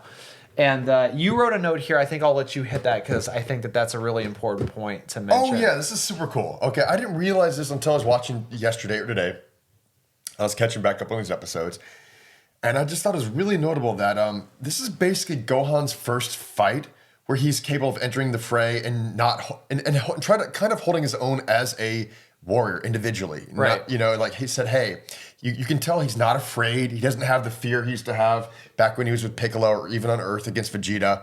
And even earlier on Namek, he was still scared, but he would jump and go get a Dragon Ball and go away real quick and kind of back and forth. But this is the first time you see Gohan saying, hey, I'm not backing down. I'm not going to be scared. I'm going to, at least whether I win or lose, I'm going to meet this challenge head on. Right. As a warrior. And so you do see a really cool bit of maturity here, and it's great to see Gohan finally entering the fray as a warrior on his own, of his own cognizance. Not like someone saying, hey, we need you to do this now or we're going to die. And you're absolutely right. He's not scared. He is now officially a warrior. Yeah, and that's kind of cool. Yeah, it is kind of cool. Yeah, that's a great growth. Yeah, and that was a great him. growth moment, and that's basically all we had to touch on the last of 63. But Gohan, congratulations, you're growing up. We're proud of you. And even in the face of almost death, he keeps his composure. He's still fighting to the last thing. He doesn't look scared. He just looks like he's struggling to get out. And then Vegeta ends up saving them by decapitating Goldo and then just blowing his head up. Very surprise move there by Vegeta, huh? What's the deal with that? Well, there was filler in this episode too, if I remember correctly, that established a little bit of like a backstory, right? Which was just basically that Vegeta insulted Goldo one time, and now he like really hates Vegeta. Okay, I did step filler. I watched it, and basically, Goldo, whatever you want to call him, little toad guy, he's really pissed off because Frieza prefers him over Vegeta over him, and Frieza does a energy blast and it knocks Gord off of his feet and embarrasses him in front of Vegeta, and Vegeta just kind of scoffs and laughs and does a big bully kind of scene for him, and that gives him the motivation. Right. I mean, this guy probably has a lot more trauma that we don't know about, because if that is enough to make him just hate Vegeta beyond all reason forever, that's pretty funny. But yeah, Vegeta ends up getting the last laugh. He blows his head up, and that's a wrap on episode 63. Yes, all right. Trucking right along. 64. Do you want to go on to this one, or did I do did you do the last one, huh? I think no. I don't know. We both. Yeah, did. we get it. Yeah. All right, kind of got a little frog in my throat, so I'm kind of working through it. I don't know why. I think we both do. Yeah, we both. We were talking about, and if people are kind of in the greater Los Angeles area, this seems to be a thing where everyone's kind of has a weird phlegmy thing for the past few months. I don't know. So forgive us for that. And there's absolutely a skunk outside right now. I don't know if you picked that up. I was like, oh yeah, there's like an animal has been skunked. So anyway, they escape by the skin of their teeth, and now Recoome is set to fight Vegeta. Yeah, this is kind of crazy. This is a fun episode. I really like these next three up here. They're bangers. Yeah. Vegeta does a crazy power up where he's like spiraling energy. Gohan and Krillin are just like, holy shit, he's this strong now. He powers up all the way and then just lays the biggest beatdown. What's his power level at? It's at 30,000 power level right now. Is it 30,000? Yeah, it's over 30,000. Oh, okay, yeah, so he has not surpassed Nail. Yeah, he has not surpassed Nail could have murked him if he wanted to, but Nail is just very committed to guarding Guru. So yeah, I think on the Scouters they notice that and say, "Oh, Vegeta's power level's at 30,000. Not bad." They're impressed. And Recoome, it's almost like he likes getting beat up on by his prey, because he just kind of takes this. Like Vegeta rushes forward, beats the shit out of him, ki blasts the shit out of him, makes a big explosion. You're like, oh, okay, he's dead. And then the smoke clears, and he's like, hi. I kind of wonder, on a side tangent here, look, tangent. I kind of wonder if Recoome could be like an earlier inspiration for Broly. I don't know if Broly came out before Recoome was in Dragon Ball or after, but after for sure. Yeah, because I think when I watch these episodes, I think Recoome would make a great sparring buddy, which is basically Broly. His ability. He's a huge dude, super strong, can handle anything. If he wasn't a villain, if he wasn't Ginyu, if he was just a Yeah. dude on Earth, I feel like he and Goku would have been best friends. Oh yeah, Goku's like, hey, I got a stack of senzu beans for you. Let's go. Let me beat the shit out of you and see what. It's like, yeah, brain trauma doesn't exist in our keep universe. training, Goku. Voiced by Slice the Yeah, Last. slice. Adrian, no. Yeah. But I yeah, didn't teach you how to be a Saiyan. Why you teach me how to be a Ginyu? come on, man. So Vegeta just lays the smackdown of smackdowns. It doesn't do shit. Yeah, and also just want to know, this is some cool animation in this episode. And obviously, it's a visual podcast. I don't think I'm going to have any animations of it, but just go back and watch it. They do some good animating here. On 64, this fight scene. Vegeta just versus Raccoon. Yeah. Yeah, you can see a lot. They brought out some heavy hitter animators on this, and it's a beautiful scene. You could probably just YouTube it and just see a clip, Raccoon versus Vegeta, and you'll see some great animation. He does some really great punches. They do some, aerial action, and I think, he gets knocked on the ground pretty cool, but really cool animation sequences going on here. And even in the manga too, like this was just one of the many genius things about Toriyama is his ability to panel and to convey movement just from panel to panel, the way he would draw your eye between pictures, which is something I love Toyotaro as an artist. And something he gets criticized for a lot is that he's not the best paneler. Like his panels can be very busy. He puts like 30 panels on one page, and you're kind of like, I don't know which one I'm looking at first or whatever.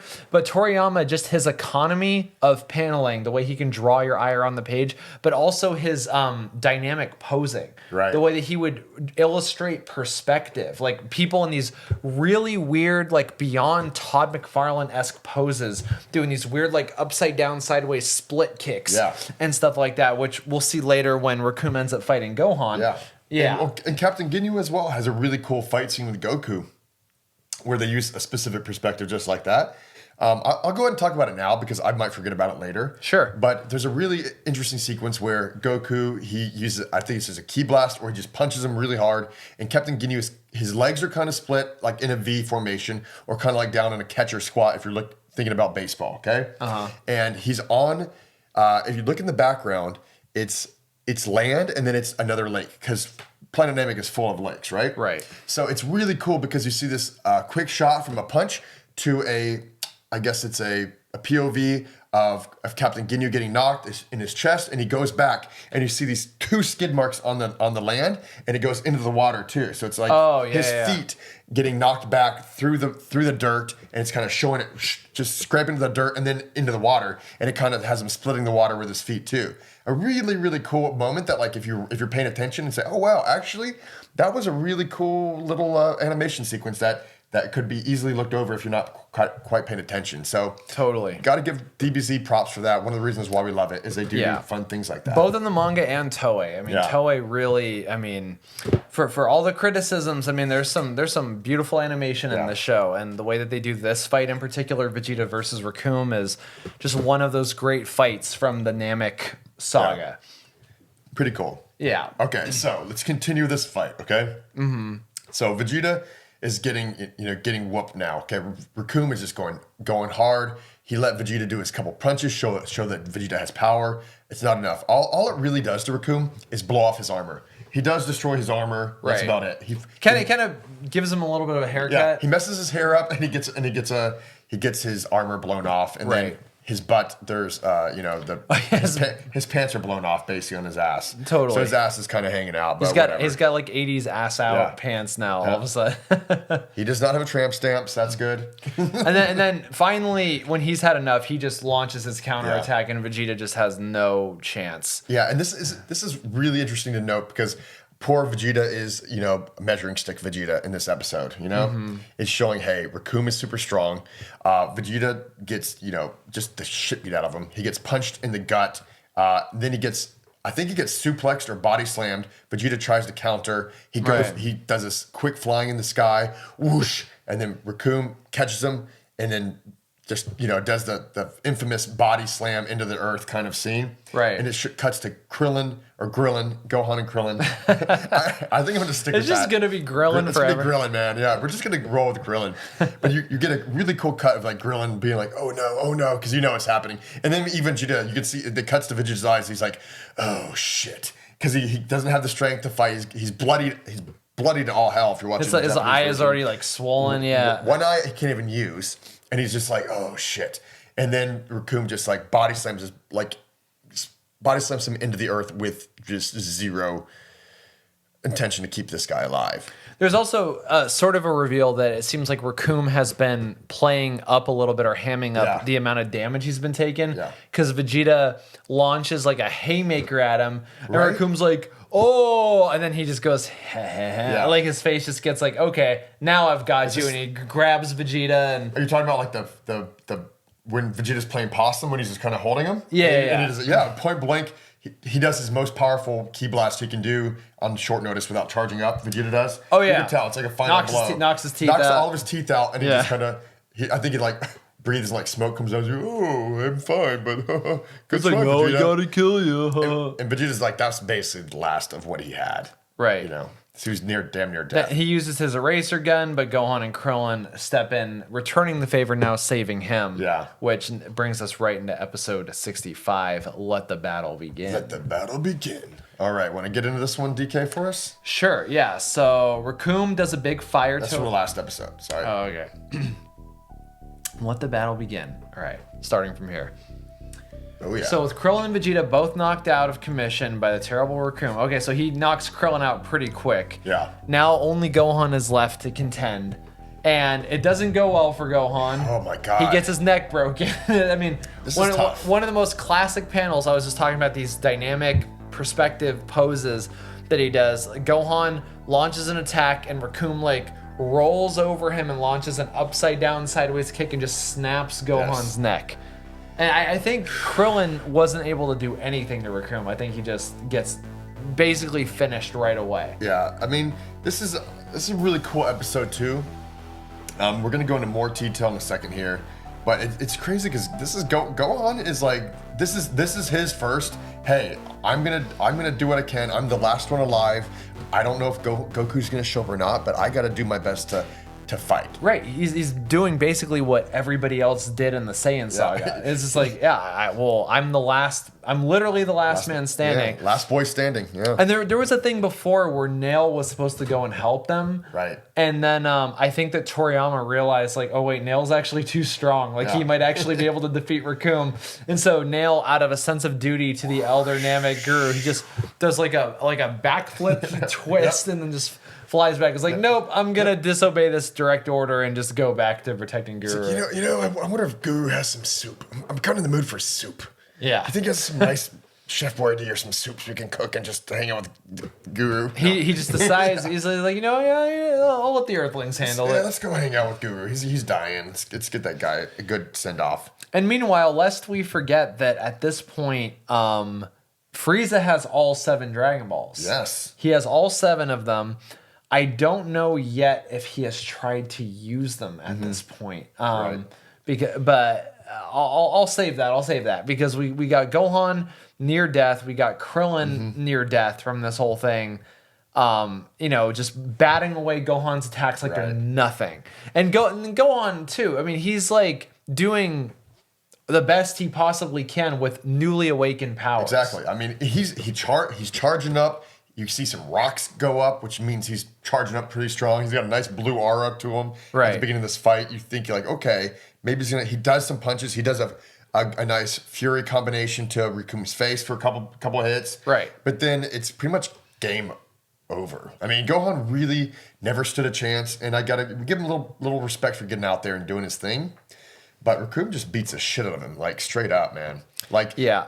Gohan, did you see his face in this episode? I mean, it is like there's more blood. His face looks like cheese or Chase. It's all red, like from here all the way down. I mean, this dude is like beat the hell up. This 5-year-old boy, he just did his best to fight against one of the strongest fighters in the universe, and just gets his fucking face kicked in. And this is kind of a cringe episode. I love watching it, but it's hard. It's kind of hard to watch because Goku, God bless his little spirit. The thing is, like, this is one of the moments where I wish he was a little bit more like Krillin. Krillin's like, you know what? Not smart. This guy's going to outclass us. He's going to beat the crap out of me. Maybe I should just lay this one down, play possum for a little bit, at least try to regain a little bit of strength. Nope, not Gohan. Not newly found unleash strength warrior Gohan. This guy's like, he gets up once and just gets destroyed, and he does his hands in the dirt and he kind of grabs the dirt and says, "No, I can't. I must be strong for my friends." Right. And he gets up and says he's gonna do it, and he just again beat the shit. I was like, dude, you don't even have a strategy. You're just literally getting up to get killed. Basically. I mean, there's nothing they can do. Yeah. Like they can't escape Birder. Yeah. You know, he's too fast. You know, they have to just make a last stand and just hope beyond hope again that Goku shows up in the nick of time. Yeah, maybe if his dad was better at parenting, he would be there on time instead of late dad. Yeah, if only his dad had a faster ship, even more so than the ship that they arrived on Namek with. Yeah. Maybe he could have come and saved them. But I mean, I feel like, you know, as cringe as this may be, watching a 5-year-old go through this level of punishment, I mean, it is honestly good storytelling. When you have stakes this high, you really, really care about it. Yeah, and it's a growth moment, and it shows that, hey, guess what? Flashback to episode 2 and 3 when Piccolo was beating the crap out of Gohan. This shows how tough he's gotten, you know, thanks to Piccolo's abuse. Right. And surviving Vegeta. Yeah. Surviving Vegeta. So I mean, this kid, and he, you know, I gotta say, he comes out of his childhood with a very even temperament. Yeah, he turned out all right, actually. He really did. He takes a licking and keeps on ticking. I haven't heard that one in forever, but So this episode does end with Frieza and Ginyu attempting to summon the Namekian dragon, and they can't do it, and then they realize, like, oh shit, we thought that you just have to assemble them together, and then they start to theorize, like, well, do we have to arrange them in a certain order? Right. Is there a password? Is there something? And then Frieza remembers that one of the Namekians that he slaughtered said to him, "It doesn't matter if you get all 7 of these, you are not going to be able to use them, dumbass." Right. Yeah. And he was just like, "Dumbass, I'm not a dumbass." he's like, oh man, maybe he was right. Maybe we shouldn't have killed everyone.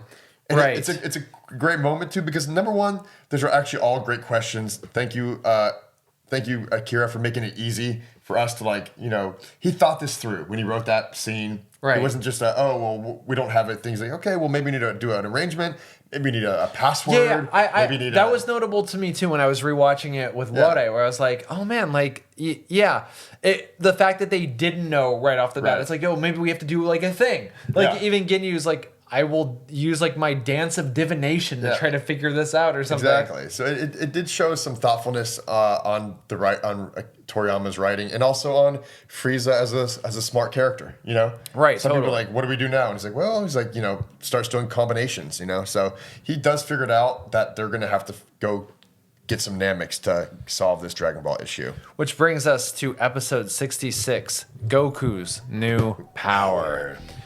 Goku arrives on Namek. Super cool. Very, very close, very conveniently to where the battle is happening with the Ginyu Force. He can sense everybody. He goes over, gives everybody a sensu bean. Super stoically, of course. Right, including Vegeta, which everybody's like, Krillin and Gohan can't believe it. It's like, what? Yep. And Vegeta has his famous constipation look on his face. Oh, right. Power, Goku he's that strong. Yes. And this episode, I think, concludes the episodes of the annoying, repetitive wheel of death that we had in the 90s. This was it, is that he shows up, he is mysteriously able to read Krillin's mind, and also it seems like he's completely unconcerned about the Ginyu Force, much in the same way he was about Nappa, but I would say even more so. Yeah. And there's a lot of filler stuff happening where, like, Jason Birder are kind of shooting beams at him, and it appears that he's not moving, but Vegeta notices that there are just tiny little skid marks on the ground where his feet were just sliding, where he was just slipping those punches super smoothly. Almost instinctually. Yeah. Almost ultra instinctually. Dun dun dun. No. I gotta go on a little side tangent here too. Like, as a young man, Dragon Ball Z, formed in my mind what the idea of training and working out looked like. And I was like, oh yeah, you just don't sleep for days and you just do like 1,000 sit-ups. Yeah. And then you get stronger, you get bigger. Duh. And stuff like that. and it, you know, that's obviously for people who know have ever worked out. It's like, no, that's not how it works. No. But I assumed for years as a child that this is how it worked. It's like, oh yeah, I can't wait till I'm a little bit bigger. Like I'm totally just gonna do like sit-ups all day long. All day. I think I did that in 6th grade. What I would do is I would put on a movie and I would just do sit-ups until burnout, and then I would rest for a couple minutes, and then I would do sit-ups until burnout through the whole movie. And I thought that this would give me a 6-pack. Yeah. And it never did. 2-hour abs. Yeah. Yeah, 2-hour abs. It never did. I had a constant cramping in my stomach. Maybe that is the genesis or the progenitor of all of my back problems, putting that much strain on my spine. But yeah, that's not how working out goes. Did you not take your Capsule Corp sports drink like Goku does? No, I drank the beer in the fridge, so that was You my took the problem. beer choice. Yeah, Okay, yeah, there you go. That'll do it. So the other thing too is that this is where Vegeta starts speculating, because first like I remember this speech so clearly from that original dub, because God, I saw it so many times as a kid. It's such a core memory, where they look at him through their scatters and they're like, oh, he's got like a power level of like 9 or something like that, something ridiculous. And then Vegeta says something like, those idiots don't realize that Kakarot's suppressing his power. Right. But by how much? Because Vegeta can't even sense it. He's like, I know that he's pushing his power down, but how much is he containing? And then when he sees how fast Goku's able to spike his power to like evade the attacks, that's when Vegeta realizes that Goku might in fact be the legendary Super Saiyan. That's really cool moment you just mentioned and hit on there.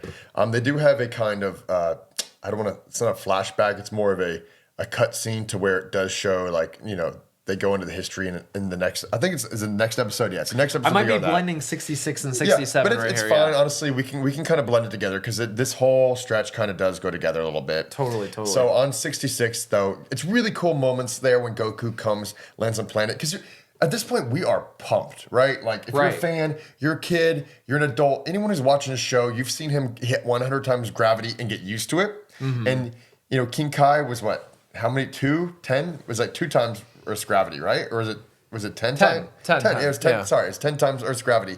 Now he's at 100 with ease. And Goku gets off and you're like, dude, this is exciting. You're really pumped.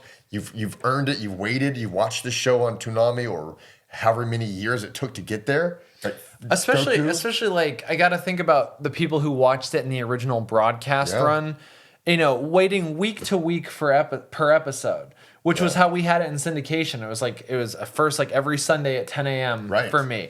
And that was such a moment when he finally got there after months and months of waiting. And it's like, yes, he's here. And holy shit, he's so much stronger than he was before. It was, I mean, like the emotional release that you get from that. It's so great. And people who read the manga, too, contemporaneous in Japan as it was coming out week to week, I'm sure they felt that same way. They're like, oh, thank God Goku is finally here. And holy shit, has he gotten that much stronger? Really? Yeah. It's really, really cool. Just a really fun, like, oh man, like you get goosebumps when you watch it. It's just like Goku is here and I think he's ready to kick some ass. Totally. And that's basically it. Yeah. There's some speculation. Vegeta, everyone's in awe of his power. He gets his guys gassed back up. And does he? I'm not sure. I think he does. He defeats Raccoon in this episode for sure. He punches him in the stomach. Yeah, that's it. Yeah, Raccoon's about to do something. Yeah.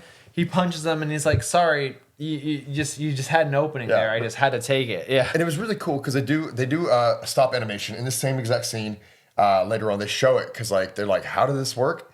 And it showed him elbow him in the stomach in like a slow motion, and it was like black and white or black and red, and it just showed how basically this one shot just rippled every ligament, every bone, every tendon in his body, and it just showed Rakuma's body just kind of crumble from the inside from the shot. And there's like these cool yellow lines, and it's just a really cool action sequence, and it's just like a freeze frame.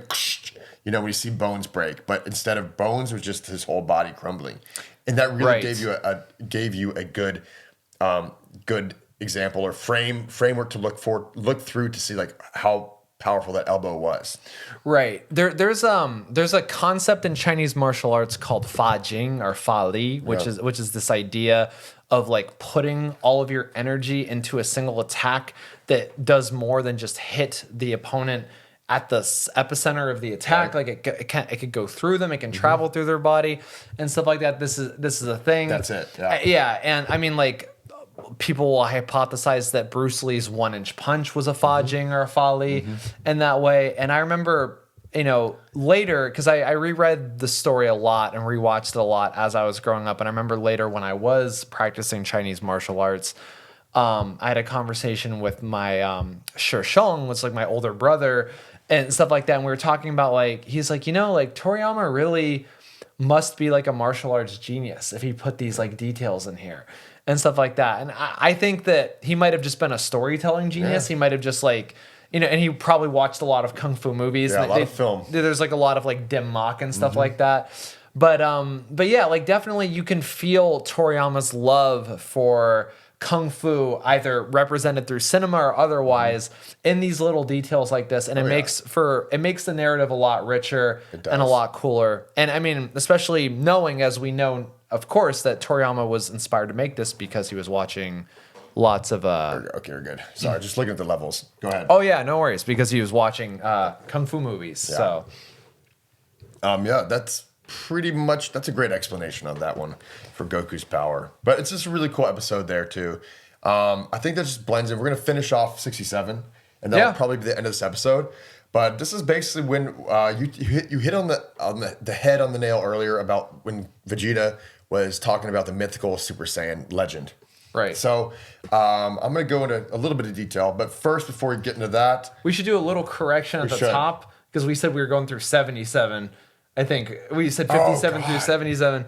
Well, So, I mean, so we could just put a little disclaimer on the screen for the visual thing, and hopefully I'll fix it in them, because we're going to stop this one at 67, and then we might do another one after this as well. I'm not sure. I'm not sure. Probably will. It's late. It's late here. It's late here. And we still have yet to mourn the passing of Toriyama Sensei. But you know what though? Look at this. If you're watching us right now, we're amped, we're smiling. Yeah. We're like, that's the thing, is like we were in such profound sadness when we talked a little bit at the beginning of the episode. Right. And like, but the thing is, like, talking about Dragon Ball, like, it gets you so excited, it's so pumped, and it brings so much joy to both of our faces. Like, you can literally, if you're watching on YouTube, you can see how happy we are talking about Dragon Ball. Right. And it just shows how important this man was to us and our upbringing. Yeah, absolutely. I mean, I had a feeling. I think I said, I feel like once we start talking about it, because we were both worried. Honestly, we were like, we're pretty low energy. We're both very depressed. You're like, I went briefly down a little rabbit hole of what Oda Sensei and everybody was saying, the statements they released, and I was like, oh god, I'm just making myself sadder and sadder. But I said, I think once we start talking about Dragon Ball, we're really gonna tap into that thing of why this story is so special. How it just continues to elicit excitement and love and passion and all of the things that have carried us as mega fans of it for over 30 years now, for majority of our lives. So we're just happy to have that there. But that was a little tangent. But we're just gonna do this last episode. We just gotta talk a few points here on 67. sure. There's not really too much notable, but Goku does start fighting Berter and Chase, cheese, whatever you want to call Butter them. and cheese. And basically, Goku challenged him, said, hey, well, he challenged Raccoon earlier, saying you're not going to get a punch on me, but the same thing actually applies to Berter and Chase as well. They simultaneously attack Goku, and he's excited to probably see it. He's still very stoic. He's not really moving at all, but they do a full-out barrage. I mean, basically every trick, everything you could imagine under the sun, every punch, not one thing lands on Goku. Goku dodges with ease. Sometimes they go from left to right, like fighter jets, back and forth, crossing just to see him slip up. Right. Goku is on his ball on this one. Really, really cool moment there. And that's basically actually the whole episode. But we do talk a little bit about the Super Saiyan. Now, the only thing I really wanted to touch on this episode here, and I don't know if you want to add anything about this as well, but when Vegeta does mention, wow, he sees Goku fighting Chase and Geese, real butter. Chase and Geese. Yeah, okay, that's him. Cheese is Jace, whatever, and Butter. a Burter. Burter. The butter and cheese. When it's easier to say it that way. When they're fighting, he says, oh, this legendary Super Saiyan, could he be it? And it kind of does a cut scene. And the animation you see, or the photographs on screen here, are of a giant golden Uzuru. Yeah. Which obviously in GT, I'll tell you right now, my expertise in GT is zero. The goose egg, the donut, nothing. I'm really, I know like a couple names like Baby. I've seen a couple episodes. That's about it. So I'm not an expert, but I have to imagine that they took some inspiration from the golden Uzuru. You do see kind of a silhouette from the original Saiyan from 1,000 years ago. Yeah, in GT, what they posit is that if you still have a tail and you go Super Saiyan, you do become a giant golden Ozaru, and then the Super Saiyan 2 from there is what we call Super Saiyan 4. Okay. So if you have a tail and you go Super Saiyan 2, then you get red fur all over. Okay. You grow long black hair, all that stuff, and that's what we call Super Saiyan 4. But that's actually just a tailed Super Saiyan 2. Okay. I guess. Yeah. Whatever. I mean, there's a whole thing where like the GT guys they're gonna come for us. I don't know that there are GT guys that will come for us. Hey, if you do, like listen. No hate. Here's my thing about like loving or hating a thing. If you watch a thing and you love it, that is the best possible outcome you could have possibly had for it. Mm-hmm. Especially if it's something that everybody else hates. If everybody hates GT and you watch and you're like, this is my favorite show ever made, then that's fucking awesome. Good for you. Yeah, because you got something out of it. You got to watch a thing and you got to enjoy it. I will say for GT, and I think others have shared this opinion too, so I don't think it's that controversial. The very end of it, the send-off that they give at the end of GT, I feel is a better ending than the end of Dragon Ball Z. Yeah. Yeah, like it was so emotional when I saw that. I mean, like, this is just another thing. I mean, like, we're dealing with Toriyama's death now, but I remember the moment as a kid when I watched the end of GT after like a slog of watching GT and just like hating GT all the way through, and then and then seeing that ending and just feeling that profound bittersweet melancholy happiness of just like, wow, this thing that I've been watching forever is now over. It's over. And of course it had been over years before because America, we got everything so slow.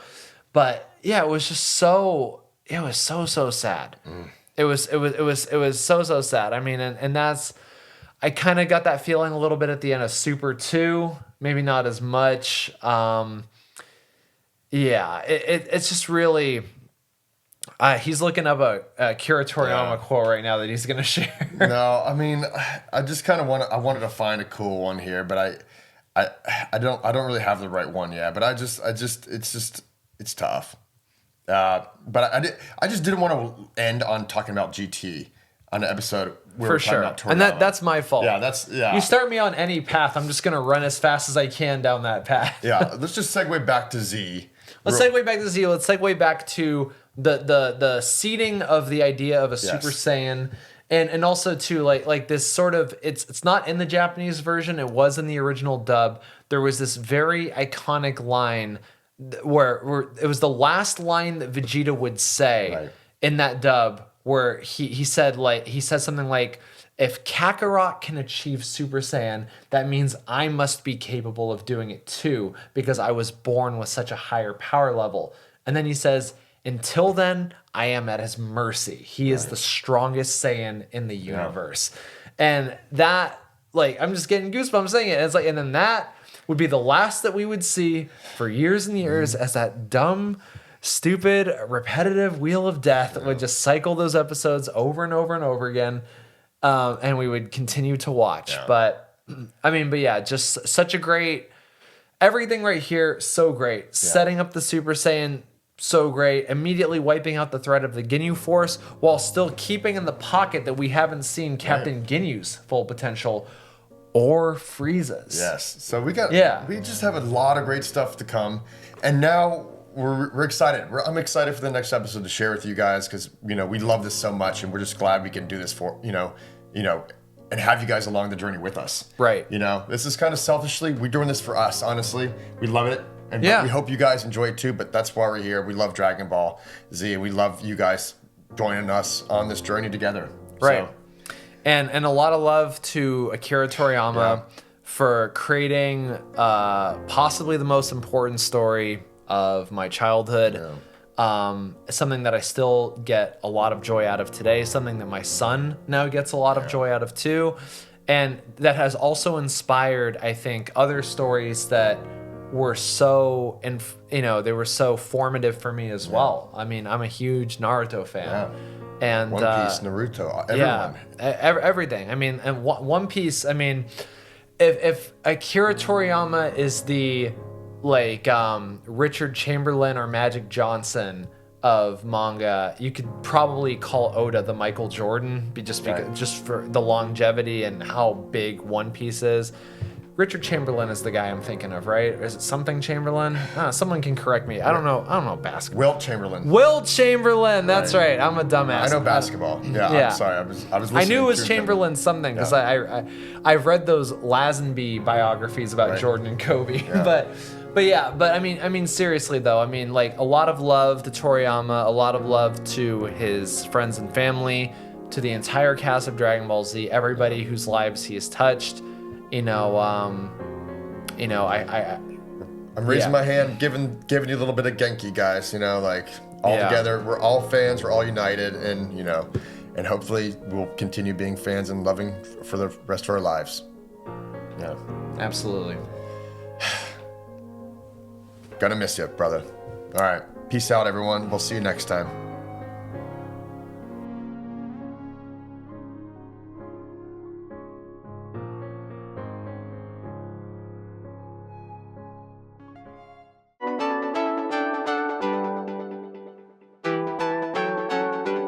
Welcome back, everybody, to another episode of the Dragon Ball Z Megapod presented by Nerdy Jock Productions. That's Kevin Ketcham, aka the Nerdy Jock, who in terms of raw speed is the fastest in the universe. Boom, baby.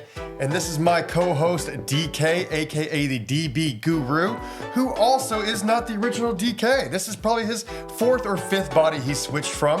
Ooh. I don't know. You tell me. Who knows? Yeah, I've taken many forms, I've had many shapes, I've lived many lives. Just like Ginyu, he can change forms, but we like the one you're in now, DK. So stick with this body. We like it. I'll stick for it for now. My hair might change colors a couple of times, as it already has, but we'll see. Yeah. Guys, we are neck deep now into the Namek saga, where last we left off, Goku arrived. He dispensed with Raccoon in stylish fashion, super quick, and then immediately is attacked by Berter and Jace, and he isn't even fighting back, really. He's just kind of casually sidestepping everything they throw at him. I think he does one thing where he does that little breakdance get-up thing and does a ki that blasts them back, and that's about the only thing that he has done so far in retaliation. And of course, Vegeta is starting to suspect that perhaps Goku is the legendary Super Saiyan. Super Saiyan? What could that be? No. And so picking right up from there, I mean, we're right back into the fight. Yes. You got something. No, just one thing. Go. Just so you know, real quick, before we dive deep in these episodes, because we are about to dive deep in the next 10 episodes of Dragon Ball Z, I do need to mention that follow us. If you're watching on YouTube, hit the like, subscribe with us. Follow us on all of our social medias at nerdyjock_media, Nerdy Jock Productions. That is us. We love the comments. We love the interactions with you guys. We love seeing all these Dragon Ball fans coming out and supporting us, and we love supporting you guys. So thanks for your support, and keep supporting us by liking and subscribing and watching all of our content on all the social media platforms, including streaming services for audio. And please, every time we get something wrong, every time we say something that you disagree with, and you have to let us know, guys, that was the wrong take. Yeah. You don't have it. You missed this detail. Perhaps the Saiyans, migrated to the planet Vegeta from their original planet, which actually did have the Tuffle. So perhaps King Kai was actually telling the truth. Whatever your take is, we love to hear it. We're not perfect. Yeah. Well, I mean, and I honestly, too, if I'm being honest, nobody knows. Yeah. You know, where the convergence point of canon and filler is sometimes. What negates what does this, what does that? You know, was Goku's ship destroyed by Piccolo? Or was it discovered by Dr. Briefs and repurposed for his trip to Namek? Who knows? We don't know. Yeah. Tell us. Yeah, but we love hearing from you guys. We do. So we love interacting with you guys. Yeah. You guys are great. so much fun. Yeah. Yeah, so far, so good. So keep it on up. We love you guys.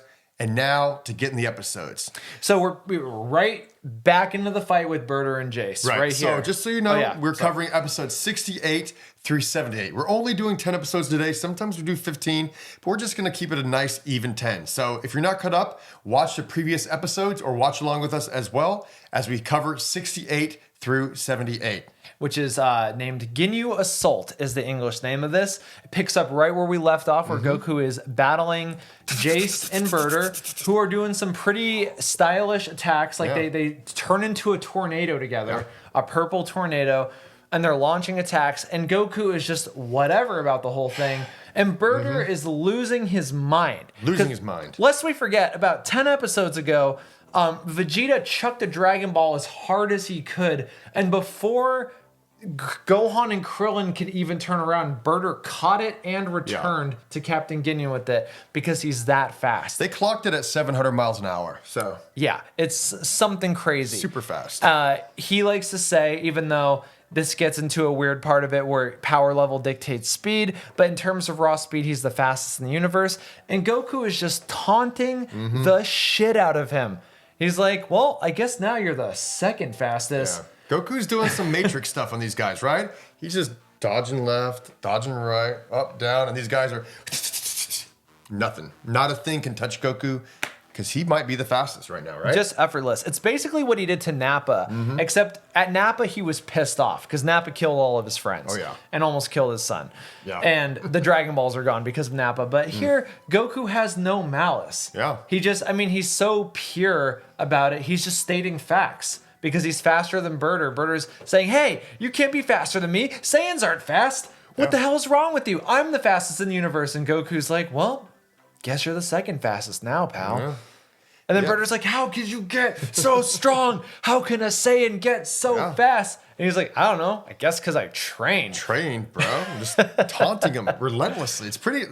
It's not Goku-like, but you know, it's cool to see Goku take this kind of standpoint and more active in his shit talking on the battlefield. You know, like Goku doesn't do it that often. He's usually just jovial and happy, and he's not like angry, but he's just not like he's like, I'm not really amused yet. Like I thought these guys would put up more of a fight. So it's kind of like a little bit of backhanded, disappointment. A theme that's going to run through all of these episodes is that Goku just speaking purely and speaking facts pisses everybody off. Everyone's like, he is making fun of me so bad right now. Everyone gets so mad at him, and he's just telling the truth. Yeah, he's just saying, hey, man, faster than you. Yeah. So he takes Berter out. Right. Jace is like, knocks him down. Boom. Hell no, I'm gonna go get the captain. I can't stay around here any longer. Shoo. I think it's important to mention really quick tangent. Yeah. So something personal about me, as I've mentioned before, when we were watching up to this point, I was revisiting this via Dragon Ball Kai with my girlfriend who had never seen it before. So I was revisiting all of this stuff with mostly canon. There's a little filler here and there, but mostly canon. But for these episodes, I actually watched the original Japanese version of Z for all 10 of these episodes. And I gotta say... Did you enjoy it? Yeah, I really did. The experience of... Okay, so for a lot of people know this already, but for those that don't, when Dragon Ball Kai aired, there was a score that was done by a new composer. I don't know if it was... there were a couple of different composers. One did a different one for the Buu Saga, but from Raditz through Cell, there was a certain composer that did all of the music. And then it turned out that he was plagiarizing all of that music. Oh my God. So Toei freaked out. They ripped it out. Unless you watch the original broadcast of DB Kai like I did, or you have, some special little back alley internet connection to do this or something like that. You cannot find a version of Kai that has that original score. So what they did is they just kind of grabbed parts of the Kikuchi score, who's the original composer. I believe Shunsuke Kikuchi is the full name, and they put it into Kai. The problem is they only grabbed a handful of songs. So if you're watching Kai, it's kind of just the same songs over and over and over again. And what I loved about this, and not just hearing the original actors doing their original performances in Japanese, but also hearing such a varied palette of Kikuchi's score. Yeah. Because I mean, like over 80 songs per I don't know, per 100 episodes he composed. Such a variety, so many different colors. I loved it. I loved Head Chala again. Right. And also too, I never really thought about this, but the ending theme song for Dragon Ball Z, the first one, Detekoi Tobikiri Zenkai Power, is one of the most underrated ending theme songs ever. No, it's great. It's a great theme song. Huge fan of that too. But. It kind of, in a way, like, as we will explore, I'll come back to it when we're going to the episodes because I'm about to jump back in. I'll get off of this side lane here. But it kind of has an Evangelion quality where something horrific will be happening, and then it just cuts to ooh, miracle Zenkai power. It just gets like super bouncy. It's such a bouncy, happy song. It's a cool ending song with the globe rolling and Gohan's doing his Gohan thing like he does in the movies. If you've seen the first couple movies, which we do cover pretty recently too. Right. Yeah. And if you haven't checked those out, I don't know if we've even released those yet. We don't know. They're coming. We did them. Dead Zone and World's Strongest, and we'll do Tree of Might eventually. Yeah. So, anyways, jumping right back into this episode. Because we were on a fucking tear. Yeah, let's go. Right. So Goku being Goku, after just felling the man who broke his son's neck and felling Birder, looks at them and his first thought is, oh man, I wish I had some more sensu beans to give them. Typical Goku. And Vegeta, who since he was a child has been conquering planets and murdering entire civilizations, is like, Kakarot, god damn it, you have to kill them. What the hell is wrong with you? And he's like, why would I kill them? They're asleep. Yeah. There's no point. And then Vegeta reaches the conclusion, you know what? I guess you aren't a Super Saiyan. Yeah. Because a Super Saiyan is supposed to love battle and death above all things. Savage, brutal killers is the only way in Vegeta's mind he can become a Super Saiyan. In his right now. Right. And this is a theme that will play out across multiple episodes. And you can even kind of see that maybe this is what Toriyama envisioned Goku was going to become. Just kind of dropping the seeds. Here's a little Super Saiyan here. Oh. Little Super Saiyan there, just dropping the seeds for Super Saiyans coming out there, a little bit here and there. Right. Yep. So Jace goes and gets Captain Ginyu, tells him the situation. Like a little bitch. Goldo is dead. Flies away. Birder is dead. Raccoon is dead. Yeah. Ginyu's like, what the fuck have you guys been doing? Yeah, I left you guys with these weaklings. What the hell happened? He's like, this other dude showed up. It's the craziest thing. He has a power level of 5,000. Yeah. And he somehow beat all of us. Should we tell Lord Frieza? Right. And Ginyu's like, hell no, we're not telling Lord Frieza, which is an interesting mechanical thing for the world because they are wearing their scouters. And it seemed like earlier established that people were just in constant communication over the scouters. I don't know how it goes. And they still have them on. So yeah, it's a great little point you just put out there too. A couple other things about this episode. Great recap, by the way. Really good recap there, DK. We know that Krillin is like stunned by Goku as well. It's kind of cool to note, like, Krillin, obviously he gets stunned by Goku, but this was like, hey man, he's like, something's different about you. Not just like powered up, but like you seem like God level power. But not quite, maybe Super Saiyan level, or not quite yet. We'll see. Now, it's crazy. One thing we didn't mention, he did a great recap.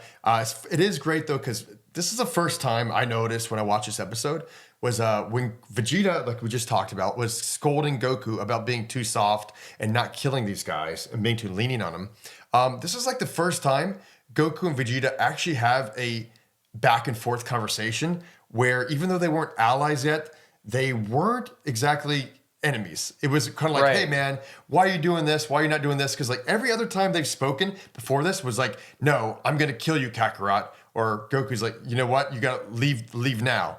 It was a prelude to them punching each other in the face. Exactly. This is the first time where they're like, let's talk this out for a second. You should kill them, Goku. Why aren't you? You're a pussy. Vegeta's like, and then Goku's I didn't even mention that Vegeta, if you want to get into that. Yeah. Because I went right into the scolding, but Vegeta does something. Goku's like, we don't need to kill them. And then Vegeta kind of takes matters into his own hands. Dude, so he does a flying, like, I can only describe it as a WWE move. He does like a 300-foot knee drop to the neck and like smashes Berta's neck. His tongue is like out of his mouth. And you can see this animation of like his like neck just being smashed, cracked in half. It was brutal. Kind of looked like a frog that got run over, you know? Yeah, I don't know what Berta's anatomy is, but but he's dead. if he has anything like a trachea, he's gone. He's done. He's done. Dragon Balls are going to bring that guy back to life. That's for sure. Yeah. And then literally after he does that and kills Berter, he does a just powerful ki blast. He sees Raccoon over there, kind of still twitching, butt in the air, doing this thing, and he just boom. Yeah. Eviscerates him. That is the operative thing, is that Raccoon's butt is in the air and it's facing Vegeta. Yeah. So Vegeta sodomizes Raccoon with a beam. Just incinerates him through ki blast sodomy. Yes. But Vegeta, in a practical sense, is correct here. Yeah. If you grew up your whole life fighting, and he's mentioned before that he's been pushed to near death a couple of times before he came to Earth. You know your enemies are things that you kill. Mm-hmm. That is just how the universe is. Right. So in a practical sense, he is right, which is why we love Goku so much, because he grew up with a pure philosophical look on life. You know, about being fair, about just fighting your hardest, and not needing to go past that point of no return if you don't need to. Yeah. And so Raccoon is eviscerated by Vegeta. And that is basically the episode. Not quite. Never mind. Jace brings Ginyu back. Yes. I mean, yes. That's to tee up the next episode. Yeah, it tees up the next episode. Jace brings Ginyu back. And now we're on episode 69, Incredible Force. Yes. And... all right. Jace brings Ginyu. Goku's like, all right, let's team up together. Yeah. But at this point, the Earthlings have all done some stupid shit, because Vegeta's like, you should have just let me get my wish. This is dumb. Now, Kakarot, I agree that you are very, very strong, but you are still no match for Frieza. Yeah, Frieza is worlds beyond you. And now he's probably immortal because he has all the Dragon Balls.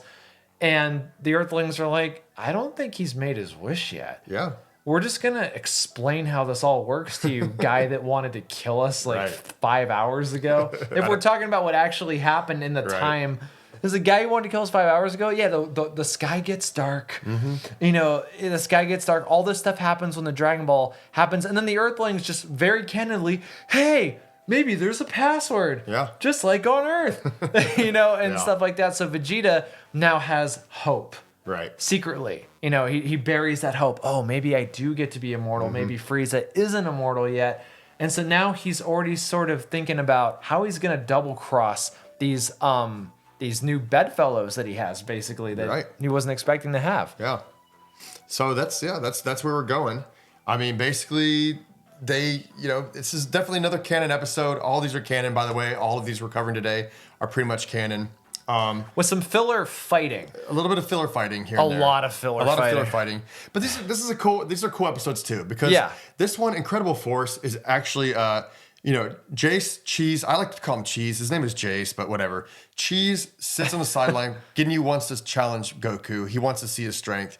You know, Goku, Ginyu in his defense wants a fair fight. So he's like, no Cheese. Don't get involved in this. Let me fight him one-on-one and see what he's about. And this is before they really get going. Next episode is going to be a little more intense, but at least they're squaring off, and you know something's about to go down. The big fight versus Ginyu and Goku.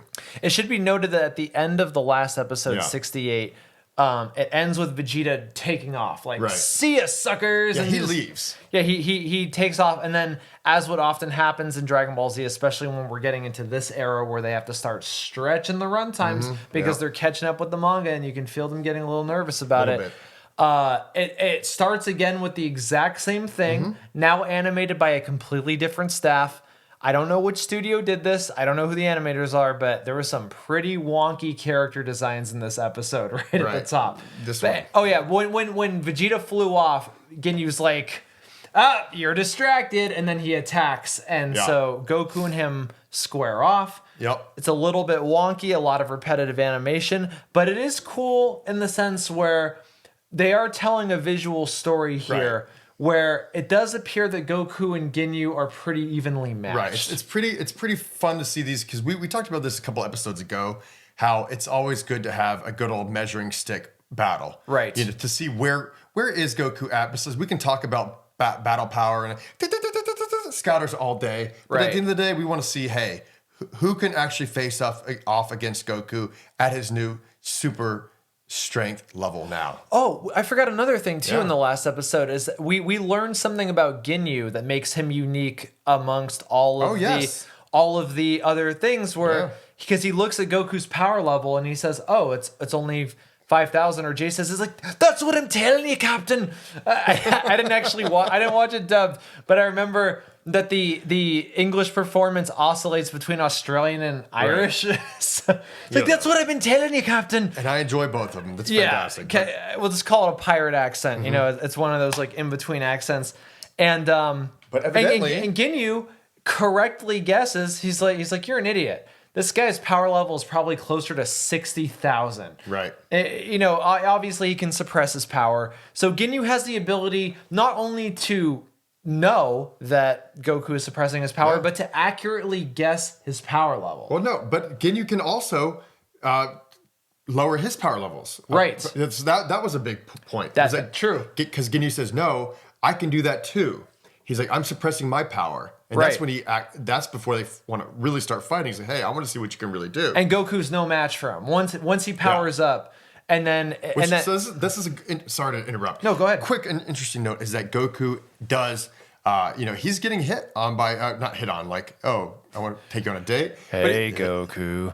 Hey, Ginyu. No. So he gets him, so Ginyu is actually landing some punches on Goku. First time on Planet Namek anyone's even touched him, actually. So Ginyu is actually kind of doing some damage to Goku when they start fighting and battling it out. Yeah, he's actually giving Goku a run for his money, which is cool to see. We have this funny shot of Vegeta flying away, and there's like these a two-headed dragon in the water. There's a lot of weird floral and fauna added to Namek and all these filler shots, and Vegeta incorrectly guesses that Goku and Ginyu are about the same level. Right. But then when we cut back to Jace is like, this dumb saying, I don't care how strong he is, the captain has a power level of 120,000. Yeah. So, Well, so Ginyu is like, at this point, he's like, hey, he's kind of egging him on. He wants to see what's going on here, right? So, I think Goku tries to do his pose. Yeah. That's a funny thing. So Ginyu does this kind of pose with his knee up, and he's like, no, wrong leg. And Goku tries to mimic him too. He's like, oh, is this how you do it? And it's a little funny gag moment that you get from Goku being Goku as well. But it's cool because Ginyu said, okay, power up. I want to see your power level. Let's stop the shenanigans. You're stronger than this. So he does Kaioken. He asks him to, power up. Well, first too, another theme that's going to come up a lot is Bulma, the misadventures of Bulma. Right. So Bulma is fixing some machine. I think it's what she's using to communicate with Earth. She sees all the Dragon Balls are in one place, and she gets on a hover bike, and she just blasts off. And then we'll cut back to that later because we don't see where she's going. It cuts to the shot of an atomic bomb mushroom cloud, which is an attack that Ginyu just performed against Goku. As their fight does, but then as you say, he eggs Goku on. Yeah. Oh, if you can get stronger than this, why don't you show me? Prove it. Yeah. So he's powering up, and he's like, obviously it's like 20, 30, 40, 50, 60, and then up to 100,000. He's like, oh wow. At this point, Ginyu is kind of he's kind of freaking out. He's like, oh crap, this guy's got a power level equivalent to mine, and now it's even higher than mine. Right. And he's still going ding, ding, ding, 120, 140, 160. What? 180. And he gets up to 180,000 power level, battle power level. Yeah. And that's when Ginyu realizes he's got to change his strategy because this guy's maybe 2 or 3 times stronger than him. He should have, and Goku too, still being the pure innocent dude he is and unintentionally taunting, when Ginyu is egging him on, he's like, yeah, just take a good look in that device and see how strong I am. Yep. And just starts powering up. When he reaches that max power level, Ginyu's like, it's over 180,000. Yes, it was impressive. He does not say that.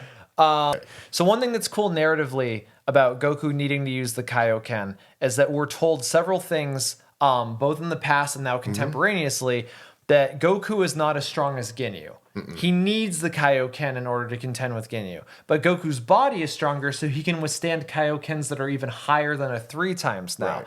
So that's interesting. But we also know that Ginyu is absolutely no match for Frieza.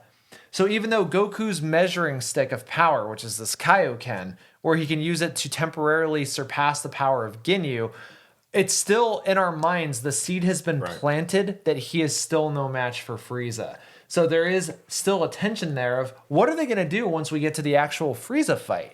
Yeah, because base Goku is equivalent to about Ginyu at this point. Without Kaioken. No, base, he's half of Ginyu's Yeah, power. half of Ginyu power. Yeah. I'm sorry. Yeah, half. Yeah, no worries. So it's a really interesting Kaioken too, because it makes the surrounding planets tremble. When he starts doing it, it just cuts to these other planets and they're just like, Right? and then he starts doing it. Take a good look in that device, and that launches us right into episode 70. Frieza approaches. Dun, dun, dun. Okay. So this is when we reveal what his power level is. This is when Goku surpasses it.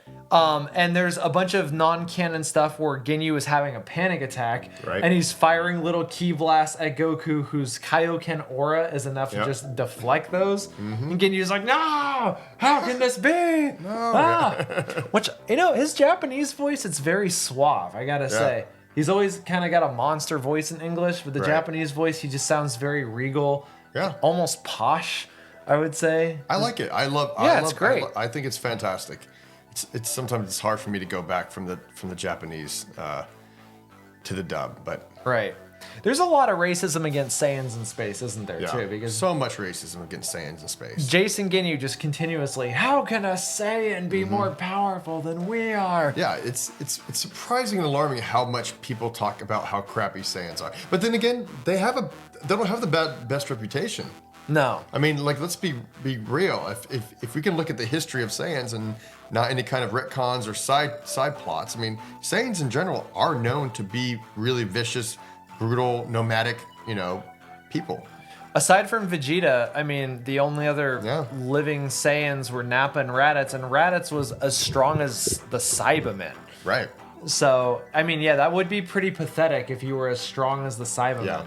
Unless you were Goldo and you could freeze time or some shit.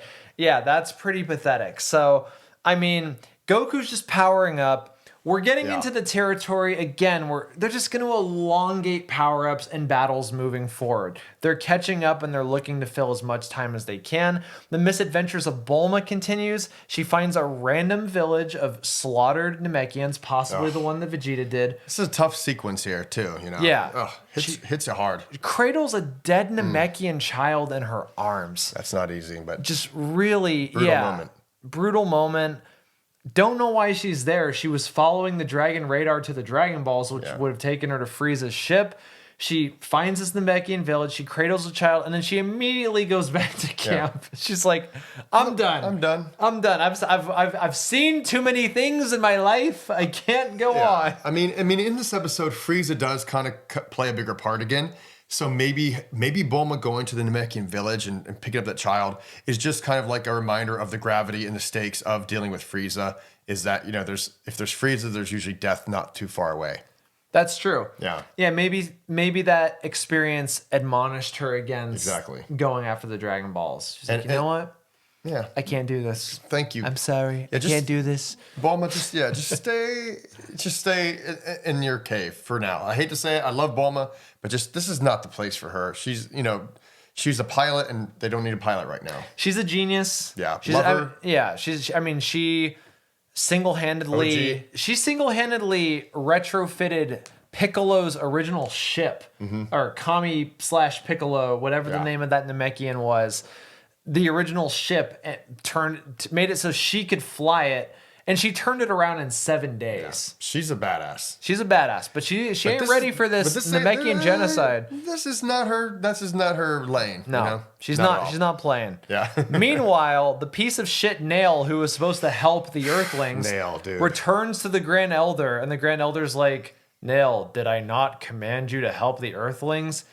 And he said, yeah, but I kind of need to be here. And the Grand Elder's just like, all right. Yeah. and that's the end of that exchange. Yeah, I was gonna make a cool joke about. I was like, but your soup was on the pot, was in the pot, and it was getting cold. But he doesn't eat soup, so that's a dumb Namekian joke right there, Kevin. All right, back to the drawing board on that one. Right. I mean, he could have messed up Raccoon. Yep. We know because he's got a power level of 42,000. Yeah, not bad. I mean, it's pretty good. It's not. Yeah, it's better than Raccoon. It's respectable. Yeah, better than Raccoon, better than Birder, better than Jace. I mean, is he as fast as Birder? Yeah. Birder's the fastest in the universe in terms of raw speed. Yeah. You're not going to be a starter, but you're going to be on the roster. You'll be up, in the bench unit. You'll be stepping up, pretty quickly. And there's more filler. Gohan and Krillin arrive back at the camp, and of course, Bulma isn't there. There was a fun little world building thing that was kind of dark there. That there is a dartboard up of Yamcha's face. Yeah. In the camp that has a bunch of darts sticking out of it. And lest we forget, Yamcha just died a month ago. He's still dead. Yeah, he's still dead. He's not revived yet. Yeah, he's dead. And Bulma's like, oh, I still can't forgive him for playing baseball. She's still so pissed. She makes a dartboard of him. It's super funny. So Ginyu Goku's powering up. Yeah.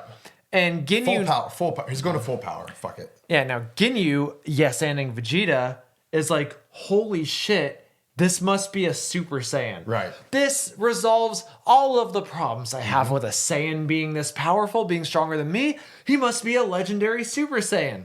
And Goku's like... Dropping the seeds.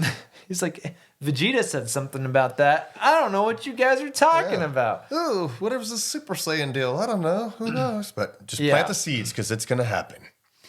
And then something happens where Goku basically tells Ginyu, like, look, you don't have to fight me. Yeah. If you leave peacefully right now, I'll forgive you. And he's being genuinely nice. He's being sincere. Which I love. That's what I love about Goku. Like, Goku is always there to... with empathy, love, and an open heart. Like, that's Goku's character trait. It makes him so cool. Unfiltered honesty. Yeah, just like, hey, I don't want to hurt you. Just leave now, or we could spar and then not kill each other and then go on about our way. But right. But of course, the way it's taken is, what, you don't want to hurt us? Yeah. How dare you? And we had seen something earlier. We forgot to mention it, but at one point, Ginyu had Goku in a full Nelson because Jace intervened. And then Ginyu let it go because he's like, that's not fair. Yeah. And Goku right here, he's like, you know what? You're not such a bad guy. Like, you believe in fairness. I'll let you go if you just leave. And Ginyu isn't having that at all. Right. Which is super funny. So where are we at with Dende and all those guys? So Frieza. So the Elder Namek awakens Dende's inner power. Because because he realizes, I forgot to tell the Earthlings about the password. Yep. Dende helped them. He awakens Dende's inner power, so Dende can now fly with an aura. Yeah. He flies past Frieza, who's just casually flying in his little flying machine, which we will see later is so much slower than he can actually fly. It's very similar to Goku on his Nimbus. It's an exact rhyme of that bullshit. Same deal. I mean, time is of the essence. I guess Frieza might not feel pressed for time because he's like, the Ginyu Force is here. Who's gonna mess with them? Yeah. So he's just casually driving his old beater all the way across the planet. Yep. I think it's a 3-hour journey. Based on the episodes, it takes him a hell of a long time to get back. I'll tell you that. Oh yeah, for sure. So Dende and he fly past each other. Right. Frieza decides to let Dende live. Big mistake. Yep. Shouldn't do that. And then he arrives at the Grand Elder's place. And then we have a little bit of interaction with Nail, which is cool because again, Frieza is super polite. Yeah. He's very, very polite, which adds to his sinister thing. His power is immeasurable. We know he's way stronger than the strongest people that we've seen. Strongest. And he's just like, excuse me, I have collected your Dragon Balls and it occurs to me that I don't know how to use them. Could you kindly tell me how to use them? Yeah. And then there's a little bit of filler where 3 random Namekians show up and they're like, "We didn't die in the genocide. Have at thee, Frieza." Yeah. So these guys, we're just gonna skip right past these dudes. There's just waste just like Frieza did. He just makes a tornado. It's like there's no point. Yeah. He just kills them all and they're dead. Like those guys. You're pouring out for the last 3 of the warriors on the planet. It was like Larry, Curly, and Mo. So the 3 stooges. Right. Plus Nail. And Nail's the only one of who actually matters in this fight anyway. And even to that degree is questionable at this point. So Frieza meets the Grand Elder. Right. Grand Elder is like psychically communicating to Nail. Nail, hold out as long as you can. It's like, but go fight somewhere away from us. Yeah, go. So we need to elongate my life so the Earthlings can get their wish. Yep. But Nail, being the fucking piece of shit that he is, we're gonna see how well he does with that. He's a punching bag for sure. Yeah, he tries. He was supposed to help with the Earthlings, doesn't do it, Yeah. and he's gonna do something later that is the stupidest thing he could possibly do. Yeah. Even though he's kind of cool, I kind of like Nail. I mean, If you like Piccolo, you're gonna have to like Nail. he's like a super Piccolo. So yeah, he's cool. So they take off, they leave. And now we're into episode 71. Goku is Ginyu and Ginyu is Goku. All right. We finally get to see a little bit of how strong Frieza is. There's some very awkward animation in this episode as well. The character models are way off. It looks like Ebisawa. If you remember that sheet from our previous episode, maybe we'll put it up here. The elongated faces and way bulbous tops of heads and stuff like that. It's just very, it's crazy. But Ginyu is a little bit elated now. He's having a manic episode because Goku is so strong. Yeah. Goku's been kind of Kaioken pumped up. He's capable of doing almost everything he thinks. Ginyu is like, hey, this body, this might be a good body to take over. I don't know. So he's having that manic episode. He's like, I'm so happy. I think he even says, I'm so happy I found somebody who is stronger than I am. Yeah, he's stoked because he's got a special ability, which he's about to use pretty soon. Right. And he's going to shake up the world of Dragon Ball for a few episodes. For a few episodes. For exactly a few episodes. For exactly a few episodes. Meanwhile, Nail leads Frieza away. Frieza's like, how far are you taking us? Yeah. Never mind. This is far enough. He gets down. 4 hits. Like 4 or 5 hits, and it's like, it's done. He measures Nail's power. He's like, oh, it's a pretty respectable power level. 42,000. I wish you were among my ranks. But I should let you know that I have a power level of 530,000. Yes. So 5 times, give or take. I know it's not perfect math, but give or take, 5 times stronger than Captain Ginyu, who is twice as strong as Goku at his base level. So now we finally see just how powerful he is. Nail launches an attack, and Frieza just casually rips his arm off. Yep. As usual, Mechians and their arms getting ripped off, man. Like, what's our arm counter right now on Dragon Ball? At least Tien's doesn't grow back, but there's Tien's arm knocked off, Piccolo's arm earlier in the series as well, and now Nail's. So that's 3 arms already gone since Dragon Ball Z started. You know, we talked before about how in the original dub, to lower the stakes, Tien has a line when his arm gets knocked off where he's like, you just wait till it grows back.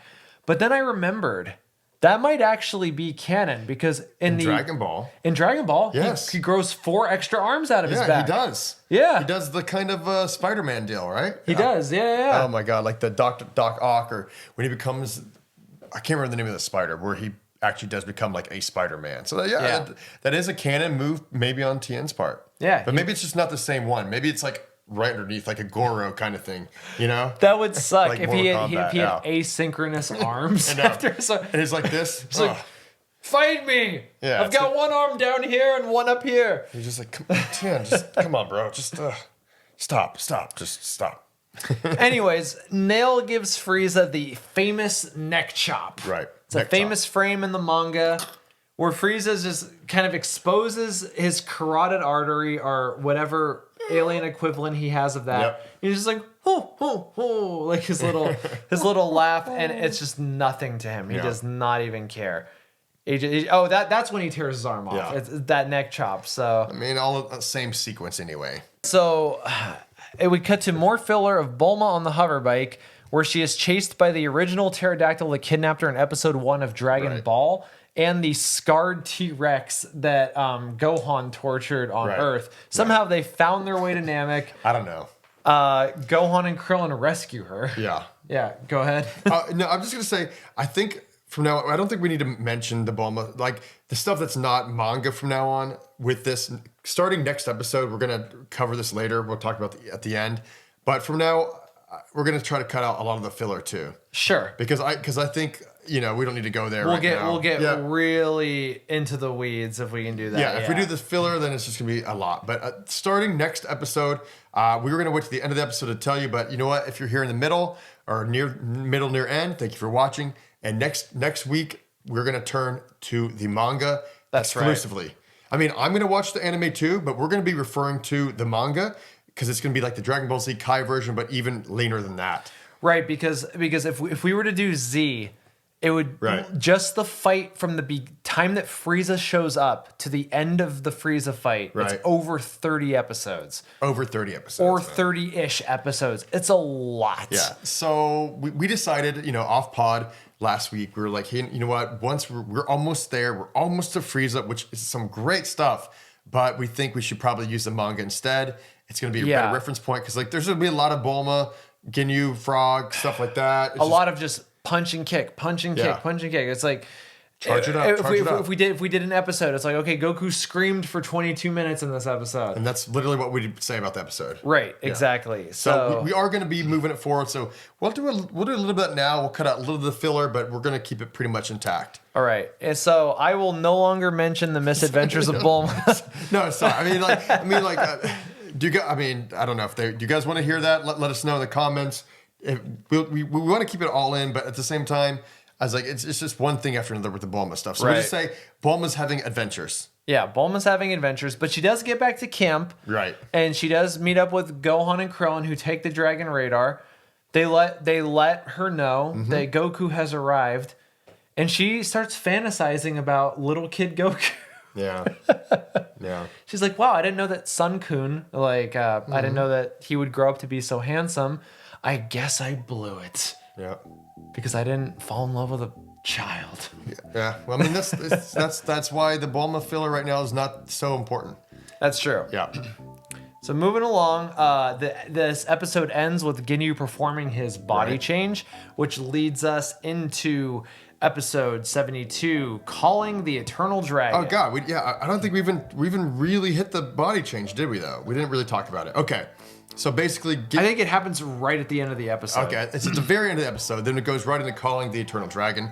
So basically, Ginyu does this technique where he, this yellow light, he basically switches his souls with another body. So it's a transference that happens. As soon as his projects out, if it hits it, it's got to touch the beam. It's a white light, yellow light of beam of his spirit energy going to the other body. And so if you get caught in that beam, you are in trouble because it's going to transport your energy, your soul, your ki into the other person, and it's going to be a transference. And that's basically what happens. So he catches Goku off guard, and Goku gets put into Ginyu's body. But what happens is Ginyu assaults himself. Right? He hurts himself. He takes his left hand and he jabs it right through his chest. So he does this huge, deep, gaping chest hole injury there, just to give to Goku to weaken him for when Ginyu takes over Goku's body. Mortally wounds himself just so that he can trap Goku in a decrepit, mortally wounded body. Smart move. I mean, not a bad move. I mean, respectable from a bad guy perspective. Yeah. Yeah. And then so what happens from here is Ginyu escapes with Goku's body, so he's got his body, and Gohan and Krillin they have left, and they're looking for the Dragon Balls at Frieza's ship now. And Vegeta has already arrived. Yes. And there's a scene where he's just murdering all of Frieza's henchmen. Yeah. They're just like, they're following him. He's like, hey, thank you for standing in a line. Boom. Yeah. Just kills all of them. Really cool. I love, quick tangent, real quick, is that I do love the fight. The Vegeta loves blowing shit up on the ship. Right. Blowing shit up on the ship is Vegeta's specialty, actually. Should write that down. but he just loves to do the energy key. It goes around, it's a circular ship, and just kills basically everything in its path. Right. Really cool, fun moments for Vegeta as well. He gets some new digs. He gets the shortened armor. My fave. So Vegeta's on this murder spree. There's some cool animation right here of Jace flying and Ginyu Goku kind of flying circles around him. Yeah. Just really enjoying this new body. Yeah, it's pretty cool. It's cool, and it's fun to notice because you got to realize that Ginyu can't use. He still uses a scouter, so he can sense. I don't. Why does he though? Because he can sense energy, right? Or he knows. Yeah, maybe it's different. Yeah, I don't know. But maybe he's not yeah. used to the body yet. But he does. What Goku is wearing a scouter on Goku's face, which is an odd thing to see. But it does let you know. Basically, it's a visual cue to say this is actually Captain Ginyu and not Goku, of course. Right, and Goku in Ginyu's body is trying to chase them, but being mortally wounded, he can't even really fly straight. He's just crashing into mountains. He's getting hurt. It's not good. Not good. He's struggling there, guys. It's the worst flying you can see. It's like I couldn't even know what to say. It's just like a bird with one wing kind of thing. Pretty sad. Right. Yeah. But one thing I forgot to mention earlier that we didn't touch on that we should have touched on, but I think it's slight, is that the Dragon Radar. Is that what did they go see Bulma to get the Dragon Radar? They did, yeah. They went back to That's the camp. What they went to get. We did touch on that. Yeah, Okay. they got that. They told her Goku's back, and then she has that little memory about Goku. And so what Vegeta doesn't know is that the Dragon Balls have been buried by Ginyu and Chase earlier in the couple episodes before. Right. So that's why Gohan and Krillin go back to Frieza's ship, because that's where the Dragon Balls are, because they know they need to get those Dragon Balls to make the wish while Ginyu is distracted and Vegeta's hiding. Right. And that's where we're at. And Vegeta's like, all right, find the Dragon Balls for me. Say the password, because they told him earlier the password. They dig up the Dragon Balls. They're like, hooray, we found them. And then I love this scene, by the way, they waste a bunch of time going, wow, it really has been an adventure. All the little things that have happened along the way. I got my neck broken. Oh, gee whiz. All that stuff. And Vegeta is like the audience here. Like, just shut up and make a wish, damn it. Come on. Or do it. And so Time is wasting. And then Krillin says the infamous words, "Come forth, Shenlong, and grant my wish." And he does a really cool action sequence with this. It's kind of, I laughed. Oh, He has like a very cheerleading move. He does this, "Come forth, eternal dragon." He does like a spin and just, Oh, that's right, yeah. a whole hip hip hurrah kind of deal with summoning Shenlong or Purunga, whichever, the Namekian. Which they think it's still Shenlong at this point. They don't know it's And Purunga. Vegeta is just like, it was that fucking simple, really? Okay. That's it, huh? And they're waiting. What happens? They're kind of giving each other the side eye while they're smiling. And they're like, oh, damn it. Maybe there's a different password for these Dragon Balls. Like, don't. And I mean, I get it, guys. I get it. You guys, they had to have thought about that. I mean, come on, dude. I mean, it's a different planet. They speak a different language. I mean, everything's different here. You guys should have known better than that. I don't know. I'm not going to cut Gohan. They've been fighting for their lives, but I think I can't cut them any more slack on that. They should have had this kind of thought out a little bit better. I think the Grand Elder in general was not a great ally. He should have helped them. I mean, commies in general, they're not against you, but they're not really doing too much to help you. That's true. Like, they're going to give you the treasure map, but they're like, oh, go figure it out yourself, Right. Yeah. Yeah. And then, their wish doesn't get granted, and now they've run out of time because Ginyu/Goku and Jace arrive at the camp. And of course, they don't know that the body changes occurred. Because Goku is Ginyu and Ginyu is Goku. Right. And so Krillin's like, Goku, what's up, bro? Hey buddy. And Goku, who speaks with Ginyu's voice and has his scouter on. And Krillin, this is maybe the first time that Krillin's ever been a dumbass. Yeah, he's usually smarter than this. Yeah, but he might be sleep deprived. It's been a couple days since he slept. And he's like, what are you talking about, bro? Yep. And then Gohan's the first one who notices it. He's like, that's not my dad's energy. And then Krillin just gets slapped. Boom. Smacked her on the face. Down, and then Goku arrives in Ginyu's body. Yep. And wait, is that in this episode? Yeah. Oh yeah. So Goku arrives in Ginyu's body, and Gohan has this terrifying little fantasy of living with Captain Ginyu and riding on Nimbus with Captain Ginyu. Just a and great moment too, though. It's pretty funny. It is a pretty funny bit. And Ginyu is, I'm gonna kill all of you guys. Yep. But Goku, right before the episode break, says, I don't think you're gonna be able to use that body. Right. Just, planting some seeds, laying a little trail of breadcrumbs, which leads us right into episode 73. Gohan. Oh wait, Goku starts powering up. That's right. He starts, or Ginyu starts powering up. And and then episode 70. it's noticeable that I don't know if it's an animation sequence just for this episode, but it is notable that Ginyu's energy force power up, it's a different kind of color and key than like Goku's normal energy too. It's a golden aura. It's a different golden aura. So maybe it's more of a Ginyu thing, or maybe it's just hey, this is what the animation we're going to do for this episode. I really don't know. Great question. They did have to make it look different. Yeah. It was pretty cool. So episode 73, which let's see again, it's called Gohan Defeat Your Dad. Oh yeah. I love the Japanese name of this episode. Yeah. Pretty similar though. It's That Ain't Me, Gohan. Don't lose your nerve. Hit your father. That's the name of the episode. Yeah. So after Ginyu powers up, there's this funny little bit where he's like, Jace, what is my power level? And Jace is like, it's only 23,000. That was actually the cliffhanger from the last episode. Was Right. like, I don't know, he was powering up, and then he's like, "What's his power level?" And then you hear the voiceover, and it's pretty cool because he's like, "What? Wait, what's going on?" And you think, he thinks it's going to be like somewhere like 157,000, Right. Or 180, And it turned out to be what again? it was 23,000. Which is more than I thought he would It's get. lower than Goku's base Yeah. power level of 60,000 at this Yeah. point. Which then I love that Krillin does this because Krillin just immediately starts attacking Ginyu and Goku's body right here. Right. And this is something that where Krillin is no stranger to punching Goku in the face. They have one of my favorite fights in all of the canon, which Right. at the 22nd Tenkaichi Budokai, they fight each other, and it's a great fight. And even Goku says in that fight, this is the most fun I've ever had in a fight. And it might still be, who knows? I don't know.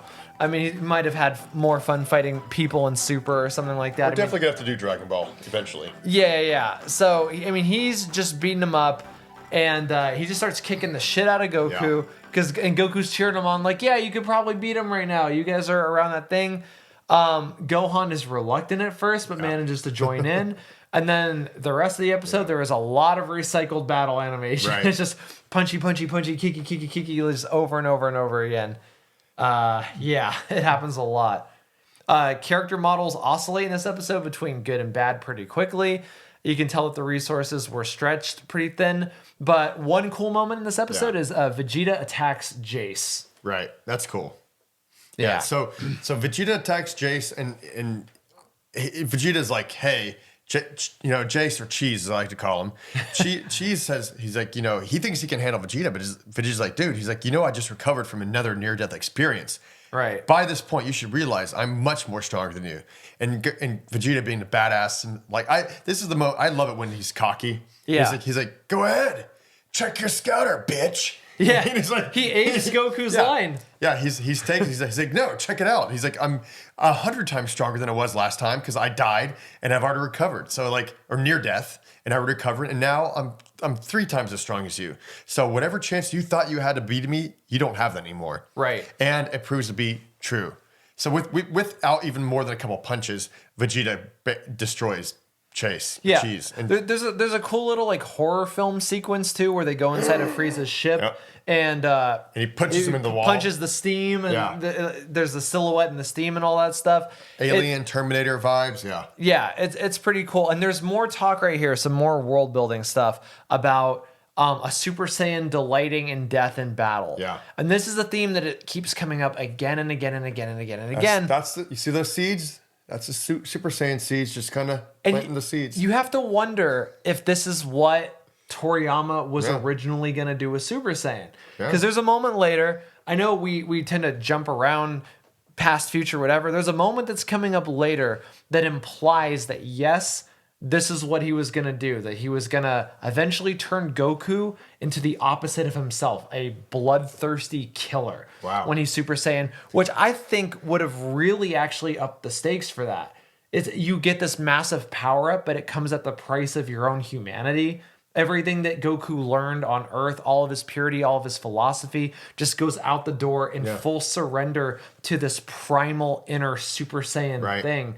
That would have been interesting. I mean, it would be a fun trope. what I mean, if. it's definitely a trope. It's been used before, but that would be True. that would be a cool thing to see. But I guess like he kind of already has that when he is in Uzuru form. So anytime they're in Uzuru, that's a lot more like that. But it would be cool to see him having to overcome his anger and rage that does happen when he becomes a Super Saiyan. Like that would be. I would love to see that. I mean, I guess, that as an arc, where he overcomes the rage eventually. Like Broly does, that's like I think that's the best example. Yeah, that's a good example. Yeah, especially from the movies, and then Super. He's really shown that he's matured, and that's one of the tangent. One of the first few characters that really does have a very like I'm gonna emotionally grow to help my strength become restraint and under control. But I think that's kind of, I'm assuming the Broly would be like how original Super Saiyan was. And actually, Broly film was called the Legendary Super Saiyan. Right. So, and that's the implication that that there is a different kind of Super Saiyan that Broly embodies, which is this person that delights in death and destruction. Oh, I didn't realize you were getting that. Is that what you already mentioned? I'm sorry. No. You mentioned it. Okay. But meanwhile, Nail is just still getting his ass kicked by Frieza. Nail's getting his ass kicked. That's going on there. Ginyu is starting to get used to Goku's body and starts actually giving punishment back to Gohan and Krillin. Goku's like, shit, he's getting used to my body. Yep. And the tides are turning. There's a little bit of tension. Goku. Yeah. Oh yeah, totally. Yeah. There is a moment that I think is filler where Goku and Ginyu's body decides to join in the fight, and Gohan and Krillin do a little pose thing, kind of Ginyu Force-esque, which I thought was pretty cool. It was cool. It was fun. I laughed. Yeah, it got a chuckle from me at least. Still a lot of wonky off-model character designs in this episode too. Like it comes up a lot. I mean, they didn't. It happens more. I think the wonky character designs happen 20 more episodes down the road in the Frieza fight, like Frieza Goku. There's a lot of crazy stuff. Right now, I did watch these episodes last couple days, and it didn't really bother me as much as I thought it would. And I didn't think it was that terrible. I mean, coming by the end, when Frieza comes to fight Krillin and Gohan, it's actually back to like superb again.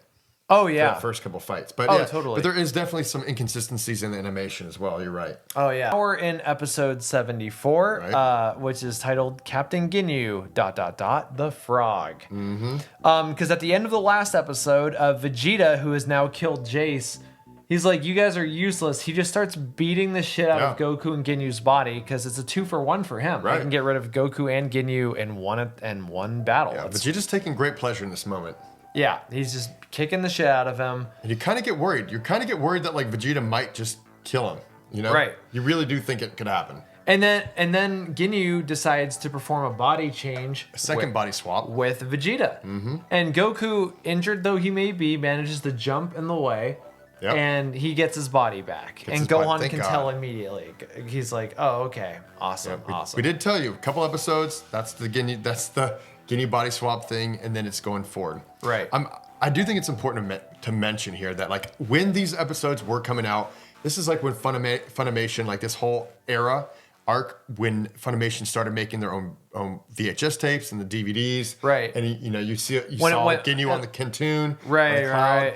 and this is like, and so when they released these episodes, they played these ones over and over and over. We talked about that earlier, but I think this part of the Frieza Saga and the Ginyu era, right when they do the body swap, these 4 or 5 episodes, there's 3 or 4 episodes, is just, I remember them being on TV constantly and not getting another one. I think there must have been some point where it's like, oh, we got to wait until the next group came. But it's like 6 months or a year later, I feel. I could be totally wrong here, but I remember that being like just the longest time ever to get to the episodes where Goku gets his body back. They were really rushed to get these out too. I mean, when they moved their production in-house, it felt like forever. I've listened to the Funimation actors talk a lot about what the production was like, how little the pay was, and just how quick it was. Those episode orders. Once we had this amazing advent in anime called Toonami, right? Which I never got to see Toonami, by the way. Just so you guys know, no way. Because he keeps talking about Toonami. So I didn't have cable growing up, man. So like I didn't either. Yeah, I didn't get to watch Toonami. So like I was just like, whatever, bro. It sucked because my friends had Toonami, but I really wasn't over there that much. So you were just watching off of tapes. Dude, I had to watch off tapes. I didn't get the Toonami stuff. And then when Trunks comes and that little Garlic Jr. in the Trunks era, that was like I had to wait for tapes for that too. So any of that stuff, I was like, oh my gosh, what's happening? $30 for 4 episodes too. And then I had to wait like 3 months for another tape. So for me, it was a long, arduous, hell-bent process. It hurt.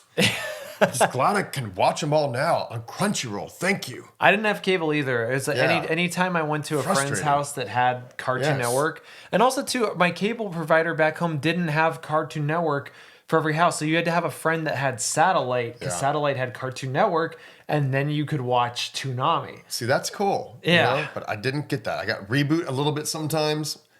But that was like that. But we don't need to go there right now. Let's talk about Beast Wars. Cool show too. I do love Beast Wars. I do love Beast Wars. Beast Wars is great. Cheetor. So Ginyu is determined to steal Vegeta's body. He is determined. Goku tries to do a Kamehameha, but he's too beat up. It just is. Just kind it's a wonky Kamehameha. Flies around and whatever. And then he passes out, basically. He just falls back, so I can't move. Ginyu is powering up the body change, but Vegeta just starts kicking his ass. Yep. But then Ginyu's like, you know what? This isn't so bad. Damage me some more so that when I finally do get the jump on you, you're going to be at death's door. Yeah. A wiser warrior would have realized, hey, something's up here. So he's not fighting back. And he's smiling at me. Right. But Vegeta, being cocky and arrogant as he is, says, oh, I love this opportunity. Let's just keep beating on Ginyu. And I was impressed in this episode, in contrast to the last episode where there was a lot of recycled battle animation, there was a lot of variation in the fight between Vegeta and Ginyu. It really flows all over the place. I don't remember if there were any cuts that actually repeated. Right. It was a very good time. It was a very good fight. Ginyu jumps up in the air. He performs the body change. Goku grabs a frog. He tosses it. Ginyu goes inside the frog's body. Does his best Nolan Ryan. Right. And then Vegeta figures out that Ginyu's the frog. He's about to kill him. Yeah. And Goku's like, let him go, Vegeta. He can't do anything now. And Vegeta goes, you know what? You're right. That's actually the most evil thing to do. Yeah. And so he lets him go, and he's like, I pity the life that you will live henceforth. But obviously, we know if we've seen all these episodes, Ginyu Frog, he's here to stay. Yeah, for a while. Ginyu Frog is he's now a character. He's a character. He's here to stay. We're gonna skip all the filler where there's a bunch of stuff with Ginyu Frog. Tons of Ginyu Frog. He gets assaulted by a pink frog in this episode. Yep. Immediately, Pepe Le Pew style, he's just like getting chased. Oh, yeah. Kind of reminds me of Trouble in Arlia back in the day. Oh, yeah. With the pink. It's, my love. That lady. Yeah. Female aliens in Dragon Ball Z are just pink. They're all pink. That's it. And they all have lipstick for some reason. All right. You want to knock out next episode? Episode 75? I think we're still a little bit in 74. There's really? Tiny bit left to do. There's a great horrific scene where Gohan and Krillin are bringing Goku's injured body through Frieza's ship and just seeing all the people that Vegeta killed. And it plays this epic part of the Kikuchi score. And they're just like, wow, man, Vegeta. Yeah. I touched on that earlier on accident. So I kind of jumped the gun on that because you do see all the bodies piling up, which is cool. Very Terminator 2-esque, just dead bodies everywhere, which is great because guess what? In the English, in the American version, they erased all those bodies for the most part, I think. Oh, did they? I didn't have Toonami. I didn't have these tapes. I don't either. I don't know. I think there's a lot less dead bodies in the American version I watched as a kid because I would have remembered them, but I don't think they were there. Sure. I'm probably going to get destroyed on YouTube here. If he's wrong, I want you guys to tell him what a fucking idiot he is. Yeah. I want you to do it. You just say an idiot. You don't have to say the F word if you don't want to. All right, Dan? Gosh. Yeah, you can if you want. Okay, whatever. Or you can say it in Japanese. You can be like, Bakayara. But yeah, I mean, I know there's less blood, and I think there's also less dead bodies too. Right. Yeah.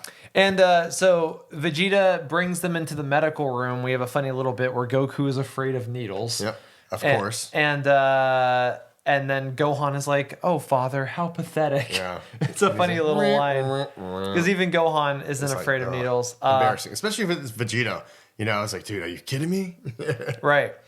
Frieza is still fighting Nail, a fight that was one chapter, I think, in the manga, has taken 5 episodes so far. Yeah. But it just keeps coming back, and Nail just is falling on the ground going, I can't take any more of this. And the thing is, Frieza's not even exerting any kind of energy. He's in no hurry. He's just having a good time, hanging out, doing Frieza stuff. But like the truth is, Nail wasn't even one punch worthy of fighting Frieza. I mean, like with one punch, she'd be dead. Right. Or if he wanted to.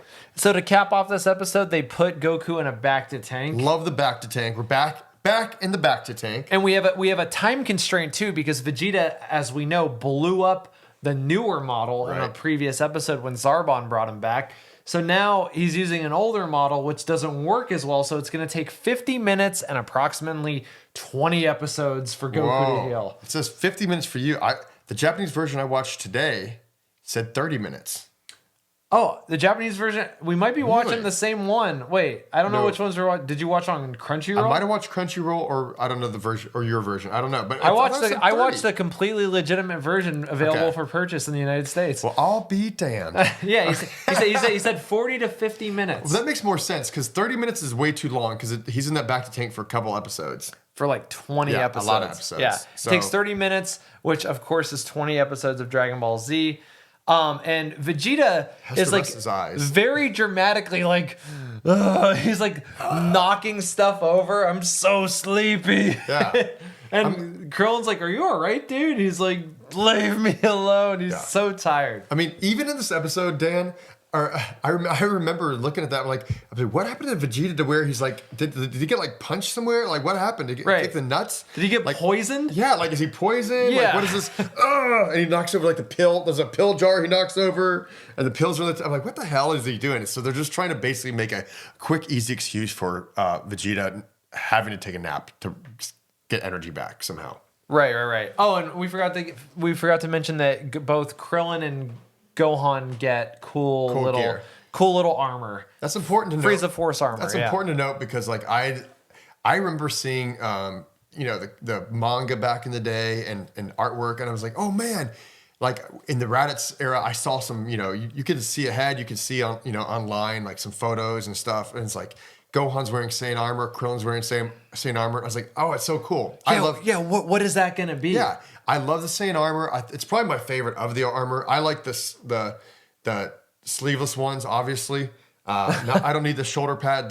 You don't like football style shoulder pads. The big clunky things right down. I don't need that. I like the Vegeta version, the old school one. I think it's the best looking of the armors. And I think Saiyan armor, as far as all the armor in Dragon Ball, is some of the coolest. So it's cool to see Krillin and Gohan actually wearing that kind of armor for the first time there. I agree. I remember I would go to Chinatown and get poker cards that were Dragon Ball Z cards, and you would see that kind of stuff on there with everyone wearing the Saiyan armor in the Room of Spirit and Time, or them doing this, and you're just like, oh my god, are they going to go on an adventure together, all the Saiyans? So yeah, pretty cool moment. Is episode 74. Last thing. All right, let's knock these out. Episode 75. Password is Purunga. It starts off with Gohan checking himself out in the water in his new Saiyan armor, and he's like, I wonder if I look stronger. And he starts punching and kicking and doing all these poses. He does a cool little flurry. Right. And then Vegeta, I think, makes a comment like, what a dumbass, or something like that. And I gotta say, with all the filler that we've seen of Gohan, the filler in Dragon Ball Z really humanizes him. Mm-hmm. He really has these human experiences. We really get to see him doing these human real little kid moments, looking at himself, checking himself out, like, am I actually stronger? I wonder if I look stronger. That's cool. Dende, meanwhile, comes across the dead bodies of Berter and Goldo. Right. Because Raccoon is vaporized. Yeah. And he thinks that he's running into Krillin. He's like, no, Krillin. He's like, oh, wait, who is that? Oh, no. No, that's not them. That's not Krillin and Gohan. Yeah. And then Vegeta is so mad at himself for how tired he is. He's like, I can't believe the great Vegeta has come to this. Right. I need to nap. And so he sets his timer for 30 minutes to take a nap. Right. And Gohan is judgmental as shit here. He's like, dude, Frieza could come back at any minute and you're going to take a nap? What a loser. I don't know. Yeah, the truth is, I don't know why he would be napping right now. I don't know why Goku's so comfortable in the back. I know he has to recover, but like if I'm there, I'm like, dude, Frieza could come back and he can destroy us with one shot and all of us. They're a little more relaxed than you would imagine being at the bad guys' headquarters. Right. Who can fly really fast and has the power to destroy the whole planet with his finger. Right. So, I don't know. I think they're relying on the fact that they'll be able to sense him coming. Yeah, true. I guess. And Vegeta's like, you know what? I haven't slept in days. I need to actually sleep. This is not any way to live. And meanwhile, speaking of Frieza, Nail has held out for a full 6 episodes at this point. Round of applause, Nail. You are a survivor. He is the most resilient character in the show. His power being so dwarfed by Frieza. I mean, just amazing, Nail. Frieza, like Bruce Lee punches him, like whoosh, and like hits him in the face, and it hurts him so bad that he becomes a little bitch again. Yep. He betrays everybody, and he basically is like, ha ha ha. The Earthlings are going to get their wish now because you've been wasting all of your time with me. Instead of fulfilling the Grand Elder's task, which is to hold out as long as he can, which is basically, you got to give your life to make sure that the friends can come back. Because that means another set of Dragon Balls. That means more people that can stand up against Frieza, potentially. You know, but Nail reveals the entire plan. Frieza freaks out, and now Frieza is blasting at full speed back towards his ship. So stupid, Nail. I wouldn't have said shit. I would have just been like, dude, you just got to die. Right. You gotta keep him there as long as you can. Let him not know what's going on. He said, no, I'm going to tell you the plan. You know what? This happens all the time, actually. I can't even judge him. It happens all the time in series for narrative purposes, just to move the plot along. But Nail, you really screwed the pooch on that one.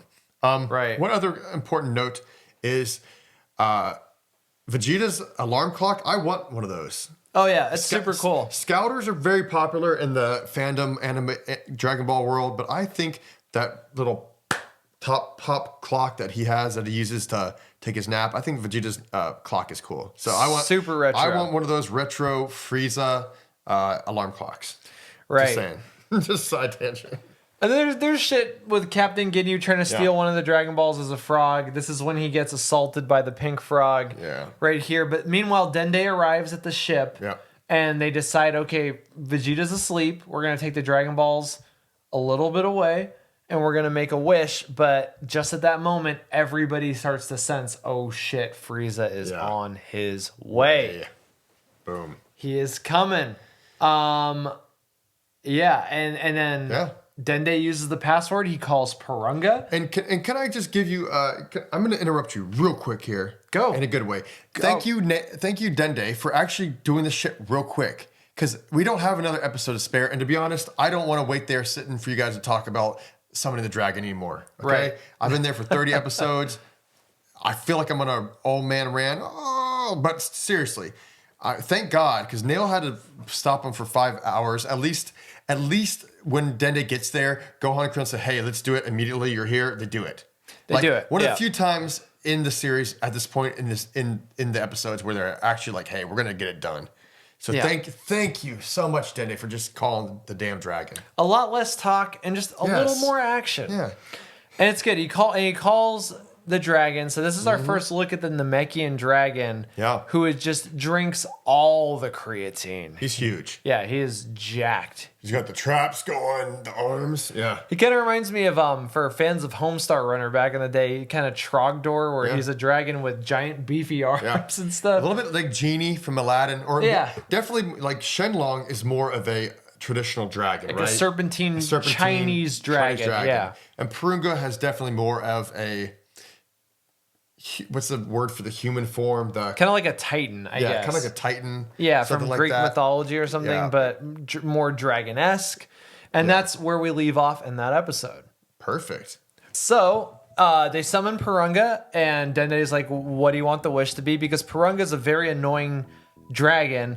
It speaks Japanese, but it can only be spoken to in Namekian, which is super dumb. What can you do? But it's a plot device where it's like, oh, okay, well, you know, what can you do? Like you said. And so they say, okay, we would want you to bring everybody that the Saiyans killed back to life. And just so you know, this is episode 76, Piccolo's Return. Right. That's right. Yeah. Episode 76, Piccolo's Return. They say, please bring back everybody killed by the Saiyans on Earth. We cut to King Kai's planet. King Kai's planet. Yeah. Oh, everyone's excited they're going to come back to life. Everyone's, finally this moment that we've been building to. But Purunga said, I can't do that. Bringing people back from the dead, I can only do it one at a time. One wish per person. I'm like, what? Right. Which triggers a debate on King Kai's planet. Yeah. Between, Yamcha, Tien, and Chaozu get pretty petty. Yeah, pretty small, pretty quick. Right. Yeah, they're all arguing. The only tactician in the room is Piccolo. Right. Who hijacks King Kai. Yeah. And says, let me talk to everybody. Tells them everybody, guys, bring me back to life. If I come back to life, Kami comes back to life, and then there's more Dragon Balls. Duh. Yeah. Duh, guys, come on. Like, probably Tien, Chaozu, and Yamcha's worst look. Like, as far as, like, really, dudes, come on. Yeah. Let's be smart about this. And they just did not care. Like, we want to get the hell off this planet. Yeah. Everyone's just And like... Yamcha jumps up first, like, yeah, you should, like, revive me first. I'm like, dude, you'll be the first one to go. And then Piccolo also, I Yeah. mean, this is Piccolo being petty, but in the best possible way. Right. He's like, for the second wish, bring me to Namek. Right. I want to go to my home world. I want to fight Frieza. Sorry, King Kai. I lied to you. I said I wasn't going to do that, but I totally am. And everyone's now pissed off at him, including King Kai. Meanwhile, Vegeta now wakes up because he senses Frieza's coming. Right. He looks outside and he's like, what? It's nighttime. Right? And then... Wait, there's no night on Namek. There's Yeah. always a sun, right? Yeah, there's 3 suns here. What is going on? Except it's not night. It's just Purunga is amongst us. Right. Funny note that I had is that he had gotten a sensu bean from Goku when Goku arrived. So I guess even though sensu beans can heal broken bones and ruptured organs, they cannot heal your tiredness. Yeah. Yeah. That's frustrating as hell. He needed that nap and it gave our heroes plenty of time. So now Vegeta's coming and everybody's like, oh shit. Okay, sure. Do the wish. It's like, uh-oh. Vegeta shows up. He's super pissed off. He's gonna murder them all. Frieza is gunning it towards the ship at this point. Yeah, so Frieza's on his way back, and they, the second wish I want to talk about a little bit more with the Piccolo situation real quick. Yeah, go ahead. Just to mention that is that not only was it just a petty move, like it's pretty pointless because like King Kai was very clear. He's like, hey dude, he's like, I've been training you, but you're not a match. Like even Goku after my training is still not a match for Frieza. Right. He's like this would be just it's a ridiculous waste of a wish in my opinion. But I get it. You want to see his home planet before spoiler alert, it does get destroyed. But at the same time, like I don't know. I think like revive him, but bring him back to Earth. He's not going to do much good on Planet Namek. I mean, even if you've seen it for the first time, I think you can pretty clearly figure that like, hey, Frieza's already handled Nail, and he was their strongest fighter, no problem. We know at this point that even Vegeta says Goku at a powered up stage is no match for Frieza at this point. Then and you got to always assume that Piccolo is going to be less strong than Goku at this point in the series. So it's like, come on, bro. But you gotta love that cocksure attitude. You gotta love that Piccolo's coming back. Yeah. Except I love Piccolo. Like I'm glad he went to Namek, but I'm just saying from a logistic, strategic perspective, waste of a wish, in my opinion. Yeah, totally. Yeah. No, yeah, absolutely. You can make that case. But I love Piccolo. He's one of my favorites. Yeah. Also, Dende didn't transport Piccolo to where they were. He just brought him to a random place on the planet Namek. Big planet. So Piccolo arrives on Namek and he's like, wow, this is my home world. Vegeta shows up at the site of the dragon. He's threatening everybody, and with the third wish, Krillin just throws all caution to the wind. He's like, fine, make him immortal. Do it. And now, to contradict the note that you made earlier, Dende is now dragging his feet. Right. He couldn't grant wishes quick enough before. Now he had to slow down. Yeah, now he's got some reservations because Vegeta has, a timeout. Now that we're talking about this situation with Vegeta. Yes. I think it's important to note right now that why wouldn't they have just used the wish to say, why don't you just make Goku immortal, right? But you have mentioned earlier episode, it has to be they cannot grant a wish that's out of the request of the person who's being wished upon or whatever. Like, so if Goku the creator. Like if Goku didn't want to be immortal, then he wouldn't be able to use that ability. Oh, no, you're right, because they want to bring him to Earth, and he says no. Yeah. So, yeah, Purunga can't grant a wish if somebody is unwilling. But I'm just saying, if I'm them, I'm like, you know what, screw it. Just to say we want Goku to be immortal. Like, why wouldn't you try that first? Right. I would definitely do that. Okay, continue. No, totally. Just So no, that's a great point. They should have done that. I mean, I think that Krillin just, got a little scared right here. He's like, just fuck it. Just Vegeta's our best bet. Let's do it. Right. Dende is in the process of making the wish when all of a sudden Purunga just flashes out of existence and the Dragon Balls don't shoot off. Yeah. They fall to the ground as stone. Different kind of animation in this one too. Right. You never see it dissipate like that. Like, it's a death. I mean, poor guy's passed. The Grand Elder, that means he's gone. Yeah. Yeah. And Dende is crying, oh, the Grand Elder is dead. Yeah. Vegeta's about to kill all of them, and then he looks up, and perched above them is Frieza. Dun, dun, dun. Frieza finally here versus the Z Fighters on Planet Namek. So I'm excited for this next episode coming up. Here we go. This episode 77, called The Fusion, which, another spoiler episode.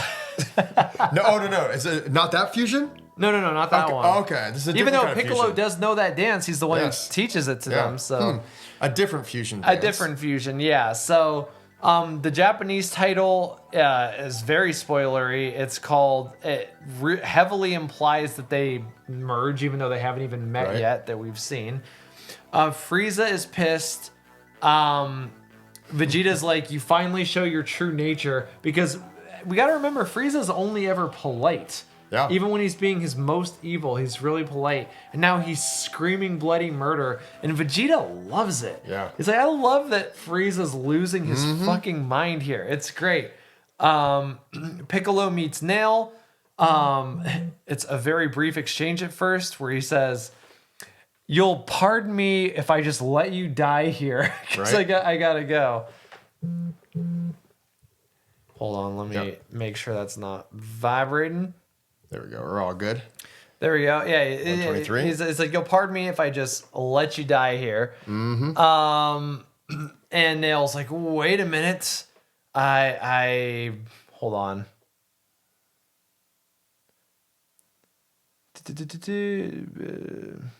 Oh, one cool thing that Nail is able to discern is that Piccolo is not whole. He says there's part of you that's missing. Yes. It's too bad. If you were whole with your current power, you might actually stand a chance against Frieza.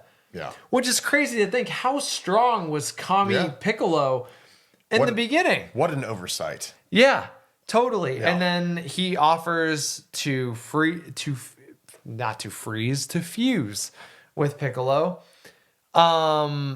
Yeah, and then Vegeta and Frieza start fighting. Vegeta's not doing too bad. He's kind of holding his own. He's having some fun. He's stepped up his game. They're hand wrestling. Yeah, I mean, this is kind of fun because a lot of posturing's going on here too.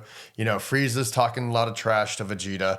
Vegeta's talking trash back, saying, you're always trash. I was like, you're always my favorite kind of puppy kind of situation. Right. To Vegeta, pissing him off. That's why I let you live while I murdered the rest of those monkeys. All your family, which they get to in the next episode too. But on this one, it is pretty cool because, you do get to see Vegeta fighting Frieza, like you said, and like he's doing a pretty damn decent job. Totally. Didn't expect that.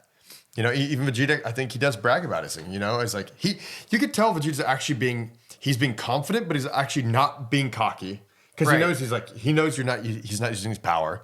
But Vegeta's also not going to stand down from an opportunity to try to show Frieza that he can, stand up to him. Oh, totally. It's probably what he wants more than anything. Yeah. He doesn't care that Vegeta, the planet, is gone. He doesn't care about his family. He just wants to defeat Frieza for all the years of humiliation that he personally or die trying, or willing to die trying, which is pretty cool. Or die trying. Piccolo and Nail merge. Piccolo has this amazing moment where we're treated to a variant of the Piccolo theme song. Yeah. It's different than we've ever heard it before. I believe this is the first time. He's super stoked. He's like, "Oh, I am stronger than Frieza now. Right. Somehow, I'm stronger than Frieza. At least Frieza as he currently is." Yeah. Frieza is just randomly blowing up rocks with his hand that people are hiding behind. And then Vegeta, goes against him, but commands Frieza to transform. Right. Because I heard from Zarbon that you get stronger when you transform. Why don't you show me your true form so I can defeat you for real? So I can show you just how badly I'm going to get revenge against you for all the times that you hurt me and made me your puppet and all that stuff. And Frieza's like, okay, sure. Yeah, so Frieza is like, sure, and he powers up and he knocks off his armor. Yeah. That's really all that changes his first transformation, really. He gets a little bit bigger, I think he mentions he grows like 2 inches and his armor breaks off. And so this is still this is like Frieza form 1.5. Not even second transformation, really. He breaks it off, it's unremarkable, and then we get right into episode 78, Fighting Power 1 Million, where he breaks it off again, repeating the thing, but this time a shard of it slices Vegeta's cheek open. Yep, he does this wipes it off. Right. Immediately stops bleeding. Heals very fast. Very fast. Yeah. Saiyan healing ability.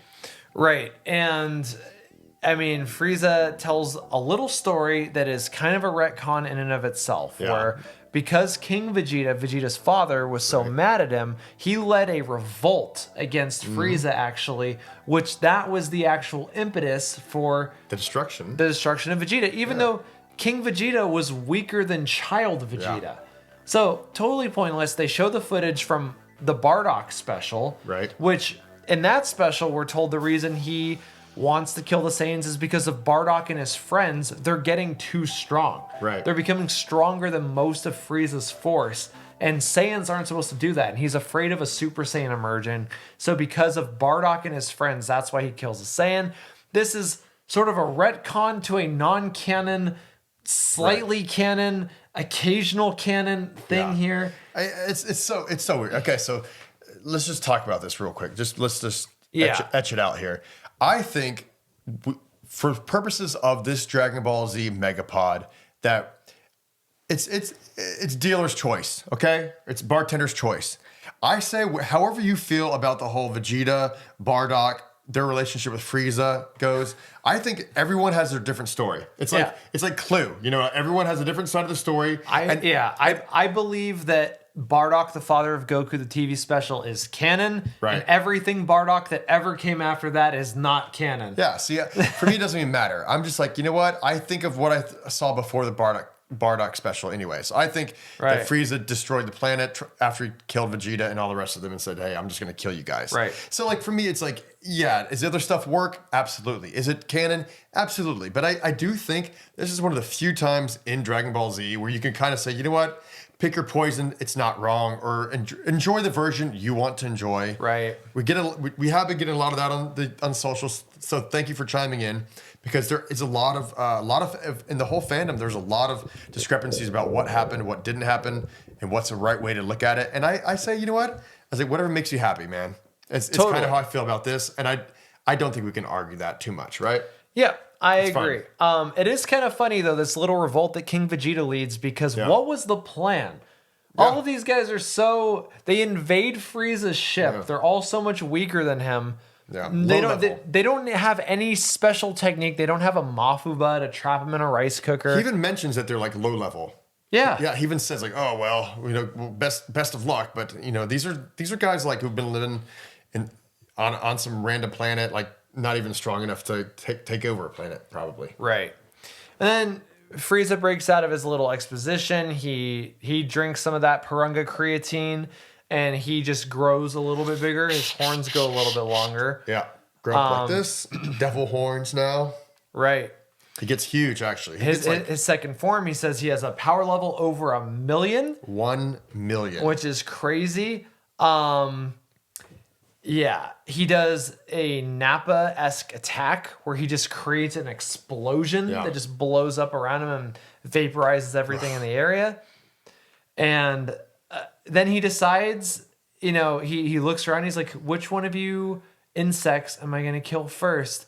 And he's like, oh, I've decided. And he just bull charges literally Krillin and just impales him on his horn.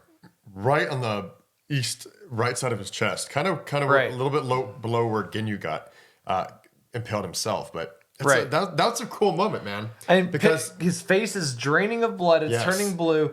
Frieza's like drinking his blood as it runs down his horn, down his face, into his mouth. It's a sinister moment. Yeah, it's pretty wicked. But it's a great moment though, because it's like, oh shit, like we've been waiting for something real to happen for a while as far as like stakes, right? And this just raises stakes a lot. It's like Krillin, if he's alive right now, he's not alive for much longer. There are no Dragon Balls. Oh, well, there are. The Earth ones are back. But looking at, judging by the size of that horn hole going through his chest, even Krillin's like, oh shit, I think I'm done, and it's not looking good. And like Evangelion in the original releases would just cut to "Fly me to the moon." Krillin's just like, oh god, I've been impaled. It's bleeding, and then just cuts to Miracle Zenkai power. I know. It's so awesome. I love it. But I'll tell you this: before we finish this episode, what else you got to touch on this episode? I think I'm good. Yeah, that's everything. Yeah, I think that's a great ending point, but I do want to have time for a quick final thoughts on Dragon Ball Z Megapod. Now, earlier I was discussing off pod with Dan. Frieza, he finally does some damage here. He hurts Krillin pretty much near death. We'll know sooner than later what really happens, but in the next episode. But Frieza, I think in general, will be a great leader if he wasn't a fascist dictator-esque, Mussolini, Hitler-esque murderous villain. Totally. I think he would be a great leader. He's calm under pressure in most situations. He has only held himself with the highest regard.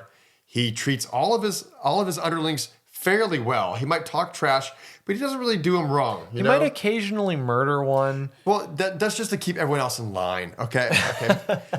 But in general, he's pretty fair in my opinion as far as how he handles his people.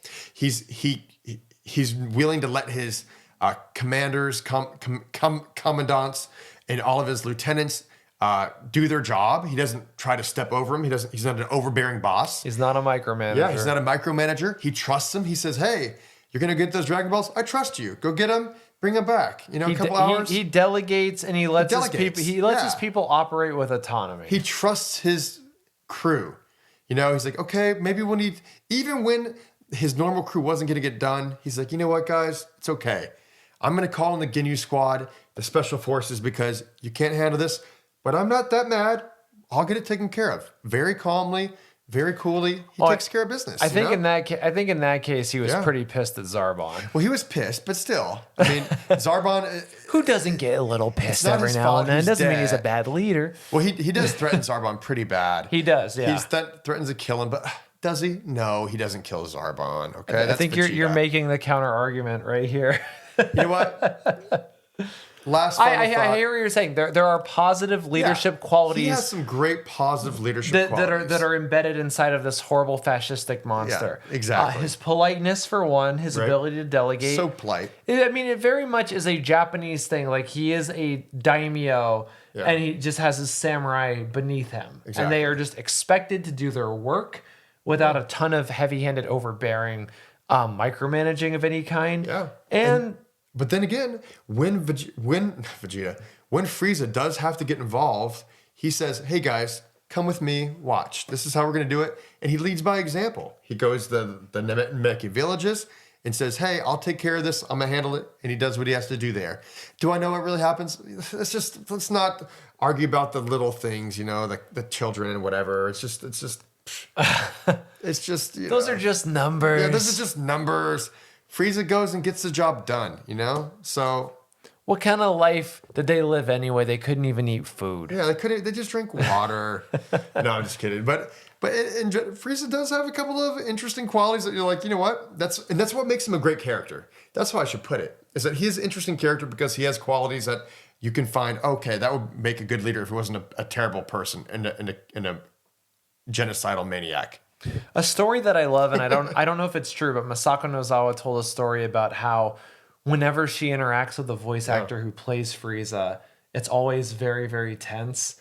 And she will always make little jokes where if he says something that, you know, maybe is uncouth or displeases her or something like that, she's like, I knew you were just a bastard the whole time.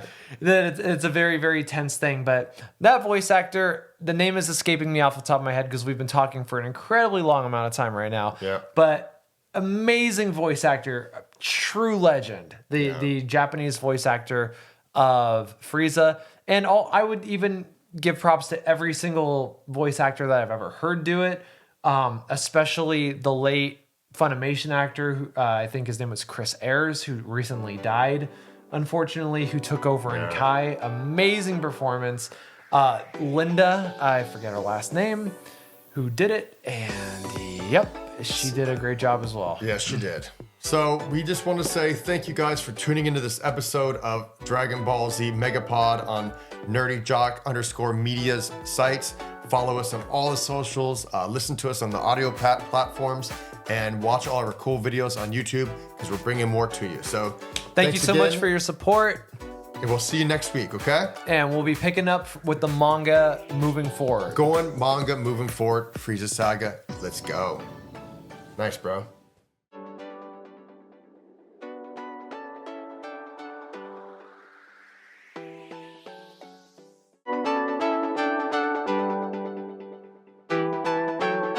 Welcome back to Nerdy Jock Media Productions presents Dragon Ball Z Megapod special episode. This, ladies and gentlemen, theys and maybes, is the fight to end all fights. Ding, ding, ding, ding, ding. The battle of the baddest. Goku versus Frieza. You could argue that we've been building to this since episode 1 of this podcast. This is the final fight, except for all the other stuff that happens later. And I couldn't do it, of course, without Kevin Ketcham, the Nerdy Jock himself, and this isn't even his final form.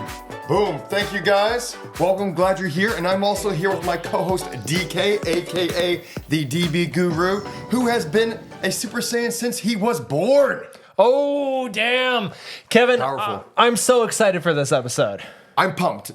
This is definitely, I know we said that earlier in Vegeta Saga, that was our favorite thing. It is, but this is also our favorite thing. This thing is iconic. I mean, when you think about it, when you think about fights in shonen manga and anime, I mean, and things that influenced everything that came afterwards, I mean, there are few things that come close to touching the effect that Super Saiyan and the fight with Frieza had on all of shonen manga forever. This is huge, guys. I mean, who doesn't remember? Anyone who has seen Dragon Ball or watches Dragon Ball Z knows the moment they saw Goku go Super Saiyan, right? Right, yeah. I mean, it was iconic. There were millions of kids all over the United States, all over the world, in Latin America, in Japan, in Asia, everywhere, Australia, waiting for that moment to happen. Right. And as kids too, we had to deal with the t-shirts. Yes. We saw the t-shirts forever and we're like, why does Goku have blonde hair? We had no idea, did we? Yeah, no, I mean, if you had like Spanish VHS tapes somewhere, you might have had some idea, but we were just waiting for that moment. Like, when does he turn blonde? When does the Super Saiyan thing occur? It occurs today, everybody. On this pod. It's funny, now that you said that, it's funny because my girlfriend a couple weeks ago, she's not watching with me. She watches the other animes right now, but I will make her watch the abridged version for sure. Oh, or something like hell that. Yeah, hell yeah. But she asked me in a funny sentence. She's like, I know there's a Goku guy, but who's that blonde guy who looks just like him? Is that her? Is that his brother? Oh man, if you follow famous Western comic book artist Jim Lee on Instagram, I'm famous for X-Men in the 90s. All kinds of stuff. Batman, Hush. Amazing artist, Jim Lee. He does these live drawings sometimes. Yeah. He did Goku one time. And even he was confused. He's like, wait, is Goku black-haired or is he blonde? I don't get it. Oh my God, yeah. And so she said that, and it was the sweetest, cutest moment I've had in a long time. I laughed and I gave her a big hug and a kiss and said, oh, I love you, babe.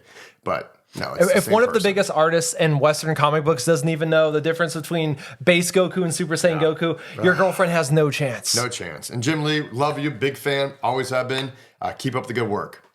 All right, we're going to jump right into this because this episode, there's a lot to cover. The fight between everybody and Frieza encompasses a wide spectrum of fights. As a matter of fact, it actually covers from the episode perspective 28 episodes. It's quite a bit chunk for one fight. And this is actually a continuous fight. We got to mention that in other battles coming forward, like the Cell Saga, the Majin Buu Saga, all those fights, there are breaks, there's pauses, there's time in the hyperbolic time chamber, there's the Cell Saga, the Cell Games, there's the World Tournament before the Majin Buu Saga, and even the Buu Saga, they're on different places, on different planets, in between this hour-long fight. This is the last fight of Dragon Ball Z that is one long-ass continuous badass battle. That's true. From the moment that everybody got to Namek, they really haven't rested, have they? No. I mean, it's been nonstop. They saw Frieza day one, slaughtering all those Nameks, or Namekians, and it's just been building up to this from the beginning. Yeah. Frieza, God, we're going to get in this guy soon. What a great villain. But hold on to your horses. I actually do want to take a moment to give you guys a quick breakdown of how this episode is going to go compared to previous episodes. Fire away. Now, because we did mention that we're going to cover 28 episodes in this episode of this podcast, we're going to do it a little bit differently. But before we get into that details, I want to let you know to make sure if you're watching on YouTube, like and subscribe. We love you guys. We love the comments. And I'm glad you're having a good time watching it, and just keep watching because we got a lot more great content to come. And if you're listening on an audio podcast, guess what? We got you covered there too. We got you on Spotify, right? We got Spotify, Amazon Music, Apple Music, Podcasts, Google Play. Podcasts. And hey, he mentioned social media. If by the time we finally release this episode, TikTok has not been banned in the United States, for the love of God, follow us on TikTok. Yes, follow us. We got great content we're delivering pretty much daily on there. So watch, tune in, and like, subscribe, and make sure to comment because we love you guys. Thanks for all the amazing comments so far. I think we need a little bit of a recap going into this because, yeah, I mean, obviously, thank you everybody who's been following us week to week. We love interacting with you guys. We love your comments. There is so much stuff to remember, and you know, this didn't come out of nowhere. There has been a journey leading up to this. So do you want to quickly recap how we got here? Okay, so basically in the last episode of Dragon Ball Z Megapod, Frieza finally got to the battle. Up until this point, he was not involved. The Namekian dragon was summoned. They got 2 wishes out before the Guru died, meaning there was 1 wish left, which will come into play later in not this episode, but the next episode. Right. But he dies. 2 wishes were granted. The 3rd one was not. Okay, so Piccolo is revived. Right. And he was transferred to Planet Namek. And that's kind of a tricky question how they did that, but we'll get into that a little bit later too. But basically on Namek, where we're focused on right now, Frieza entered the battle. He saw that the Namekian Dragon Balls are gone. He's pissed as hell, but he's like, oh, I'll either wait again or I'll figure another way out to this. But either way, if I can't get our mortality, I'm going to take your lives from you. So he just starts his onslaught and he turns his first formation because Vegeta kind of goads him on and says, oh, I heard you can change to another form. Zarbon said you have other forms. He has another form. Show us what you got. I'm a Super Saiyan, basically, which Vegeta thinks, which, you know what? Right. I love his confidence, cockiness. That's your Saiyan pride, brother. We love you. Thank you. And he transforms and gets these huge horns and impales Krillin immediately. Yeah. So we're going right into the transformations. Well, I mean, I wasn't trying to, but it's part of here we go. the recap. This is what's going on in the fight. So round 1 of the fight, round 1 is base form Frieza versus Vegeta, which as Kevin mentioned, he just launches at Vegeta, and Vegeta, even though we've now established that Frieza has a power level of 530,000, yeah, like an insanely high power level, Vegeta is like, oh, whatever, I block it. And he even goads him like, why don't you transform? As you said, Zarbon told me you transform to get stronger. Why don't you just do it so you can face me? I'm a Super Saiyan. And Frieza says, I don't think you want that, Vegeta, because when I killed all the Saiyans and your father, I was still in this form. And Vegeta was like, whatever, you know, I was stronger than my dad when I was 5 years old, whatever. And so he goads Frieza into transforming. Meanwhile, another bad mistake. Vegeta's is full of bad moves, by the way. I mean, this is setting a pattern that will repeat. for the remainder of Dragon Ball Z. I mean, but once he becomes a father, he does make some slightly better moves when it comes to his family. But when it comes to fighting, he just does the worst thing you can do almost every time. He was still avoiding his fatherly duties during the Cell Saga when he made a similar mistake. True. For those who know, you know. That's true. That's but true. But yeah, it's off to the races. But we do get a little other thing that happened that we didn't talk about in the last episode, which is that Piccolo, who has arrived on the planet, he is racing towards the gigantic key of Frieza, but then he senses a weaker key. And who is that he's sensing? It's me. I'm Nail, brother of Screwdriver. I'm dying, but you know what? We look very similar. We're both fighter Namekian types. And Piccolo, not giving any fucks, is just like, it's like, well, I'm sorry, I'm in a hurry, so I'm just gonna have to leave you here to die. No, bro. Merge with me. You can have the mind, you can have the body, but just have my strength. And you'll just know my shit. What? Merge with you? I'm perfect. I'm fucking Piccolo. I made the Makanko Sapo.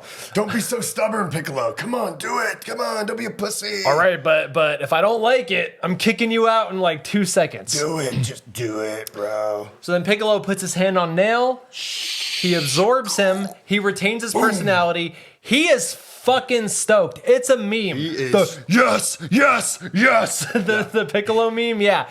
He is so stoked. And one cool little thing that we'll touch on later is that he actually inherits Nail's memories too, because he knows who Dende is. That's pretty damn cool. Yeah.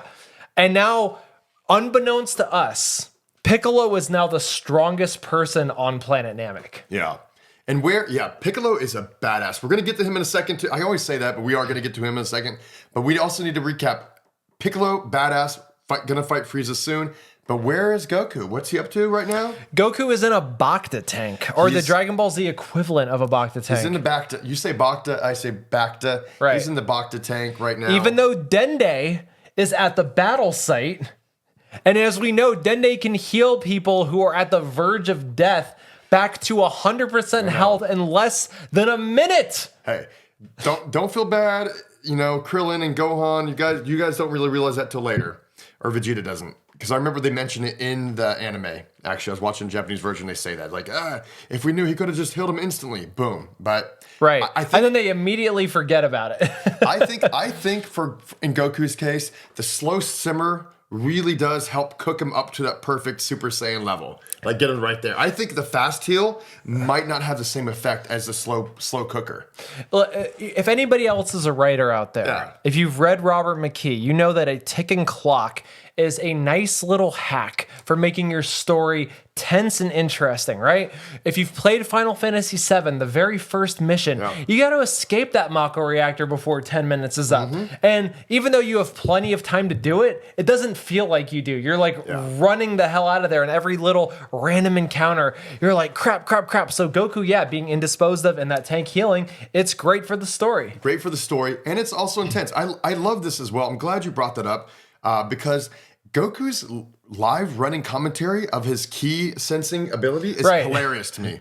He's providing color commentary from like a comatose state almost. Yeah, I really think that Goku and King Kai would make perfect like TNT commentators for whatever sport they're gonna commentate, probably World Martial Arts Tournament. But just have them like somewhere in a distant planet, just like following ki. I'm like, oh, this is very interesting. Who is this? That ki? person's ki just shrunk. That person's ki just got bigger. What the What's hell? going on? Oh my god, I don't know. Is that Gohan?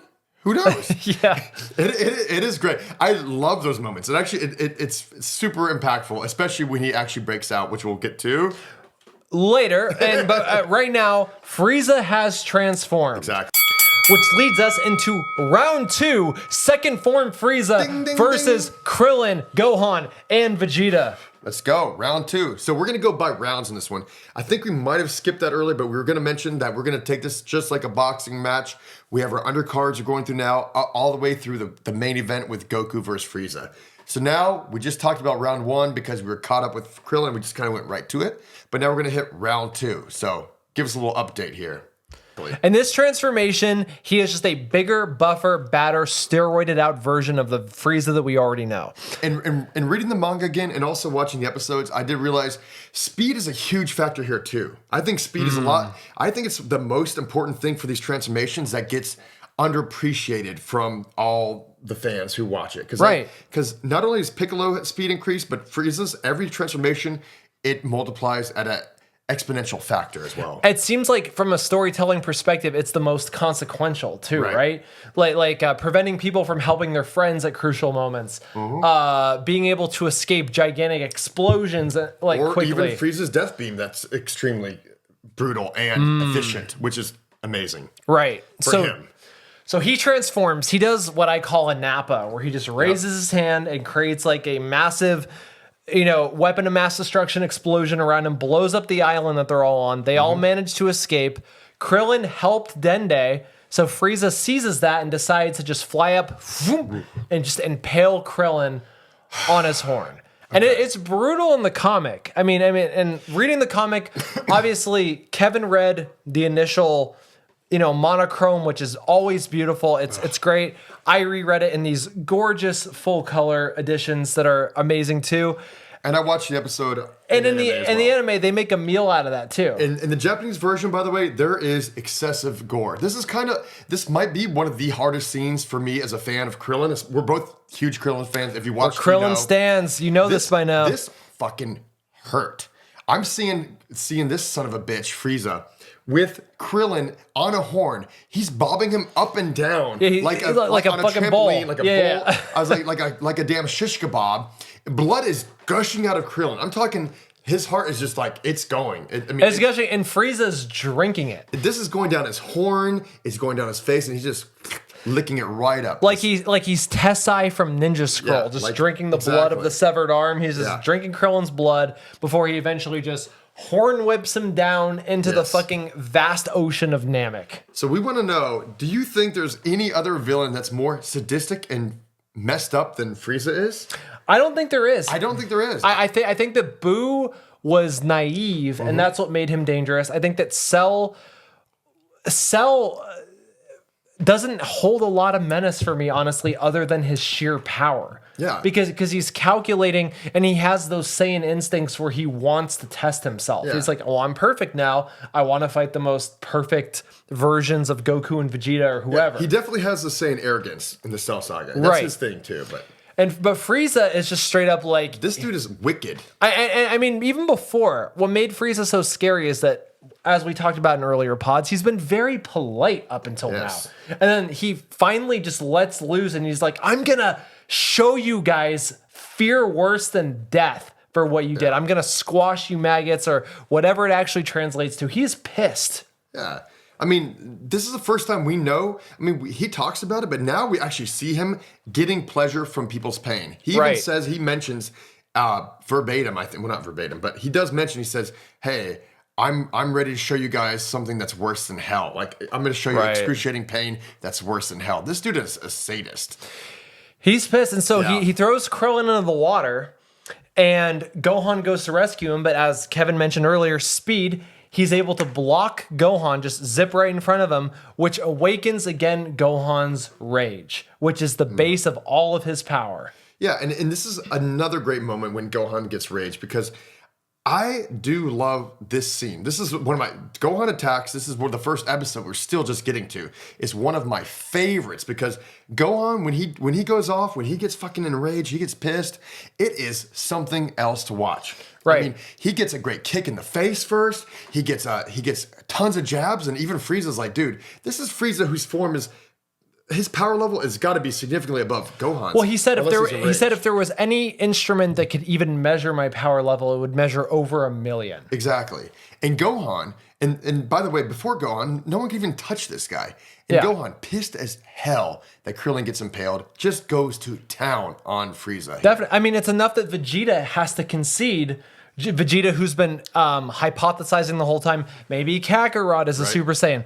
No, because Super Saiyans are supposed to be obsessed with battle and destruction, so it can't be Kakarot. So clearly, it's me. Wait, is Gohan possibly a Super Saiyan? Yeah, that's what he says. Basically.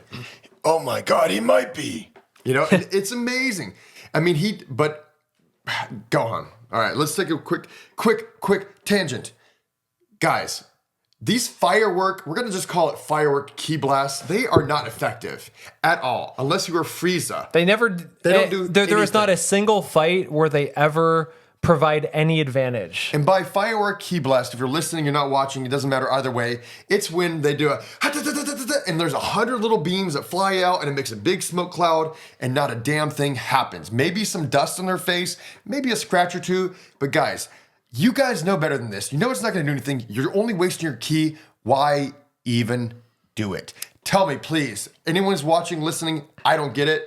I'm kind of over it, to be honest, but I guess it makes it fun. Who doesn't like I will make a fireworks? case for it from a narrative perspective. Okay, yeah. I think that, when you're reading the comic, all it does is convey desperation. Nobody uses the firework ki blast unless they're desperate, because it's like, how many ki blasts can I shoot out at once? Oh, the explosion on the person is getting bigger and bigger and bigger. And there's always that same reveal where it's like, oh shit, they're absolutely fine. And it's always awesome every single time, regardless.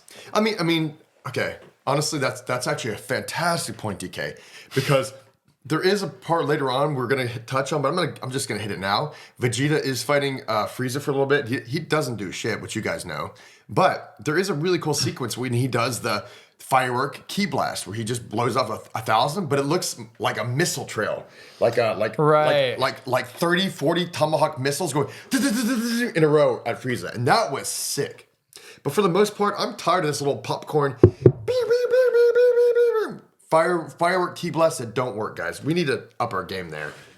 So Okay, never mind. And then to cap off round 2, Dende heals Krillin, and Krillin fucking sends a Kienzon storm at Frieza. Sick, by the way. I love Krillin. Man, it's like, I think he might be I think Krillin might be my favorite character. Because He's so clutch during this fight. He cuts off Frieza's tail. Eventually, a little bit later, he uses the Taioken, aka Solar Flare, as well. But yeah, we talked about, we love the Kienzon. I think we voted it our favorite new technique in our recap of the Saiyan Saga. But this time, he's just throwing them and throwing them and throwing them. And even though he's weak as hell compared to Frieza, Frieza's still like, these things could cut me in half. If you do not dodge those, you're shish kebab. Yeah. And Krillin, this is his most bold too, because even though Frieza just impaled him, he starts like slapping his butt like, ha ha ha. He does the whole tongue out, come and get me, Frieza. Because he's actually kind of trying to distract, because I think Gohan, which we didn't mention, after Gohan did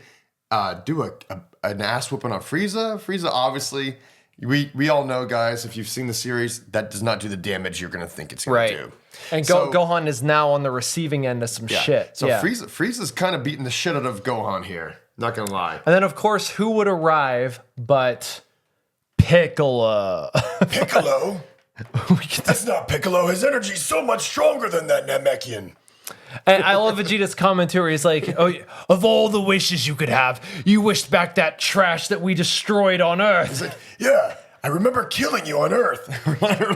And he's like, sorry, I'm trash, but in my classic Piccolo line, I'm going to kill you after I kill Frieza. And so now we get to round 3, Piccolo versus second form Frieza. Love it. Now, what makes this fight so cool is that this is also a great measuring stick moment. We talked about that last episode, and that's a lot of things for Dragon Ball Z. We go on measuring stick moments. And we realize pretty quickly in the fight, because Piccolo and Frieza, they do a little shit talking. They sum each other up. They kind of, do some basic attacks, a little hand-to-hand combat. Piccolo gets knocked into a couple of mountains, knocks him down. Frieza thinks he's got the upper hand, but it doesn't really do too much. Piccolo, shortly there is a warm-up period, much like when you watch a boxing match or a UFC fight. There's a little bit of circling and jabbing going on, and then eventually Frieza's like, it's time for me to get a little bit more serious, and then Piccolo, in the classic move, whips off the weighted clothes, and he's like, it's time for me to get a little bit serious too, motherfucker. Yeah, but what the measuring stick moment that was mentioned though, Dan, right? It's important to note that this lets us know that the new Super Piccolo, it's what they call it, Super Piccolo is stronger than second form Frieza. Right, which is an incredible precedent to set, because Nail made a fleeting comment before he died where he said, if you were one with your original self, you would be more powerful than Frieza. Dun dun dun. Which That is- some foreshadowing? which is Dan? incredible. Yeah, and so yeah, I Oh, mean. what could happen? I don't know. And then Piccolo's like, I have no interest in being one with that asshole. Nope. Not at all. And then Screw Nail's like, Kami. well, take me before I die. Come on. And here we are. And Piccolo is stronger than second form Frieza. And he's going and going and going. He's pushing the pace. Dende's healing Gohan. Frieza's like, why the hell is everyone coming back from the verge of death? As Piccolo's beating the shit out of him. And Frieza, no one to, thumb your nose at. He's pretty strong still. He starts getting a little bit of a comeback on Piccolo as well, even though Piccolo's a little bit stronger. And there's just a lot of good old-fashioned hand-to-hand combat here. Lots of good moments here. Right. Not a lot of like crazy key blasts, anything like that. They're just beating the shit out of each other, and it's just it's a war of attrition, if you will. The last Namekian alive, aside from Dende, versus the Emperor of the Universe. It's poetic at the end of this massive genocide that has occurred that this is the fight that happened. Piccolo at the end of this exchange turns out to be too strong for second form Frieza, and then Frieza drops a bombshell. He says, Vegeta has already mentioned that when I transform, I become stronger, and I have not one, but 2 more transformations left. Big needle drop right there. And then in the manga, he just like immediately transforms. It's like 2 pages. Yeah. And the anime, obviously, they stretch it out a lot. Like he said earlier, 28 episodes for just the fight with Frieza. But it happens pretty quick, no matter what medium you're consuming it in. This is now, all right, round 4, third form Frieza versus Piccolo. Piccolo is now, again, no match. Again, we're talking buts and therefores there. Yeah. Piccolo is stronger than Frieza, but Frieza can get stronger. And he's just murking Piccolo with these little air jabs with his fingers. He's like, Okay, perfect. I'm glad you mentioned the air jabs because this is what freaking pisses me off, guys. Okay, I'm talking about the firework key blast. This is the first time I think anyone has done a quick, like, that actually did any kind of damage, right? Yeah. So, yeah, this is the first time, and I've watched this series multiple times, even though my memory is not perfect. I have definitely seen a million firework key blasts where you just do, hey, we're just gonna throw the whole yard at the fence and see what sticks, whatever, if that even makes sense. Throw everything at the wall, see what sticks, whatever. But this is the first time you're gonna see anyone in Dragon Ball Z do one of these attacks where you just do the key blast that actually does damage. Even back in Dragon Ball with Tao Pai Pai, right? With the Dompa or whatever. Yeah, he does a Dumpa and he does the hand chops against Goku, and that doesn't do anything. This is the first time actually ever you see them doing something of consequence when it comes to the firework key blast, as we like to call it. That may be true. My memory also isn't perfect, and as you were, DB, it's great. As you were saying that, I was scrubbing through the memory banks, and I was just, guys, sometimes I make mistakes. I nominated Krillin's technique where he shot the slow beam and then split it into multiple attacks against Nappa and Vegeta earlier, and then I was rewatching to my delight the 23rd Tenkaichi Budokai arc of Dragon Ball, and good. I forgot that Krillin did that attack against Piccolo when he fought him. So it's like, okay, it's not perfect, but I think that you're right. I am inclined to believe you are right. Because this attack does mess Piccolo up. It draws blood. Yeah, he cannot move. He actually goes for pivotal points. He's like, I'm gonna fuck up your knees, your shoulders, anything that's gonna hurt, and then he just goes crazy. Right. He's like, I'm gonna hurt you where you can't recover, lower back pain, whatever you got. He's I'm gonna get you there.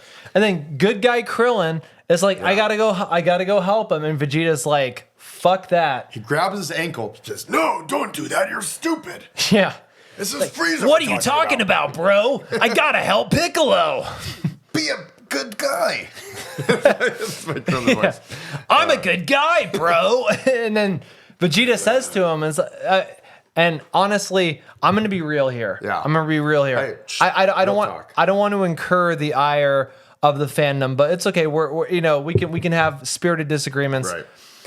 I like the idea that if a Saiyan fights to their maximum limit and reaches a point of near death, because some of you have done workouts where you felt like you were going to die. and or something like that. It's like if you fight, and you almost die, and then you get exponentially stronger when you come back from the brink. That's one thing. But just randomly just being at the end of death and coming back and being stronger, that to me is fucking stupid. And that's what Vegeta does here. He's like, look, if you just shoot me and almost kill me, and then that little Namekian shithead down there on the ground heals me, I will actually become a Super Saiyan. No, Vegeta, guys, we all know that's BS. To the 10th degree, that actually that settles my point from earlier when I was talking about, hey, are you going to get better healing from Dende healing you right there? Or are you going to get more in-depth, better healing in a back to tank? Same kind of situation. Yeah, I mean, we're talking about the opposite of that, where it's like death versus healing. But like, is one quick death blast to the chest, which, by the way, Krillin, you never have done that. That's the most effective ki blast you've ever done. And imagine this, and I say these criticisms all the time, but I want to reiterate that Dragon Ball is one of my favorite stories of all time. Love it. Even if I criticize it, Toriyama is a genius at a level that I will never even be able to aspire to, because he was writing this week to week for years and drawing it simultaneously, just improvising it as he went along without decades, a whole ton of forethought, and he was able to create this story. It's incredible. Yeah. That said, if Vegeta had a little growth moment where he had fought Frieza, saved people, maybe even saved Piccolo, like the guy that he was responsible for killing by proxy of Nappa before in the Saiyan Saga, and almost loses his life. And that also creates a little growth for Dende, where Dende is like, well, I hate you for killing all the Namekians, but I'm going to heal you because I saw you save this guy that looks like Nail or whatever. He would have earned a power up that way. This whole thing where he's like, Krillin, just impale me with a beam, and then I'm gonna magically power up if I heal. I hate that so much. I really, really do. Vegeta always looking for the easy way out. That's why you're always number 2, brother. Right. So he lowers his power level enough that Krillin just blasts him through the chest. Boom. Of course, Dende doesn't want to heal him because he slaughtered a whole Namekian village. And Dan, let me take a quiet moment here. That's a brutal. The Krillin was brutal. This one, Vegeta shot, that is brutal as hell too, man. Yeah. Like, if you're watching the Japanese version, which I highly recommend because the blood is a lot more gratuitous. It's there. You can feel the pain.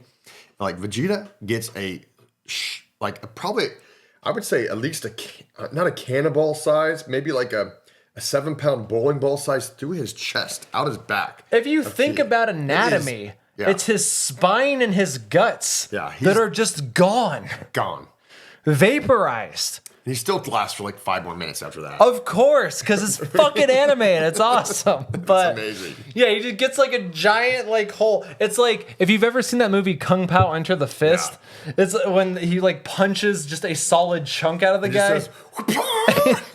That's literally it. Yeah. So whatever, bro. So I mean, but Gohan comes in clutch here because Gohan does one of the most badass things he has done so far, where he does like a Super Masenko against third form Frieza, and actually hurts him a little bit. Get some. I think he even says this is the first time anyone's gotten dust on me, unless that happened earlier. Memory isn't perfect, but it definitely does a little bit of something. Yeah. So Piccolo is getting thrashed here, and then Gohan does step it up, and this is a really cool moment too. And like I said at the beginning of this episode, I said Gohan attacks episode, which was 80 or 87 or something like that. When he does his badass attack against Frieza, that was cool. But now Gohan's like, man, this is all or nothing now. I'm healed. I'm feeling better. Right. Dennis got me back. And he does the biggest Masenko you've ever seen. And what's important about this attack here, especially if you're watching anime, is wow, there's so many moments if you watch through Super and even up to Dragon Ball Superhero, that you'll realize wow, all these moments I didn't ever think mattered really do matter for the future of Dragon Ball and Gohan. This is one of those hey, he has that potential. Right. He can do that Masenko. He can do it. And he nearly got the best of Frieza. I mean, I have to imagine, I don't think it's going to kill him, but I imagine that would knock him down. If this attack actually landed, I think he would have been down to like 20%, 30% left of his vital capacity. I don't know, but it was Right. a hell of a beam. I would say it's nuclear. I would say it's near nuclear. And I think there was a bit of a meta note when he did Right. the attack too, where Toriyama made him do that attack because he needed to get through third form Frieza quickly to get Right. to final form Frieza, which was, let's be real, much easier to draw. Yes. Which is a theme that's going to come back later in this episode. I won't say when, but definitely Toriyama, it's hard to write and draw 22 pages a week, everybody, like week after week. It really is hard. So if you can find a way to make your designs a little bit easier to draw, that actually saves you a shit ton of time. But can I tell you this real quick? We didn't even touch on this yet, damn. This is super important.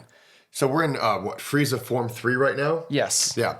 Frieza Form 3, guys, let's just talk about it. It's obviously a straight up copy off of Alien. Oh, yeah. I mean, it's not a copy, it's an homage, right? Very Geiger-esque. Very Geiger-esque, like we talked about in the last episode.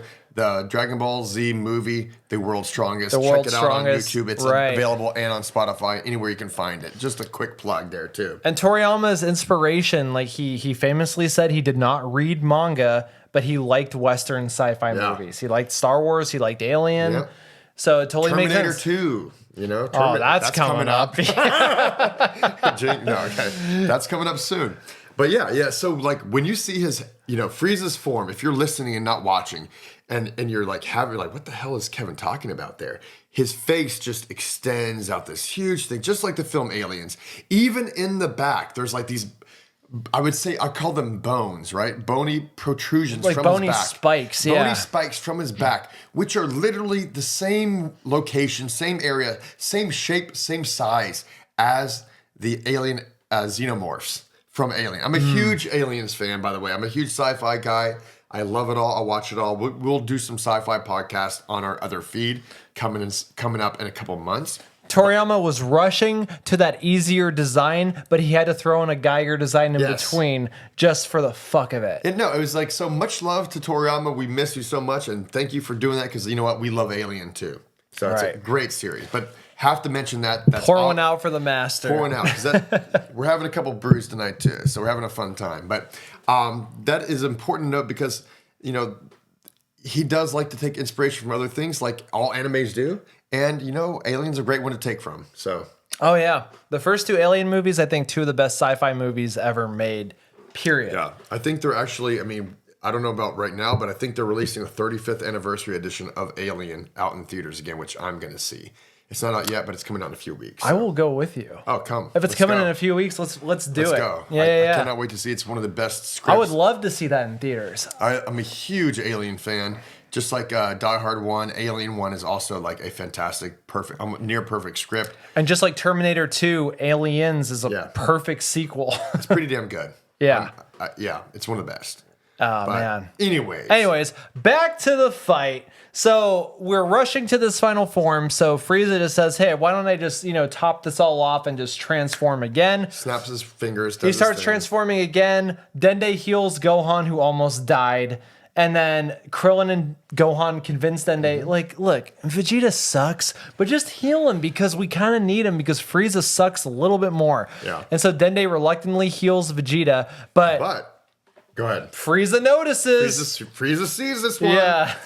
And even though I revisited this through the manga because I wasn't going to watch 28 episodes of this, like, I love in the anime that when he's going to the final form, like, his skin is cracking.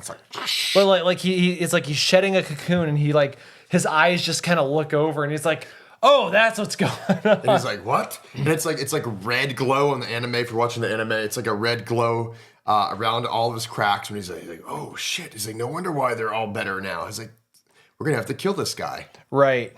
Which leads us to round 4. Mm-hmm. Final form Frieza versus everybody but Goku. Right. So he shows up, much sleeker design. You can see it right here. You know it. It's classic. It's like very Alien in a way. Not Alien the movie Alien, but just like it kind of has like a little bit of like the Your classic UFO aliens who would see exactly kind of like a naked, just bland sort of pale body. Yeah, I guess. Actually, they even mention it in the manga and in the anime that he's like, I think Krillin makes a comment saying that, oh wow, this guy looks puny and like his form looks weak. Right. And Piccolo says, hey, this is a perfect example of why you don't judge a book by its cover. Right. Because like if you can't feel his power, I don't know what's wrong with you, Krillin, because this guy has just quadrupled his power or more, Right. And the first thing he does is he just kills Dende. He kills the Deus Ex Machina that has been healing them all of this time. He just boom. Now great moment in the, sorry to interrupt. Go ahead. Great moment in the anime, by the way. I watched that as well because I've been concurrent on both. But it was really, really cool. It's a very slow motion. I was like, I'm wondering how cool this would translate to live action, because it's a black screen and all you see is the Z fighters. You see the Piccolo, Krillin, and Gohan, and then boom, Dende at the very back, and it's just like, just a really great tracking shot from the animation that I love. And it's like, oh no, oh no, boom. And it's a double upping of the stakes because now Frieza is way too strong, and now there are no sensu beans and there's no Dende. Mm-hmm. And he knows, and he says, and not only no Dende, no sensu beans, he's like, no recovery. Right. He's like, you're gonna die now. Round 4, Final Form Frieza versus everybody. Everybody. And of course, at this point, Vegeta has just been healed by Dende, even though Dende is dead. So Because he's feeling pretty confident, right? he's feeling pretty confident, so he attacks all out. Yeah. But quickly realizes, He's not a Super Saiyan yet, guys. no. I mean, and not only that, he is so hopelessly outclassed by Frieza that he loses the will to fight. Yeah. I mean, Toriyama comments in the little narration thing. It's like I think that might be the first time I can remember him doing that, where it's like, and thus, for once, The Saiyan cried. He lost his will to fight. And Vegeta literally sheds a tear in the manga and in the anime. I mean, it's a very great moment for the series in general, because it's probably the first humbling experience I think Vegeta's ever had. I mean, even when he lost against Goku, he's like, I'm going to kick your ass later. I'm going to come back better and stronger. But nothing. This is the first time Vegeta's like, wow. He's like, I'm done. even when Vegeta lost on Earth, he knew that he lost because of random shit that he couldn't have predicted, but that he was still technically stronger than everybody who beat him. And so he was like, you know what? I just need to get out of here. I need to recoup. I need to go in the back to tank, and then I'm going to come back, and then I'm going to kill everybody. But this is the first time that we see him just feeling hopeless. Never seen that before, and it's painful to watch if you're a Vegeta fan, but at the same time, this is actually a great growth moment, and we love. On this podcast, we love the growth moments. We do, and Frieza, the sadist that he is, just seizes on the hopelessness and just beats the shit out of Vegeta. He taunts him. He talks shit. He's like, oh wow. He's like, oh, this is the great Super Saiyan you're talking about. Flies up and just headbutts him under his chin. Yes. And he's like, oh, gonna do anything? He says, shh, boop, nope, nothing. And Vegeta just gives up, man. It's very reminiscent of the fight previously when Piccolo was getting shot with the ki blast, same deal, but just Vegeta just got pummeled to death, basically. He's being picked apart piece by piece, and then he does this little thing where he just looks over his shoulder to everybody. He's like, do feel free to step in anytime you feel like it. Yes, oh my God. We do have to talk about that, because it's like, Piccolo's like, no, don't do anything. I think Piccolo's like, he's kind of liking the fact, he's like, no, he's like, Nappa kill me, you fucker. He's still pissed. Oh, you think he's Piccolo's got a little resentment there. I don't think it's just like, hey, we can't handle Frieza's strength. It's more like, you know what, dude? Kind of just let this happen. Kind of fuck this guy for a little bit here. Let me just see him get some of his just desserts. I mean, honestly, when Piccolo first arrived to this fight, Vegeta said, like, oh, you're the guy Nappa killed on planet Earth. What a waste of a wish. Waste of a wish. I'm like, dude, literally one episode earlier, 2 chapters earlier in the manga, he was talking shit. So I think Piccolo's like, hold back. Let's just see what he can do. And then, Krillin, Gohan wanted to kind of help out, which is also a cool moment too, because it's showing that Vegeta slowly is going to be turning. Because I forgot to mention at the commencement of this fight, Frieza blasted at Gohan and Vegeta knocked him out of the way. Yes. And Gohan's like, thanks for saving me, Vegeta. And he's like, I just wanted to show how cool that would look. And here's also a cool little extra teaser. If you haven't read the manga, it's a little bit different in the anime from the manga. In the anime, Vegeta comes and saves him. He does like he shoves him, does like this kind of chop thing, like a shoving chop. In the manga, he just straight up fucking jump kicks his ass. Yeah, he Bruce Lee kicks him. He Bruce Lee kicks him in the head and like knocks him over. So it was not like a nice save. It's like, oh fuck, I gotta save this kid, and he just flying jump kicks his ass. It's crazy. And then he even says like, I didn't do it to save you. I don't care about you at all. I just thought it would look cool. Yeah. And it did. And it did. It was a cool moment. Until he started getting his ass kicked. And so now Frieza is taunting him. He's taunting everybody else. Oh yeah. Meanwhile, on the ship. Yep. The back to tank finally is done. Could we do the sound effect? It drains. Goku. Does he explode out of it? Okay, here's a great moment I do want to talk about from the anime, not the manga. Okay. Is the Kukichi score?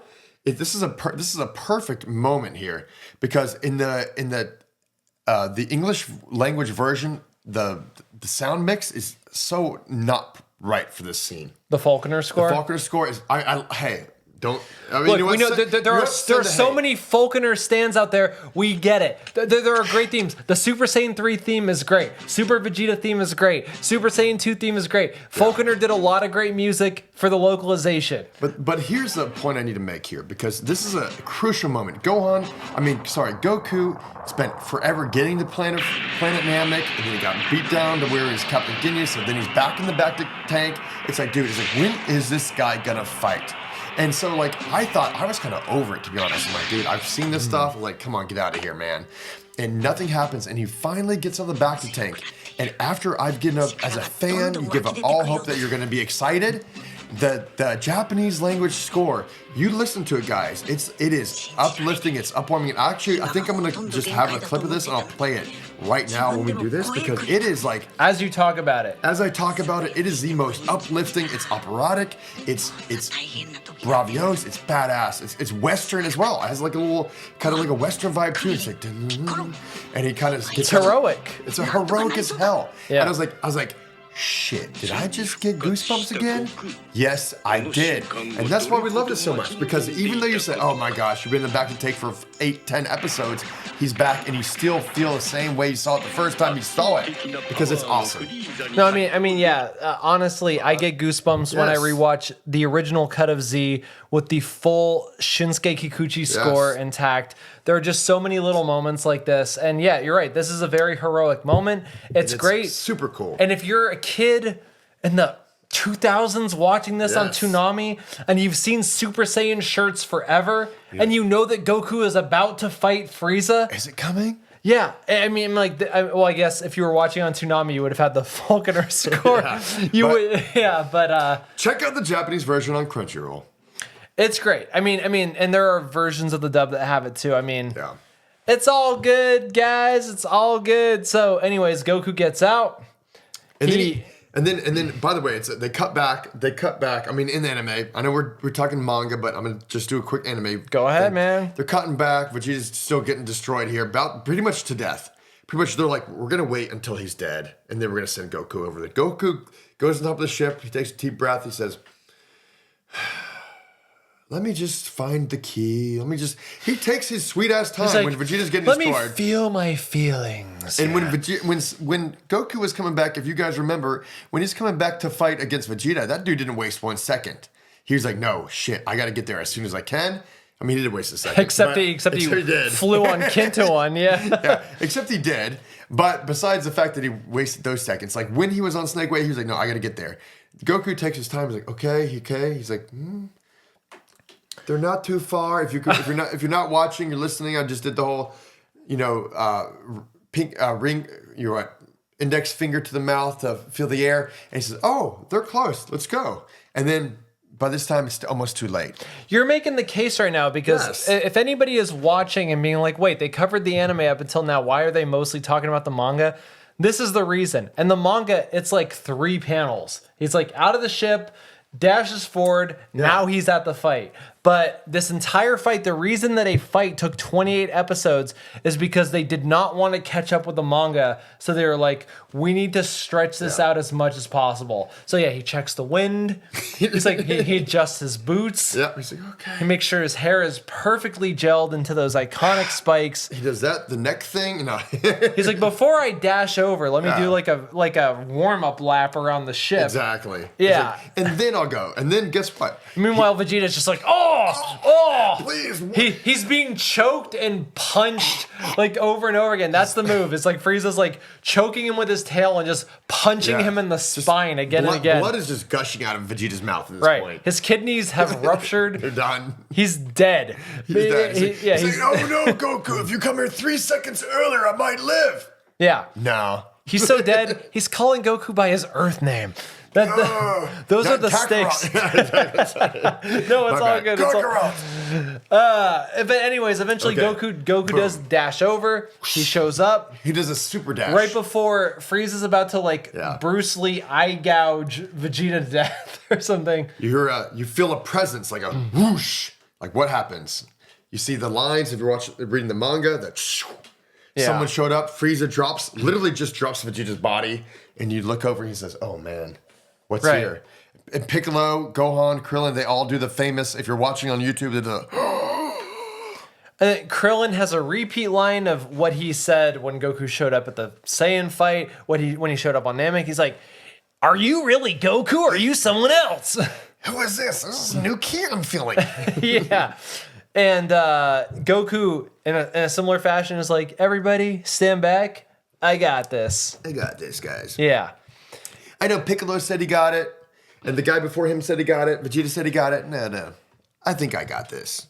And thus commences round 5. Bing, bing, bing, bing, bing. Goku versus Final Form Frieza. All right, this first part is one of my favorite parts.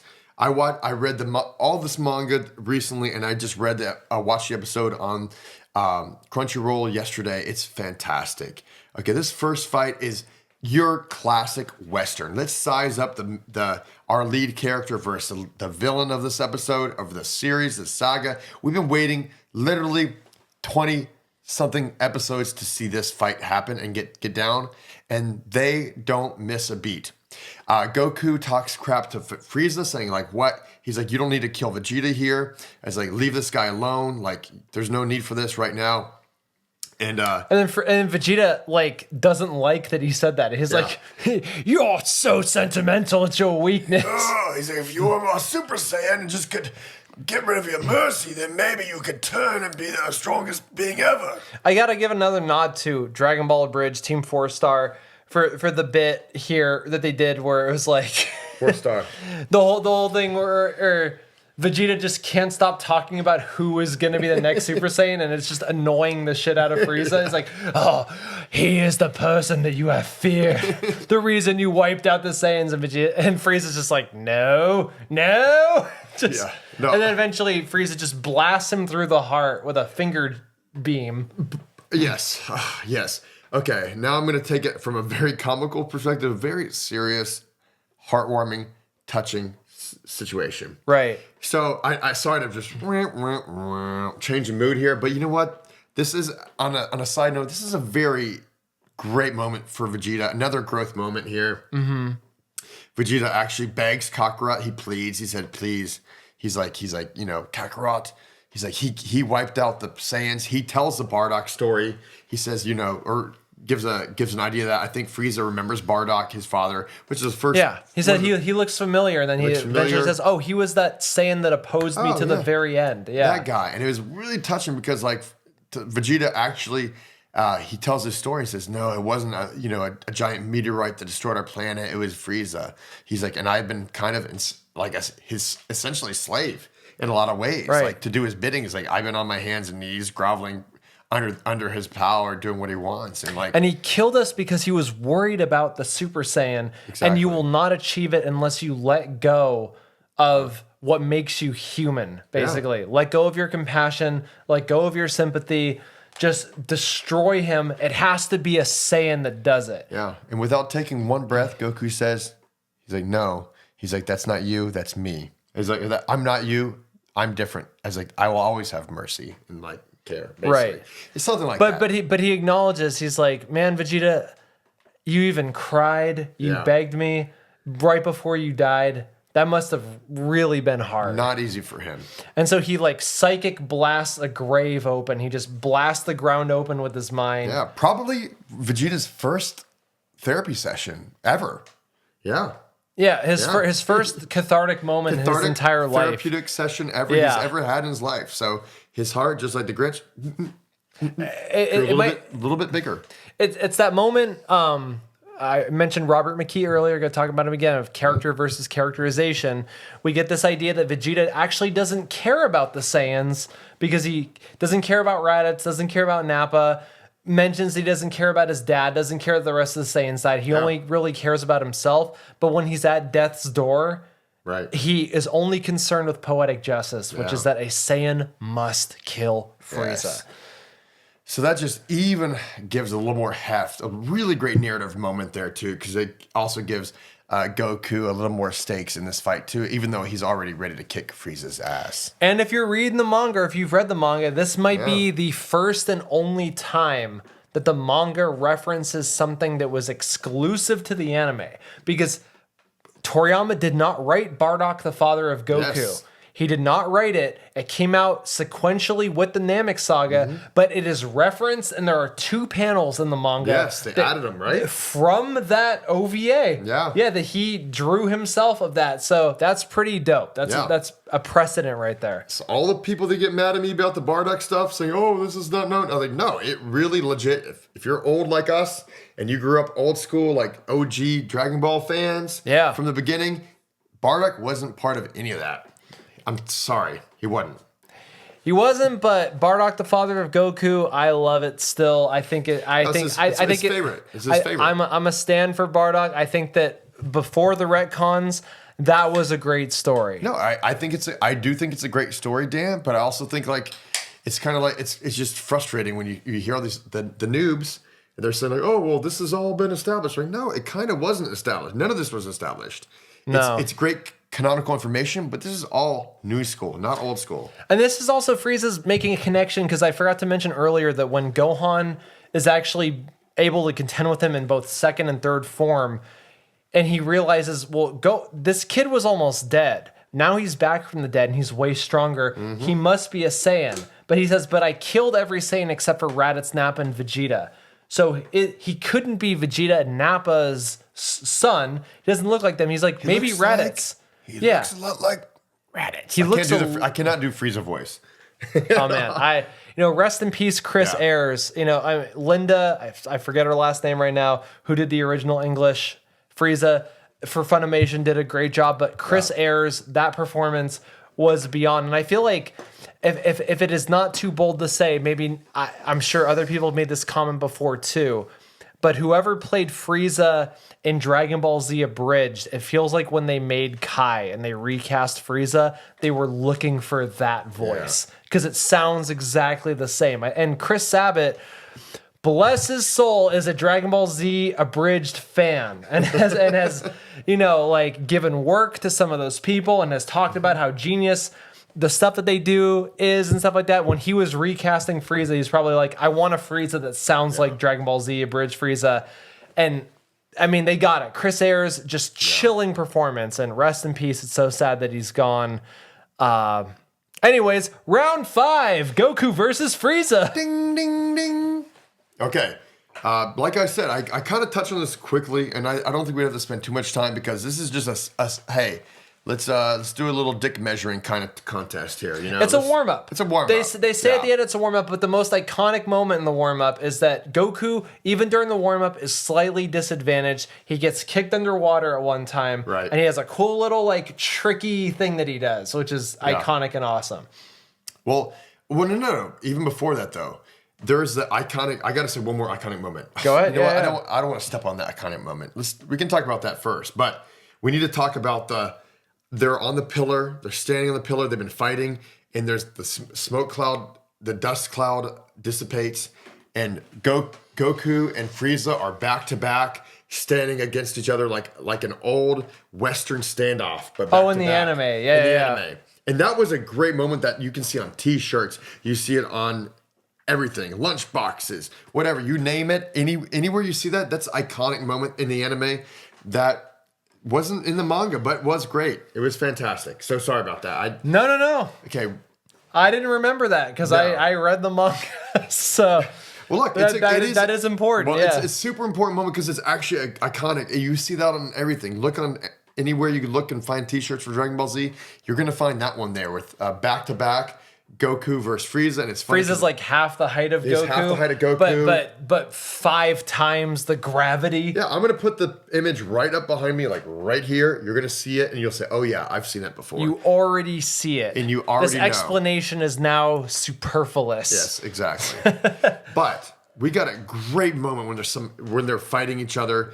Frieza gets the upper hand for a moment, and he kind of knocks Goku down in the water, right? And what happens? Goku just kind of sits there and thinks for a little bit, and he realizes something. And he's holding his breath. He's better than Krillin at holding his breath, by the way, because Krillin did this earlier, kind of, but without this attack. Right. He mentions, he's like, okay, one thing that I've learned from fighting both Vegeta, Nappa, and now Frieza is that these people can't sense ki. Yes. They just have super eyesight. Thank God you mentioned that, DK, because that is a huge thing. I wrote. I think I wrote it in my notes, but my notes are gone now. But there anyway. are too many notes. We forgot to mention all the times that they used Taioken and how everybody learned that technique, but nobody ever taught each other actually more useful techniques like Kaioken. Exactly. Exactly.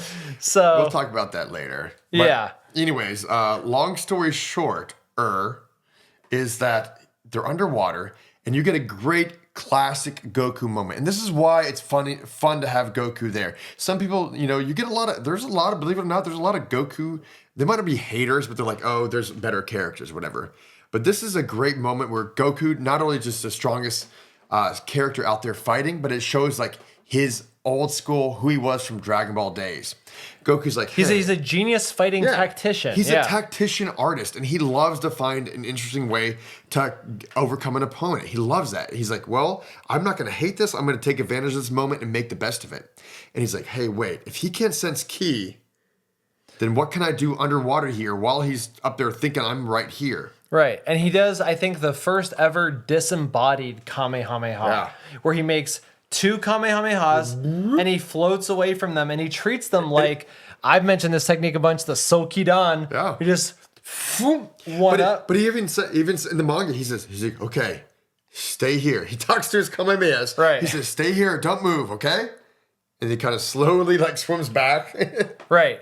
And then just like one away, boom. Frieza's like, what the hell? And he's like, oh, that's not him. And then 2 away, boom. Oh, that's not him. And then from above, boom. Crash. Just double foot kick Frieza right into a mountain. Yeah, classic kicks and moves. Amazing move. Great in the anime, great in the manga. Just an all-timer cool move by Goku. And that's a quick reminder like, oh, you know what? He still likes to have fun when he's fighting. This is for him. This moment right there, that was like let me think of a cool new tactic I can use to get a better advantage. Not just the Ki blast firework, Ki blast, blah, blah, blah. No, a cool move that he brought up to try to even the playing field or even get advantage. So, and he got a hit, but he immediately acknowledges this didn't do anything to him. No, he's strong. It doesn't do anything to him at all. And then Frieza paralyzes Goku in a beam blast, which turns into like a nuclear explosion of energy. Yeah. So much so that everybody almost thinks, remember everybody, this was a moment where everyone thought that Goku was dead for a split second, but then it turns out he escaped by the skin of his teeth. And he's like, yeah, I jumped out of it at the last second. Everybody's like, wow, he's so fast now. And that's when Frieza's like, maybe I should get serious here. And Goku's like, maybe I should too. Which leads us to round 6. Ding, ding, ding. We're halfway through the fight. 1 hour and 7 minutes in. Frieza declares, as does Goku, that warm-up time is over. Yes. But Frieza also very politely is like, which do you prefer, fighting in the sky or fighting on the ground? Well, if you ask me, I prefer on the ground. And then Frieza's like, He does like that little thing. They go on the ground. He's like, and Goku's like, you're really polite. Thank you for giving me that advantage. And Frieza's like, Oh, I've got one more gift for you. How about I don't use my hands for this round? Like, what? No hands? Yeah, and that's what happens. Goku's like, I'll take it.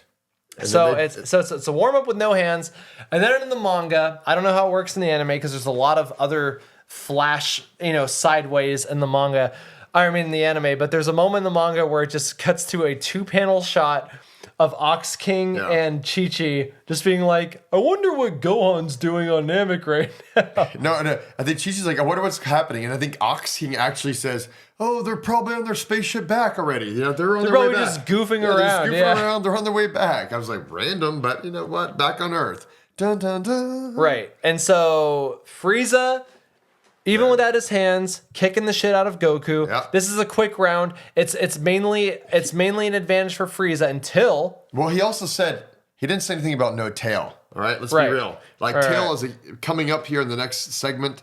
Tail's a huge it is factor. another appendage. It's Yeah. prehensile. It can wrap around stuff. It He can used that choke to kill people. Vegeta, basically. I mean, Yeah, it was choking Vegeta while he was punching his spine, so it is prehensile. Yeah. It is an extra limb, so the hands almost don't matter. Mm-hmm. So he goes for a rear naked choke via tail against Goku, but then Goku just chomps into the tail. That was a great moment, too. Yeah. Oh, what another great, like, classic Goku. What would Goku do moment? Like, that's why we love Goku.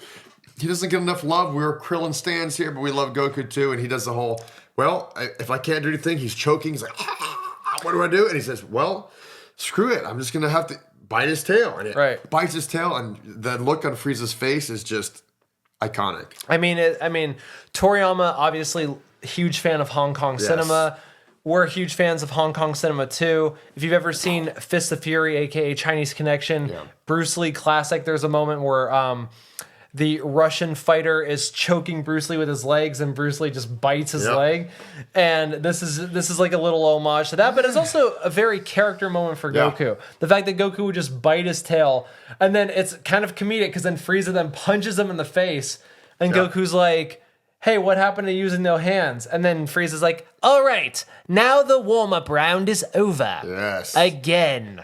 Ding, ding, ding. Which leads us to round 7. The warm-up is over again. Now Frieza is just kicking the shit out of Goku. Yes. Goku has no chance. He's fighting his hardest, and we get a little cut in the manga to King Kai's planet where Ten Shinhan is like, it's all good because Goku's body can now withstand a Kaioken times 10.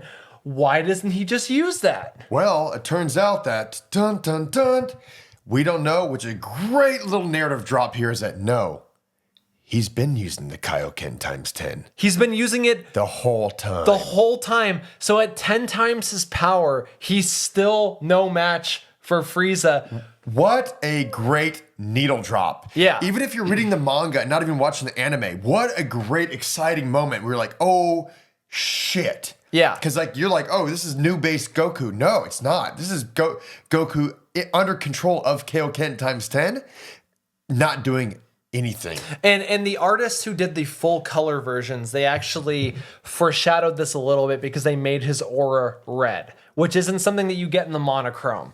And I love both mediums. I love the black and white. I love this color thing. It's so gorgeous. But I do love it in the monochrome a little bit more because it's more of a surprise. And in the anime they do it too. Yes. They don't show the red aura before King Kai makes that revelation. Yeah, because I was reading the manga just the other day, and it shocked the hell out of me. I was like, "Oh shit!" And I remembered that, but it was still a shock to me. Right. So it's so cool to just see that moment. It's like, bam. It's like just another way that Akira Toriyama is just the GOAT, man. He adds another little twist at a perfect moment to make you feel a little bit more that you didn't think you were going to feel because you thought it was just all, insane action, but no, there's more to it. Right. And the Kaioken... What a layer. Yeah.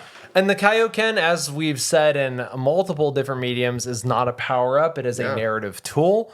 It has to have stakes in order for it to be extra cool.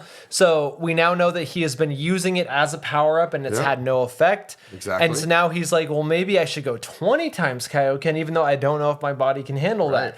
Which I'm like, great. Now we have stakes. Like he's gonna try to push himself beyond his limit. Long story short, we don't need to describe every punch and ki blast Yes. here. He goes 20 times Kaioken. It's still not enough. Nothing, because Frieza's still been holding back, right? Right. He's Exactly. still been holding back. So 20 times Kaioken Yeah, not doesn't do anything either. And that ends round 7.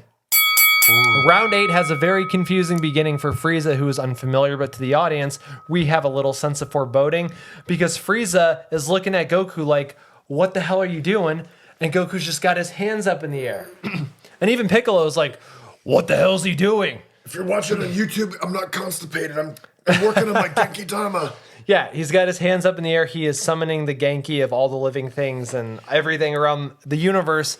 But Krillin recognizes this because Krillin actually threw it. Thank God we have the Z Warriors there to give us a little insider baseball to tell us like what's going on here. Why Right. is his hands up? Oh, of course. They even add a little scarcity because he's like, oh, it gathers ki from every living thing. He's like, but there's no way he's going to be able to gather enough ki because there's nothing living on Namek anymore. And then Piccolo says, or Vegeta, no, Vegeta's dead.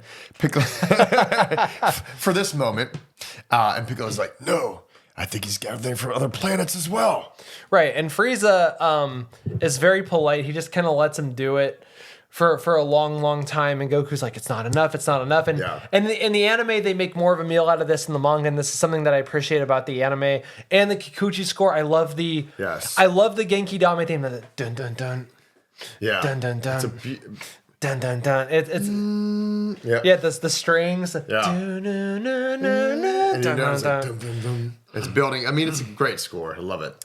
It's great. Frieza's like, what are you doing? Like, why are you just standing with your hands up in the air? And Goku's like, I can do this as much as I want. And then Frieza starts like He hitting gets tired. Yeah, Frieza's like, you know what? I'm tired of waiting, right? Yeah, it's like, I want to kill you already. And so Piccolo's like, Someone's got to stall.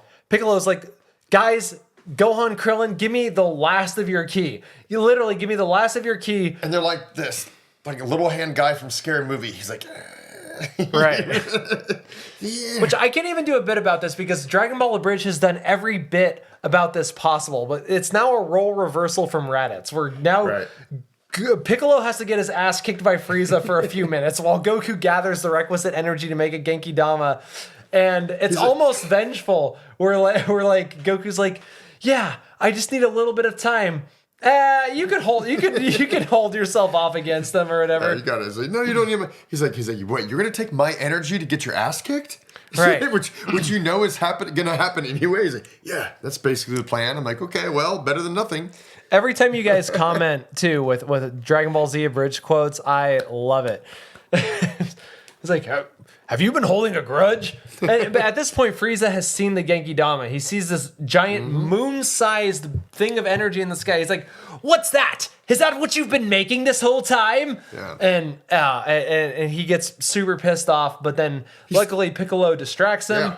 Yeah. And he still doesn't do really shit about it in the moment. Like, as soon as I see a big ass ball of light above me that's not the sun, because he knows from the sun, because he looks at the water, he says, that's not the sun. He looks up, he's like, oh shit.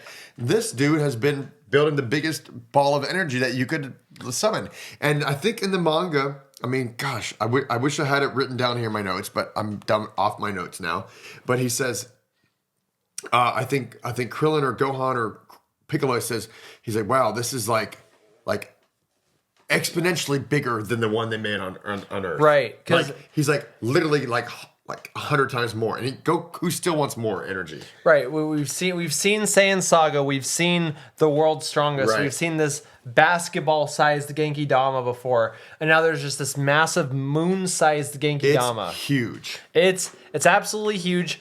Piccolo distracts Frieza, and Yes. then in a beautiful piece of animation in the anime, finally Goku's like, "That's enough," and just, and you just see this moon like in space just come down. What a cool moment. Yeah, and then Frieza sees that it's coming towards him. Yeah. Everybody's like, hit the deck, you know. They're like, ah. It's amazing it didn't blow up the planet. Right. And I don't speak Japanese. No. There are multiple ways that Frieza's line is translated. Like, I think in the manga and in Kai, when I was rewatching with my girlfriend, he just kind of says, "This is nothing." Yeah. This is nothing. But in the original cut, in the translation, he's like saying, "I'll just take this and like he's like trying to like minimize it. Like, I'll just take this and as he's being crushed. Oh, because before Goku throws it, he's about to destroy the planet. He makes his little planet destroying ball with his finger, which we'll see much later as well in Dragon Ball Z. Then Goku throws it, it comes down, he tries to catch it, but nope, can't catch it. Nope, can't catch it. Yeah. That's it. Boom. Genki Dama explodes, leaves a big-ass crater in Namek. Huge crater in Namek. Not even Frieza's trying to destroy it, but... We don't even know right now if Goku is alive. Don't even know. We probably know he's alive because, probably. I mean, let's be honest, he's the hero. He's the hero. But yeah, so Krillin and Gohan survive. Right. Piccolo pulls Goku out of the water. Yeah, which is a really good moment. Cool moment. Yeah. And they have this little celebratory moment of like, oh, thank God the nightmare is over. Is it Thank though? God. Is it though, guys? Let's be real. Yeah, because Krillin's like, ah! And everyone's like, what's wrong, Krillin? He's like, it's a multiple panel shot from the manga. It was like, right. It's like, He goes, and what? it's close to And his eyes. And he's like, wait, I forgot that we have to rescue Bulma. Yes. And they're like, oh, Krillin, why did you make that face? We thought that Frieza was back from the dead for a second. And then he does it again. And now we see Frieza is alive. And these guys, man, Piccolo, Goku, they're exchanging pleasantries. They're like, oh, good job. Doing the whole, This is where in the anime, and it wasn't in the manga, so Krillin is the shit. Yeah. It wasn't in the manga, but it was in the anime where Krillin's like, I've never even had a girlfriend before. Yes. Or whatever. And everyone just kind of has a little bit of a laugh. Yeah. But nope, Frieza's still alive. Yeah, Frieza is live, and I think he's pissed. And his tail has been cut off again. He's not happy now, man. And he immediately just, boom, impales Piccolo with a beam. Just boom. The same beam that he used to kill Dende. He is pissed off. Like, what do you guys know, if you're watching this or listening, what is the name? Is that just a death beam? I'm sure in the Dragon Ball Z Fighter or the games, the Tenkaichi Budokai, there's got to be a name for that attack, but I think it is just like the Vegeta, Frieza death beam or something. I'm not sure. There's so much in this fight. There's stuff that I'm remembering that we forgot about, because like when Goku went 20 times Kaioken earlier, he did do an attack. He dodged like 100 of the death beams. Yeah, he did, and then he did like a Kamehameha that like hurt Frieza. Like Frieza was like, that hurt. That hurt! Like he was like actually pissed. Yeah. He was pissed off. So now he's super pissed. He impales Piccolo. Yeah. But And thankfully, you see, if you're reading the manga and you're watching the anime, you definitely know it's not a fatal shot, but it's definitely it's a life wounding if it doesn't get that fixed soon. Right. I mean, talking like upper left chest, like this area right here. right. Boom. And then Goku again, like he told them at the beginning of the fight, he's like, guys, just get the hell out of here. Let me handle this. And Frieza's like, you guys aren't going anywhere, and just vroom, vroom, tosses Krillin up in the air. And Goku, like, Frieza, don't. And then Krillin's like, you see him get bloated, like he's had bad indigestion. No, that's not indigestion. That's a fucking implosion, guys. Frieza decides, and this is the moment that we've all unfortunately been waiting for, because Krillin's our guy, but this is also the most iconic It is moment. his second death. Second death. Second death, yeah. And most iconic moment in anime history. I'm going to say all of anime. You literally, come at me. Shots fired. Come at me, people. I think this is the most iconic moment in anime. Everyone knows it. This moment is a benchmark for, if you think about Naruto achieving, his fox form, his sage form, all of these things, like every Luffy transformation comes from this moment. Everyone knows this. And we were talking off pod, and the manga, surprisingly anticlimactic. It's one panel. But in the anime, which we have to mention, the elongation actually works for it. Because it does work well. Goku is so enraged that Krillin is dead. Well, he's so enraged. Yeah, we didn't say it, but yes, he gets imploded. Boom! Yeah. Huge explosion. There is nothing left. Very similar to Chaozu, but this is our guy, Krillin. Right. Pissed. He's gone. He's pissed. Lightning is striking the ground. Goku's best friend.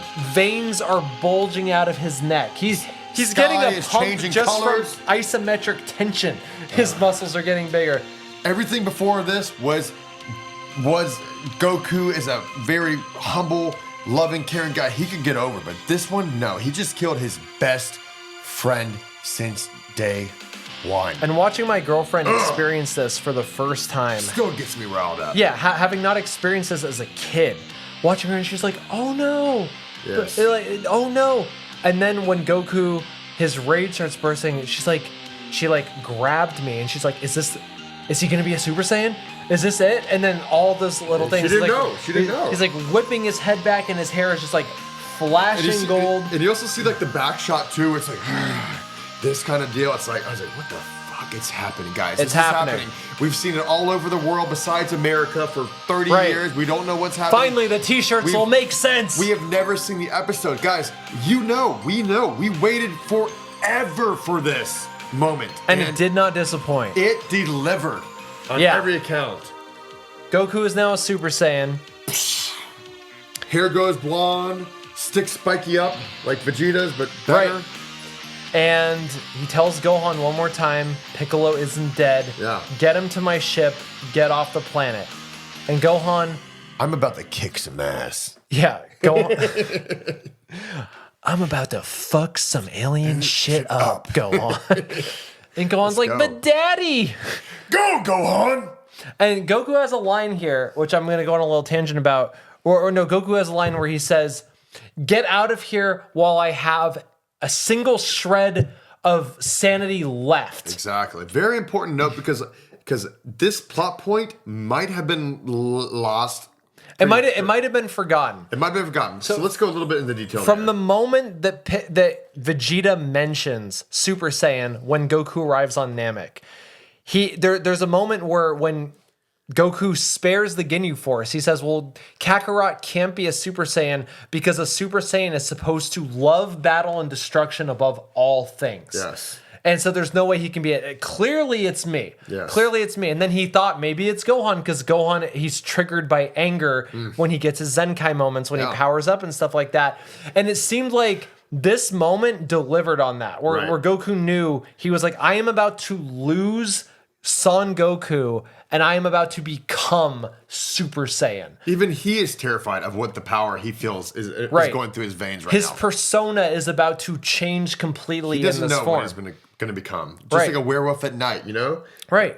Exactly. And so it's why so much of the fandom to this day, if you don't know the behind the scenes that this actually wasn't the case, so many people make the false claim. Well, Toriyama wanted to finish it at Frieza, and Shonen Jump made him continue it past Frieza. It's because this moment is the perfect end of Dragon Ball Z. Right. It's the perfect end of the culmination of Goku ascends beyond himself to this deeper primal thing that was awakened at the loss of his best friend. Right. And now he is going to have to defeat the Emperor of the Universe with this power. I mean, how do you match that? Yeah. Dune level stuff right there, you know? Which is now... But real quick, everyone who's listening, everyone who's watching, write in the comments right now.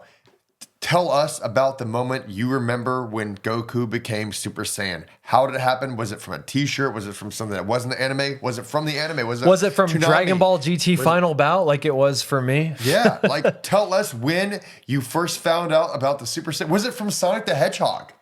Yes, Sonic the Yes. Hedgehog. Super Sonic was Yes. directly referential to Super Saiyan. Not even reference. It was just straight up ripped off. That's Yeah. how amazing it was. So this is a Ripped huge off with moment. love, because I love Sonic Yeah. the Hedgehog. Yeah, I mean, I had seen it in the animes. I never saw the moment. The thing is, like, I saw some of the movies. So, okay, quick tangent. I got bootlegs, guys. Like, I got VHS. This is gonna age my ripped ass from out. Laserdisc, fan subbed. Fan sub, Japanese bootleg VHS tapes of the movies, like the later movies when they're already Super Saiyans. Right. And I had never seen him go Super Saiyan for the first time, like in the real time with the episodes caught up to date. I was just always just trying to get bits and pieces here because I want to see it, and this happened, and this was like a game changer. I remember everyone was waiting for this moment forever. Like, it doesn't matter what kid you were, who you were, you guys all know it. Even the people who don't want to admit it, you guys watched it and you were excited to see it because this was the shit. I will share my moment. Yeah. I was at my buddy Scott's house. We were huge Dragon Ball Z fans. He was in the same boat as me, the same boat as you. We had just been watching the same shit over and over again. We were both excited that now Dragon Ball Z was an after-school show because of the advent of Toonami. And when this happened, we exchanged a look. And we're like, we finally saw him go Super Saiyan. Finally. Yeah. And you noobs, you're younger guys, we love you, but like, you don't know. We had to wait year after year after year. You don't know how hard it was waiting year after year. Yeah. So it was, man. It was. The scarcity of media that we had to experience in the 90s, it made us strong. It wasn't right at our fingertips. We had to find it. And it made this moment like extra cool. I mean, listen, with One Piece, the only reason One Piece pulled this off with Gear 5 is because Oda had been teasing Joy Boy forever. Right. I think back to Skypia. So if you're really paying attention to the lore of One Piece, he's teasing Joy Boy all this time, interleaving. You're like, when is this Joy Boy thing going to occur? And then you see Gear 5 and it's like, finally. I mean, but it's the same thing. It's temporally making you wait. And I mean, One Piece fans probably have more patience than we do because they had to wait like 20 years for Joy Boy to show up. But guess what? It was worth it. It was worth it. It was beautiful. And this transformation, and sometimes we talk shit about transformations here. Let's be real. We do. We're Kaioken fans. We talk shit about Super Saiyan. But you know what? This was a moment that is always going to be up there in the epitome of our fandom here. And you can tell just the way we're talking, how excited we are. We are fans of Super Saiyan. This is the moment. There is only one other moment, and you all know what it is, where a transformation is cooler than this, or more substantial than this, and closes an arc as good or better than this. Right. But this one is the best one sequentially. Because we all know, I'm talking about Super Saiyan 2. I'm talking about Gohan going Super Saiyan 2 against Cell. Okay. I was about to say, like, well, Ultra Instinct, Super. Okay, no. Tournament. I'm not even talking about Super. Ultra Instinct is pretty dope. I cannot wait for the Gohan. That's like the second one. You're right. But this one, then the Gohan. It wasn't as continuous as this. Yes. It wasn't like from Raditz to here. Saiyans exist. The Saiyans work for Frieza. Frieza's the Emperor of the Universe. He killed all the Saiyans. He's afraid of the Super Saiyan. The Super Saiyan is this being of like immeasurable power. Now Goku, this low-ranked person who became strong just because he loves training, he is the thing that the Emperor of the Universe fears the most. Boom. Perfect. Right there. We could literally talk about Super Saiyan transformation for the first time for Goku probably for like 3 hours. I think we could. We could. But we should move along with the fight because now it's should. round 9. Super Saiyan Goku versus Frieza. All right. Round 9. Super Saiyan Goku versus Frieza. It starts off with the immediate reveal, right? That Goku is way faster than Frieza because Frieza's like, oh, you're not escaping Gohan. And Goku does what Frieza did earlier to Gohan. Where he just blocks him and he's like, nope. What we call over on the Dragon Ball Z Megapod the zip zap zoom, where you whether it's an attack or you can just move really quick, or other people are watching you try to fight and they can't sense your keys. They're like, what? We just see flickers here and there. That's called the zip zap zoom. Too fast, too furious. And what ensues next is basically Frieza throwing the kitchen sink at Goku. Everything. Huge blast, doesn't do anything. Little finger blast, the thing that killed Dende, the thing that killed Piccolo, or almost killed Piccolo. Just boom, boom, boom, boom, and Goku's just like dodges every single one of them. No big deal. And Frieza's getting pissed off. He's like, no one's ever dodged this attack before. But he's still arrogant, right? He's still arrogant. He's like, well, even if you are the Super Saiyan. So he even admits, he's like, you look different. I don't know, that hair maybe. But he says, he's like, even if you're not Super Saiyan, I'm still the strongest living being ever in the world. Right. And he's like, no one's ever dodged this attack before. So Goku's like, all right, hit me with it. Yeah. And Frieza goes, He's like, boom. Are you sure? This is Death Beam. Do you want the Death Beam? All right. And Goku's like, I want the death beam. right in the chin, brother. And he shoots him, and boom. Just knocks his head back. Yeah, that's about it. Tilts it up, and he says like, "What the hell are you? Like you're not a Saiyan. You can't be this strong. What are you?" And Goku's like, You get a super cool panel, and Right. he says, well, he makes his little speech. Yeah. He's like, I am the light in the darkness. No, not that speech. That's the dub speech. Yeah. He says, I am the Saiyan who came all the way from Earth to defeat you, the warrior of legend with a pure heart awakened by pure rage. Yes. And then that one panel. I am Son Goku. Yeah. Boom. Super Saiyajin Super Son Saiyan Goku. Boom. Coolest panel if you read the manga. An amazing scene in the anime as well. Like we said, these are GOAT episodes. Right. And props to Sean Schemmel in the DB Kai dub, who insisted, even though no one ever calls Goku Son Goku in the dub, but he was like, this is the line that I want to say this line. I want to say I am the Super Saiyan Son Goku. Yeah. And we got it. It was great. I think my girlfriend might have been confused by it because, again, we never heard it. And then Frieza says, it's like, so you're the Super Saiyan. It makes sense. If you needed a pure heart to achieve it, it makes sense why Vegeta never could. Yeah. Still talking shit, Frieza. Still talking shit. So Goku, what proceeds next, without going blow by blow, is Goku now in Super Saiyan is much more powerful than Frieza, who at his current form, we've established he's like 50% of his total power. Yep. Bigger, faster, stronger. Goku basically sums it up right there. Right. But Frieza has an ace in the hole. Yes. And what he says is because I can survive in the vacuum of space. Yeah. So he just quickly big ball, boom, throws it down at the planet. Yep. The Frieza version of Genki Dama, he does it. Right. And there's a huge explosion, and it's so convincing that even Kaio-sama, King Kai, who is the Lord of Worlds, is fooled by it. Yeah. He tells all the Z feels it. fighters basically like, oh, well, Goku let Frieza get off one final attack and he blew up the planet. And now the planet is gone. Yep. But then he gets a little phone call in his mind from Goku. Kami. Oh, sorry, Kami. No, it's all good. Okay, I remember this part now. And he's like, no, we're not dead yet. He's like, because But he's like, Mr. Popo is gathering all the Dragon Balls. Yeah. And the guy's like, well, that's a good idea. He's like, oh, wait a minute. You're alive? the funny thing is, we're talking about this, like the telepathy, like connection. He's like, in 20 years from now, guys, from this podcast, there really might be like a Neuralink thing where it's like, oh, hey, Dan. Oh, yeah. Yeah, like, Dan. This conversation. This could be. Well, I guess all conversations are going to be quaint at that point if Yeah. we have Neuralink and we can actually just communicate via some extra. Yeah, You know. but that could happen. But they're all on a like a Zoom call together without just audio, not visual. But they're all on Zoom, Right. So they hear each other, even Goku included. Right. So if Kami's alive, Piccolo's alive. Yeah. So Namek still exists, which brings us to round 10. Round 10 We're of the fight. almost done with this battle. This is an epic damn battle. If any of you love combat sports, you know that the maximum amount of rounds in a boxing match now is 12 rounds. So we are almost at the end. We're at round 10. Ding, ding.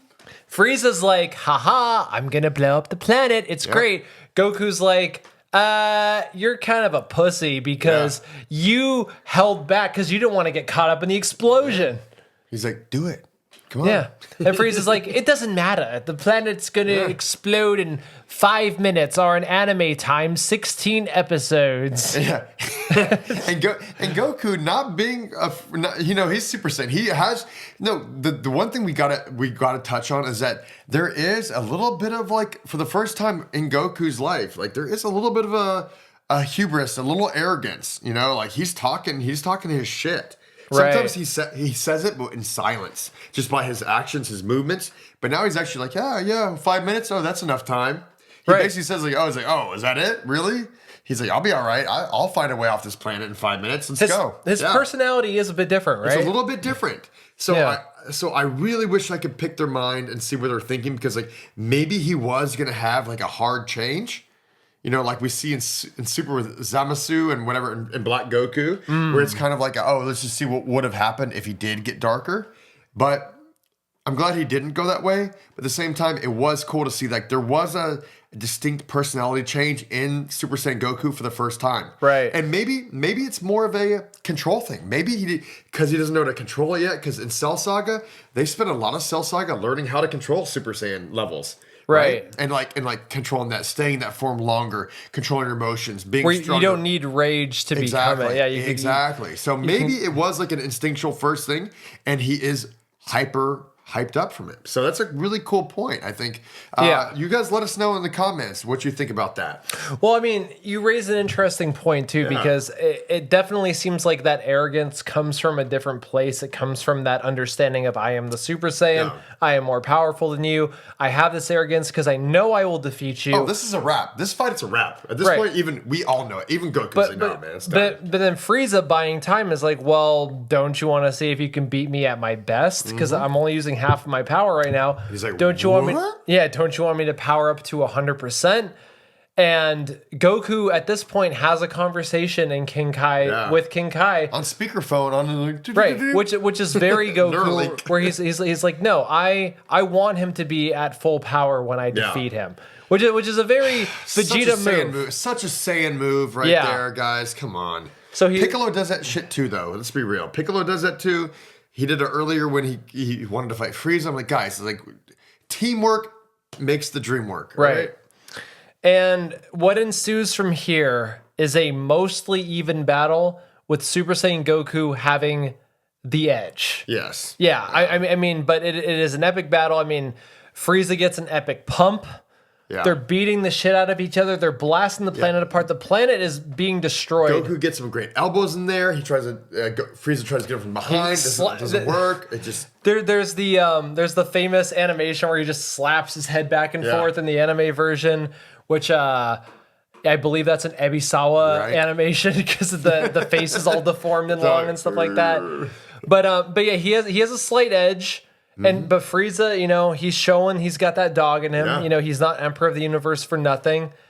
And then the round ends. Yeah. And we go into round 11 with a little surprise where Goku just turns back to normal. white flag.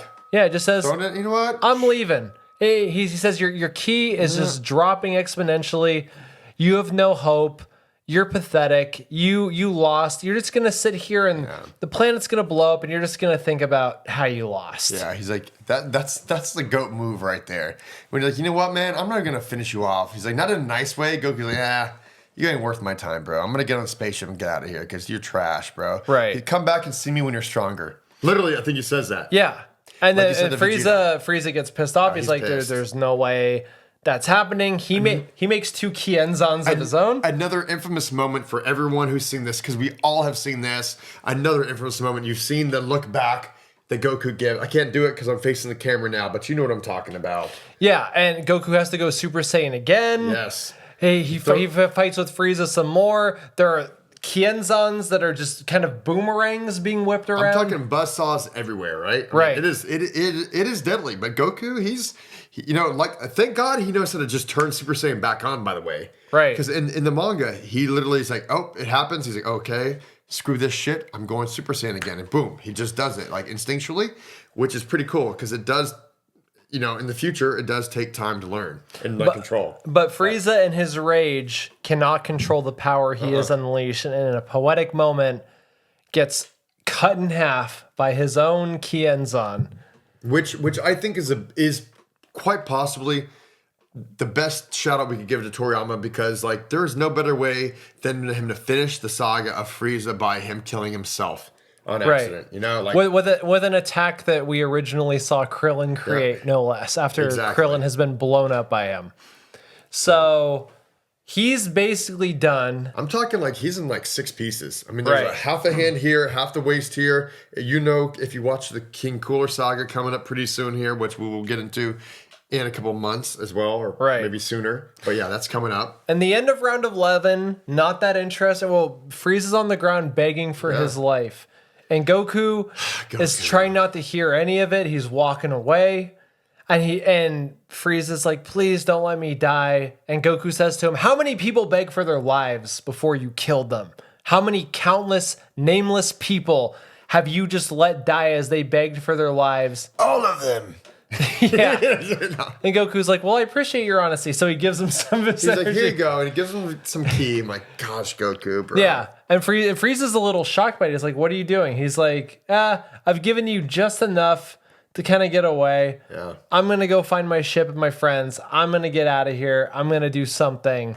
Yeah. And he starts to fly away. Frieza, I don't remember what he says right here, even though I just read it again yesterday.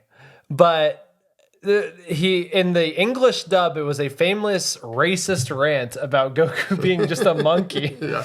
No, he did say And that. this is round 12. This is the final round. Right. Goku has given him his energy. Frieza's pissed. He's like, you're just a monkey. He's just taunting him. Goku, before he flies away, is just like, I might be a monkey, but you just got beat by a monkey, so what does that make you? He takes off. Frieza's pissed, so Frieza puts all of that ki that Goku gave him into one last blast. Up at Goku, that famous shot of Goku turning around. What? Bakayara! Psh, and just... I've never seen a panel like that or even the show. Goku's face says it all. You don't have to say it, but I can curse on YouTube on this channel. But he says, Right. what the fuck? Right. And then he is pissed. I mean, if you check out the manga, because he goes, no, fuck this shit. And he does like a full boom. Like, he's like, you're not coming back. But he does. I don't know how he didn't destroy him. But he just, there's that page. If you read the panels on this manga, he's like, there is nothing left but just death. Right. But Goku unleashes on him. Yeah. Yeah. And we missed a lot of stuff. Tons of stuff. During round 10, there was a moment where on Earth they wished everybody who was killed by Frieza back to life. Mm-hmm. Which included the Elder Namek because Guru. Yeah, because his death was hastened by Frieza. It was shortened a little bit by the anxiety, I guess. Yeah. So with that, Porunga comes back, and Dende comes back. There's one final wish. One final wish. And they're like, just bring everybody except for... And Goku even says, like, just bring everybody except for me and Frieza to Earth. Bring everybody but me and Frieza to Earth. Let me have my fight. Yeah, he please. loves to fight. Saiyan blood. So they do that. Vegeta comes back. Vegeta sees Goku as a Super Saiyan and is like, Kakarot, you've done it. You're the Super Saiyan. Everybody's gone. But now we forget things on this podcast. That already happened in the past. Now everybody's on Earth except for Goku and Frieza. Goku blasts Frieza. Goku is trying to escape. And all we see is him go... No, and then we see the planet Namek explode. Well, they go to the Frieza spaceship, but there's a hole that he can't get a launch. He's pressing the buttons. You know, Goku. He's not a computer guy like me. He's a nerdy jock. He's all like, oh, what do I do here? And he's like, I can't launch this shit. I train and fight people. Kevin is the ultimate computer guy. Little inside baseball. Like I learned how to edit like a month ago, so like I'm learning how to use a laptop. We're getting better all the time, guys. We're working on this. It's like a punk band. We're like, I mean, I don't want to compare us to the Ramones, but we only know 3 chords, and we're just slowly getting learning from there. Right. But long story short, we don't know what happens. All we see is a big white. And we know that everybody else is on Earth. We don't know the fate of Goku, and thus wraps the battle with Frieza. To be continued. Wow. Yeah, I mean, over half a year of releases in the original run, watching just this fight. I mean, if you watch this fight, it is fun to watch in the original. There are all those little side tangents of like Bulma becoming Ginyu Frog and all that stuff. And the Ginyu Force, dead Ginyu Force trying to fight the Z Fighters on Kyle-sama's planet. With Tien, Yamcha, all that stuff. Right. That's not even in our pod right now. We're almost at 2 hours now. It can't even be canon because allegedly if you're evil and you die, you don't even get to keep your body. So how can you... Thank you for reminding me. Sorry to interrupt. We're going to talk about this right now. Earlier, we had done a couple of shorts and a couple of pods where we mentioned how Vegeta was asking Piccolo about death when he's Majin Vegeta, and he says, "Am I gonna go to heaven, or am I gonna? Do I get to see Kakarot in the next life?" In the next life, and Piccolo says, "Well, Vegeta, you've killed a lot of people. You're a pretty fucked up guy." He's like, "I don't think so, in all honesty." And everyone's like, "Well, no." I was like, "Why is Vegeta asking about what it's like to die?" Because he's like, "We all know he died on Namek from Frieza." That's but right. Guess what? You should know. But guess what? He was dead such a short amount of time because they wish him back hours after he died. It's not even days. It's I'd say minutes. I would say minutes after he died. Yeah. So it's like I can argue this fact canonically that he might have not even gotten to the gates before King Yama said heaven, hell, and did his thing like stamp yes, stamp no. He might not have even realized he was dead. Exactly. So everyone who was like, saying, "Oh, well, he's died before, he should know." Like, no, he didn't. It was minutes for him. Also, if we're talking about the world building here, Right. about what death is, I have to mention the fact that by the point when he asks Piccolo this in the Buu Saga, he's been a family man for like 8 years. Yes. He's been a good guy. Good guy. For like 8 years. I mean, sure, he was possessed by Babidi and he like killed a few people. And he asked to be possessed by Babidi. But then he was like gonna sacrifice himself to like kill Buu. But then like Piccolo brings it down hard on him. It's like, nope, you spent most of your life killing people, so you're just gonna go to hell. Your soul's gonna be cleansed and you're gonna be reborn. But it's like, wait, but Piccolo was evil for his entire life until he saved Gohan, and he got to keep his body and go to King Kai's planet. But was that really the same Piccolo, or like half the same Piccolo? I mean, as I said that, Piccolo- I could see Okay. I could see the long arguments in the comments where people were like, Piccolo didn't commit genocide, guys. He didn't murder people. He actually Piccolo didn't kill any person except for Goku. I mean, even on the planet Namek, when they revived everyone who died by Frieza on Namek, a whole village is still dead, and they're like, Because of why? Vegeta, yeah. Because of Vegeta. Vegeta, he brags about it. Right. Like, who does that? He's like, ha ha ha, your friends didn't come back because I'm the one who killed those. like, I don't see Patura's village people, and he's like, that's because I killed them and I wasn't Frieza's henchman when I did it because I was in rebellion. You know, be better, Vegeta. But So, anyway, that wraps up the Frieza fight. One of the most, if not the most iconic fight in all of shonen manga. we were gonna do who won each round, but I don't think we're gonna do it, honestly. I think we'll do that in another pod. We might do a little pre-cap or something like that later, but like, Who needs it? I don't think Who's we need asking for that? It's like, I want to know the 10-9 score of who won each round. Yeah, I think in the end, Super Saiyan Goku, you're the man. And I've said it before, and I know you're wondering why my gloves that I've been wearing this whole pod are suddenly off. It's because we cut briefly and I forgot to put them back on.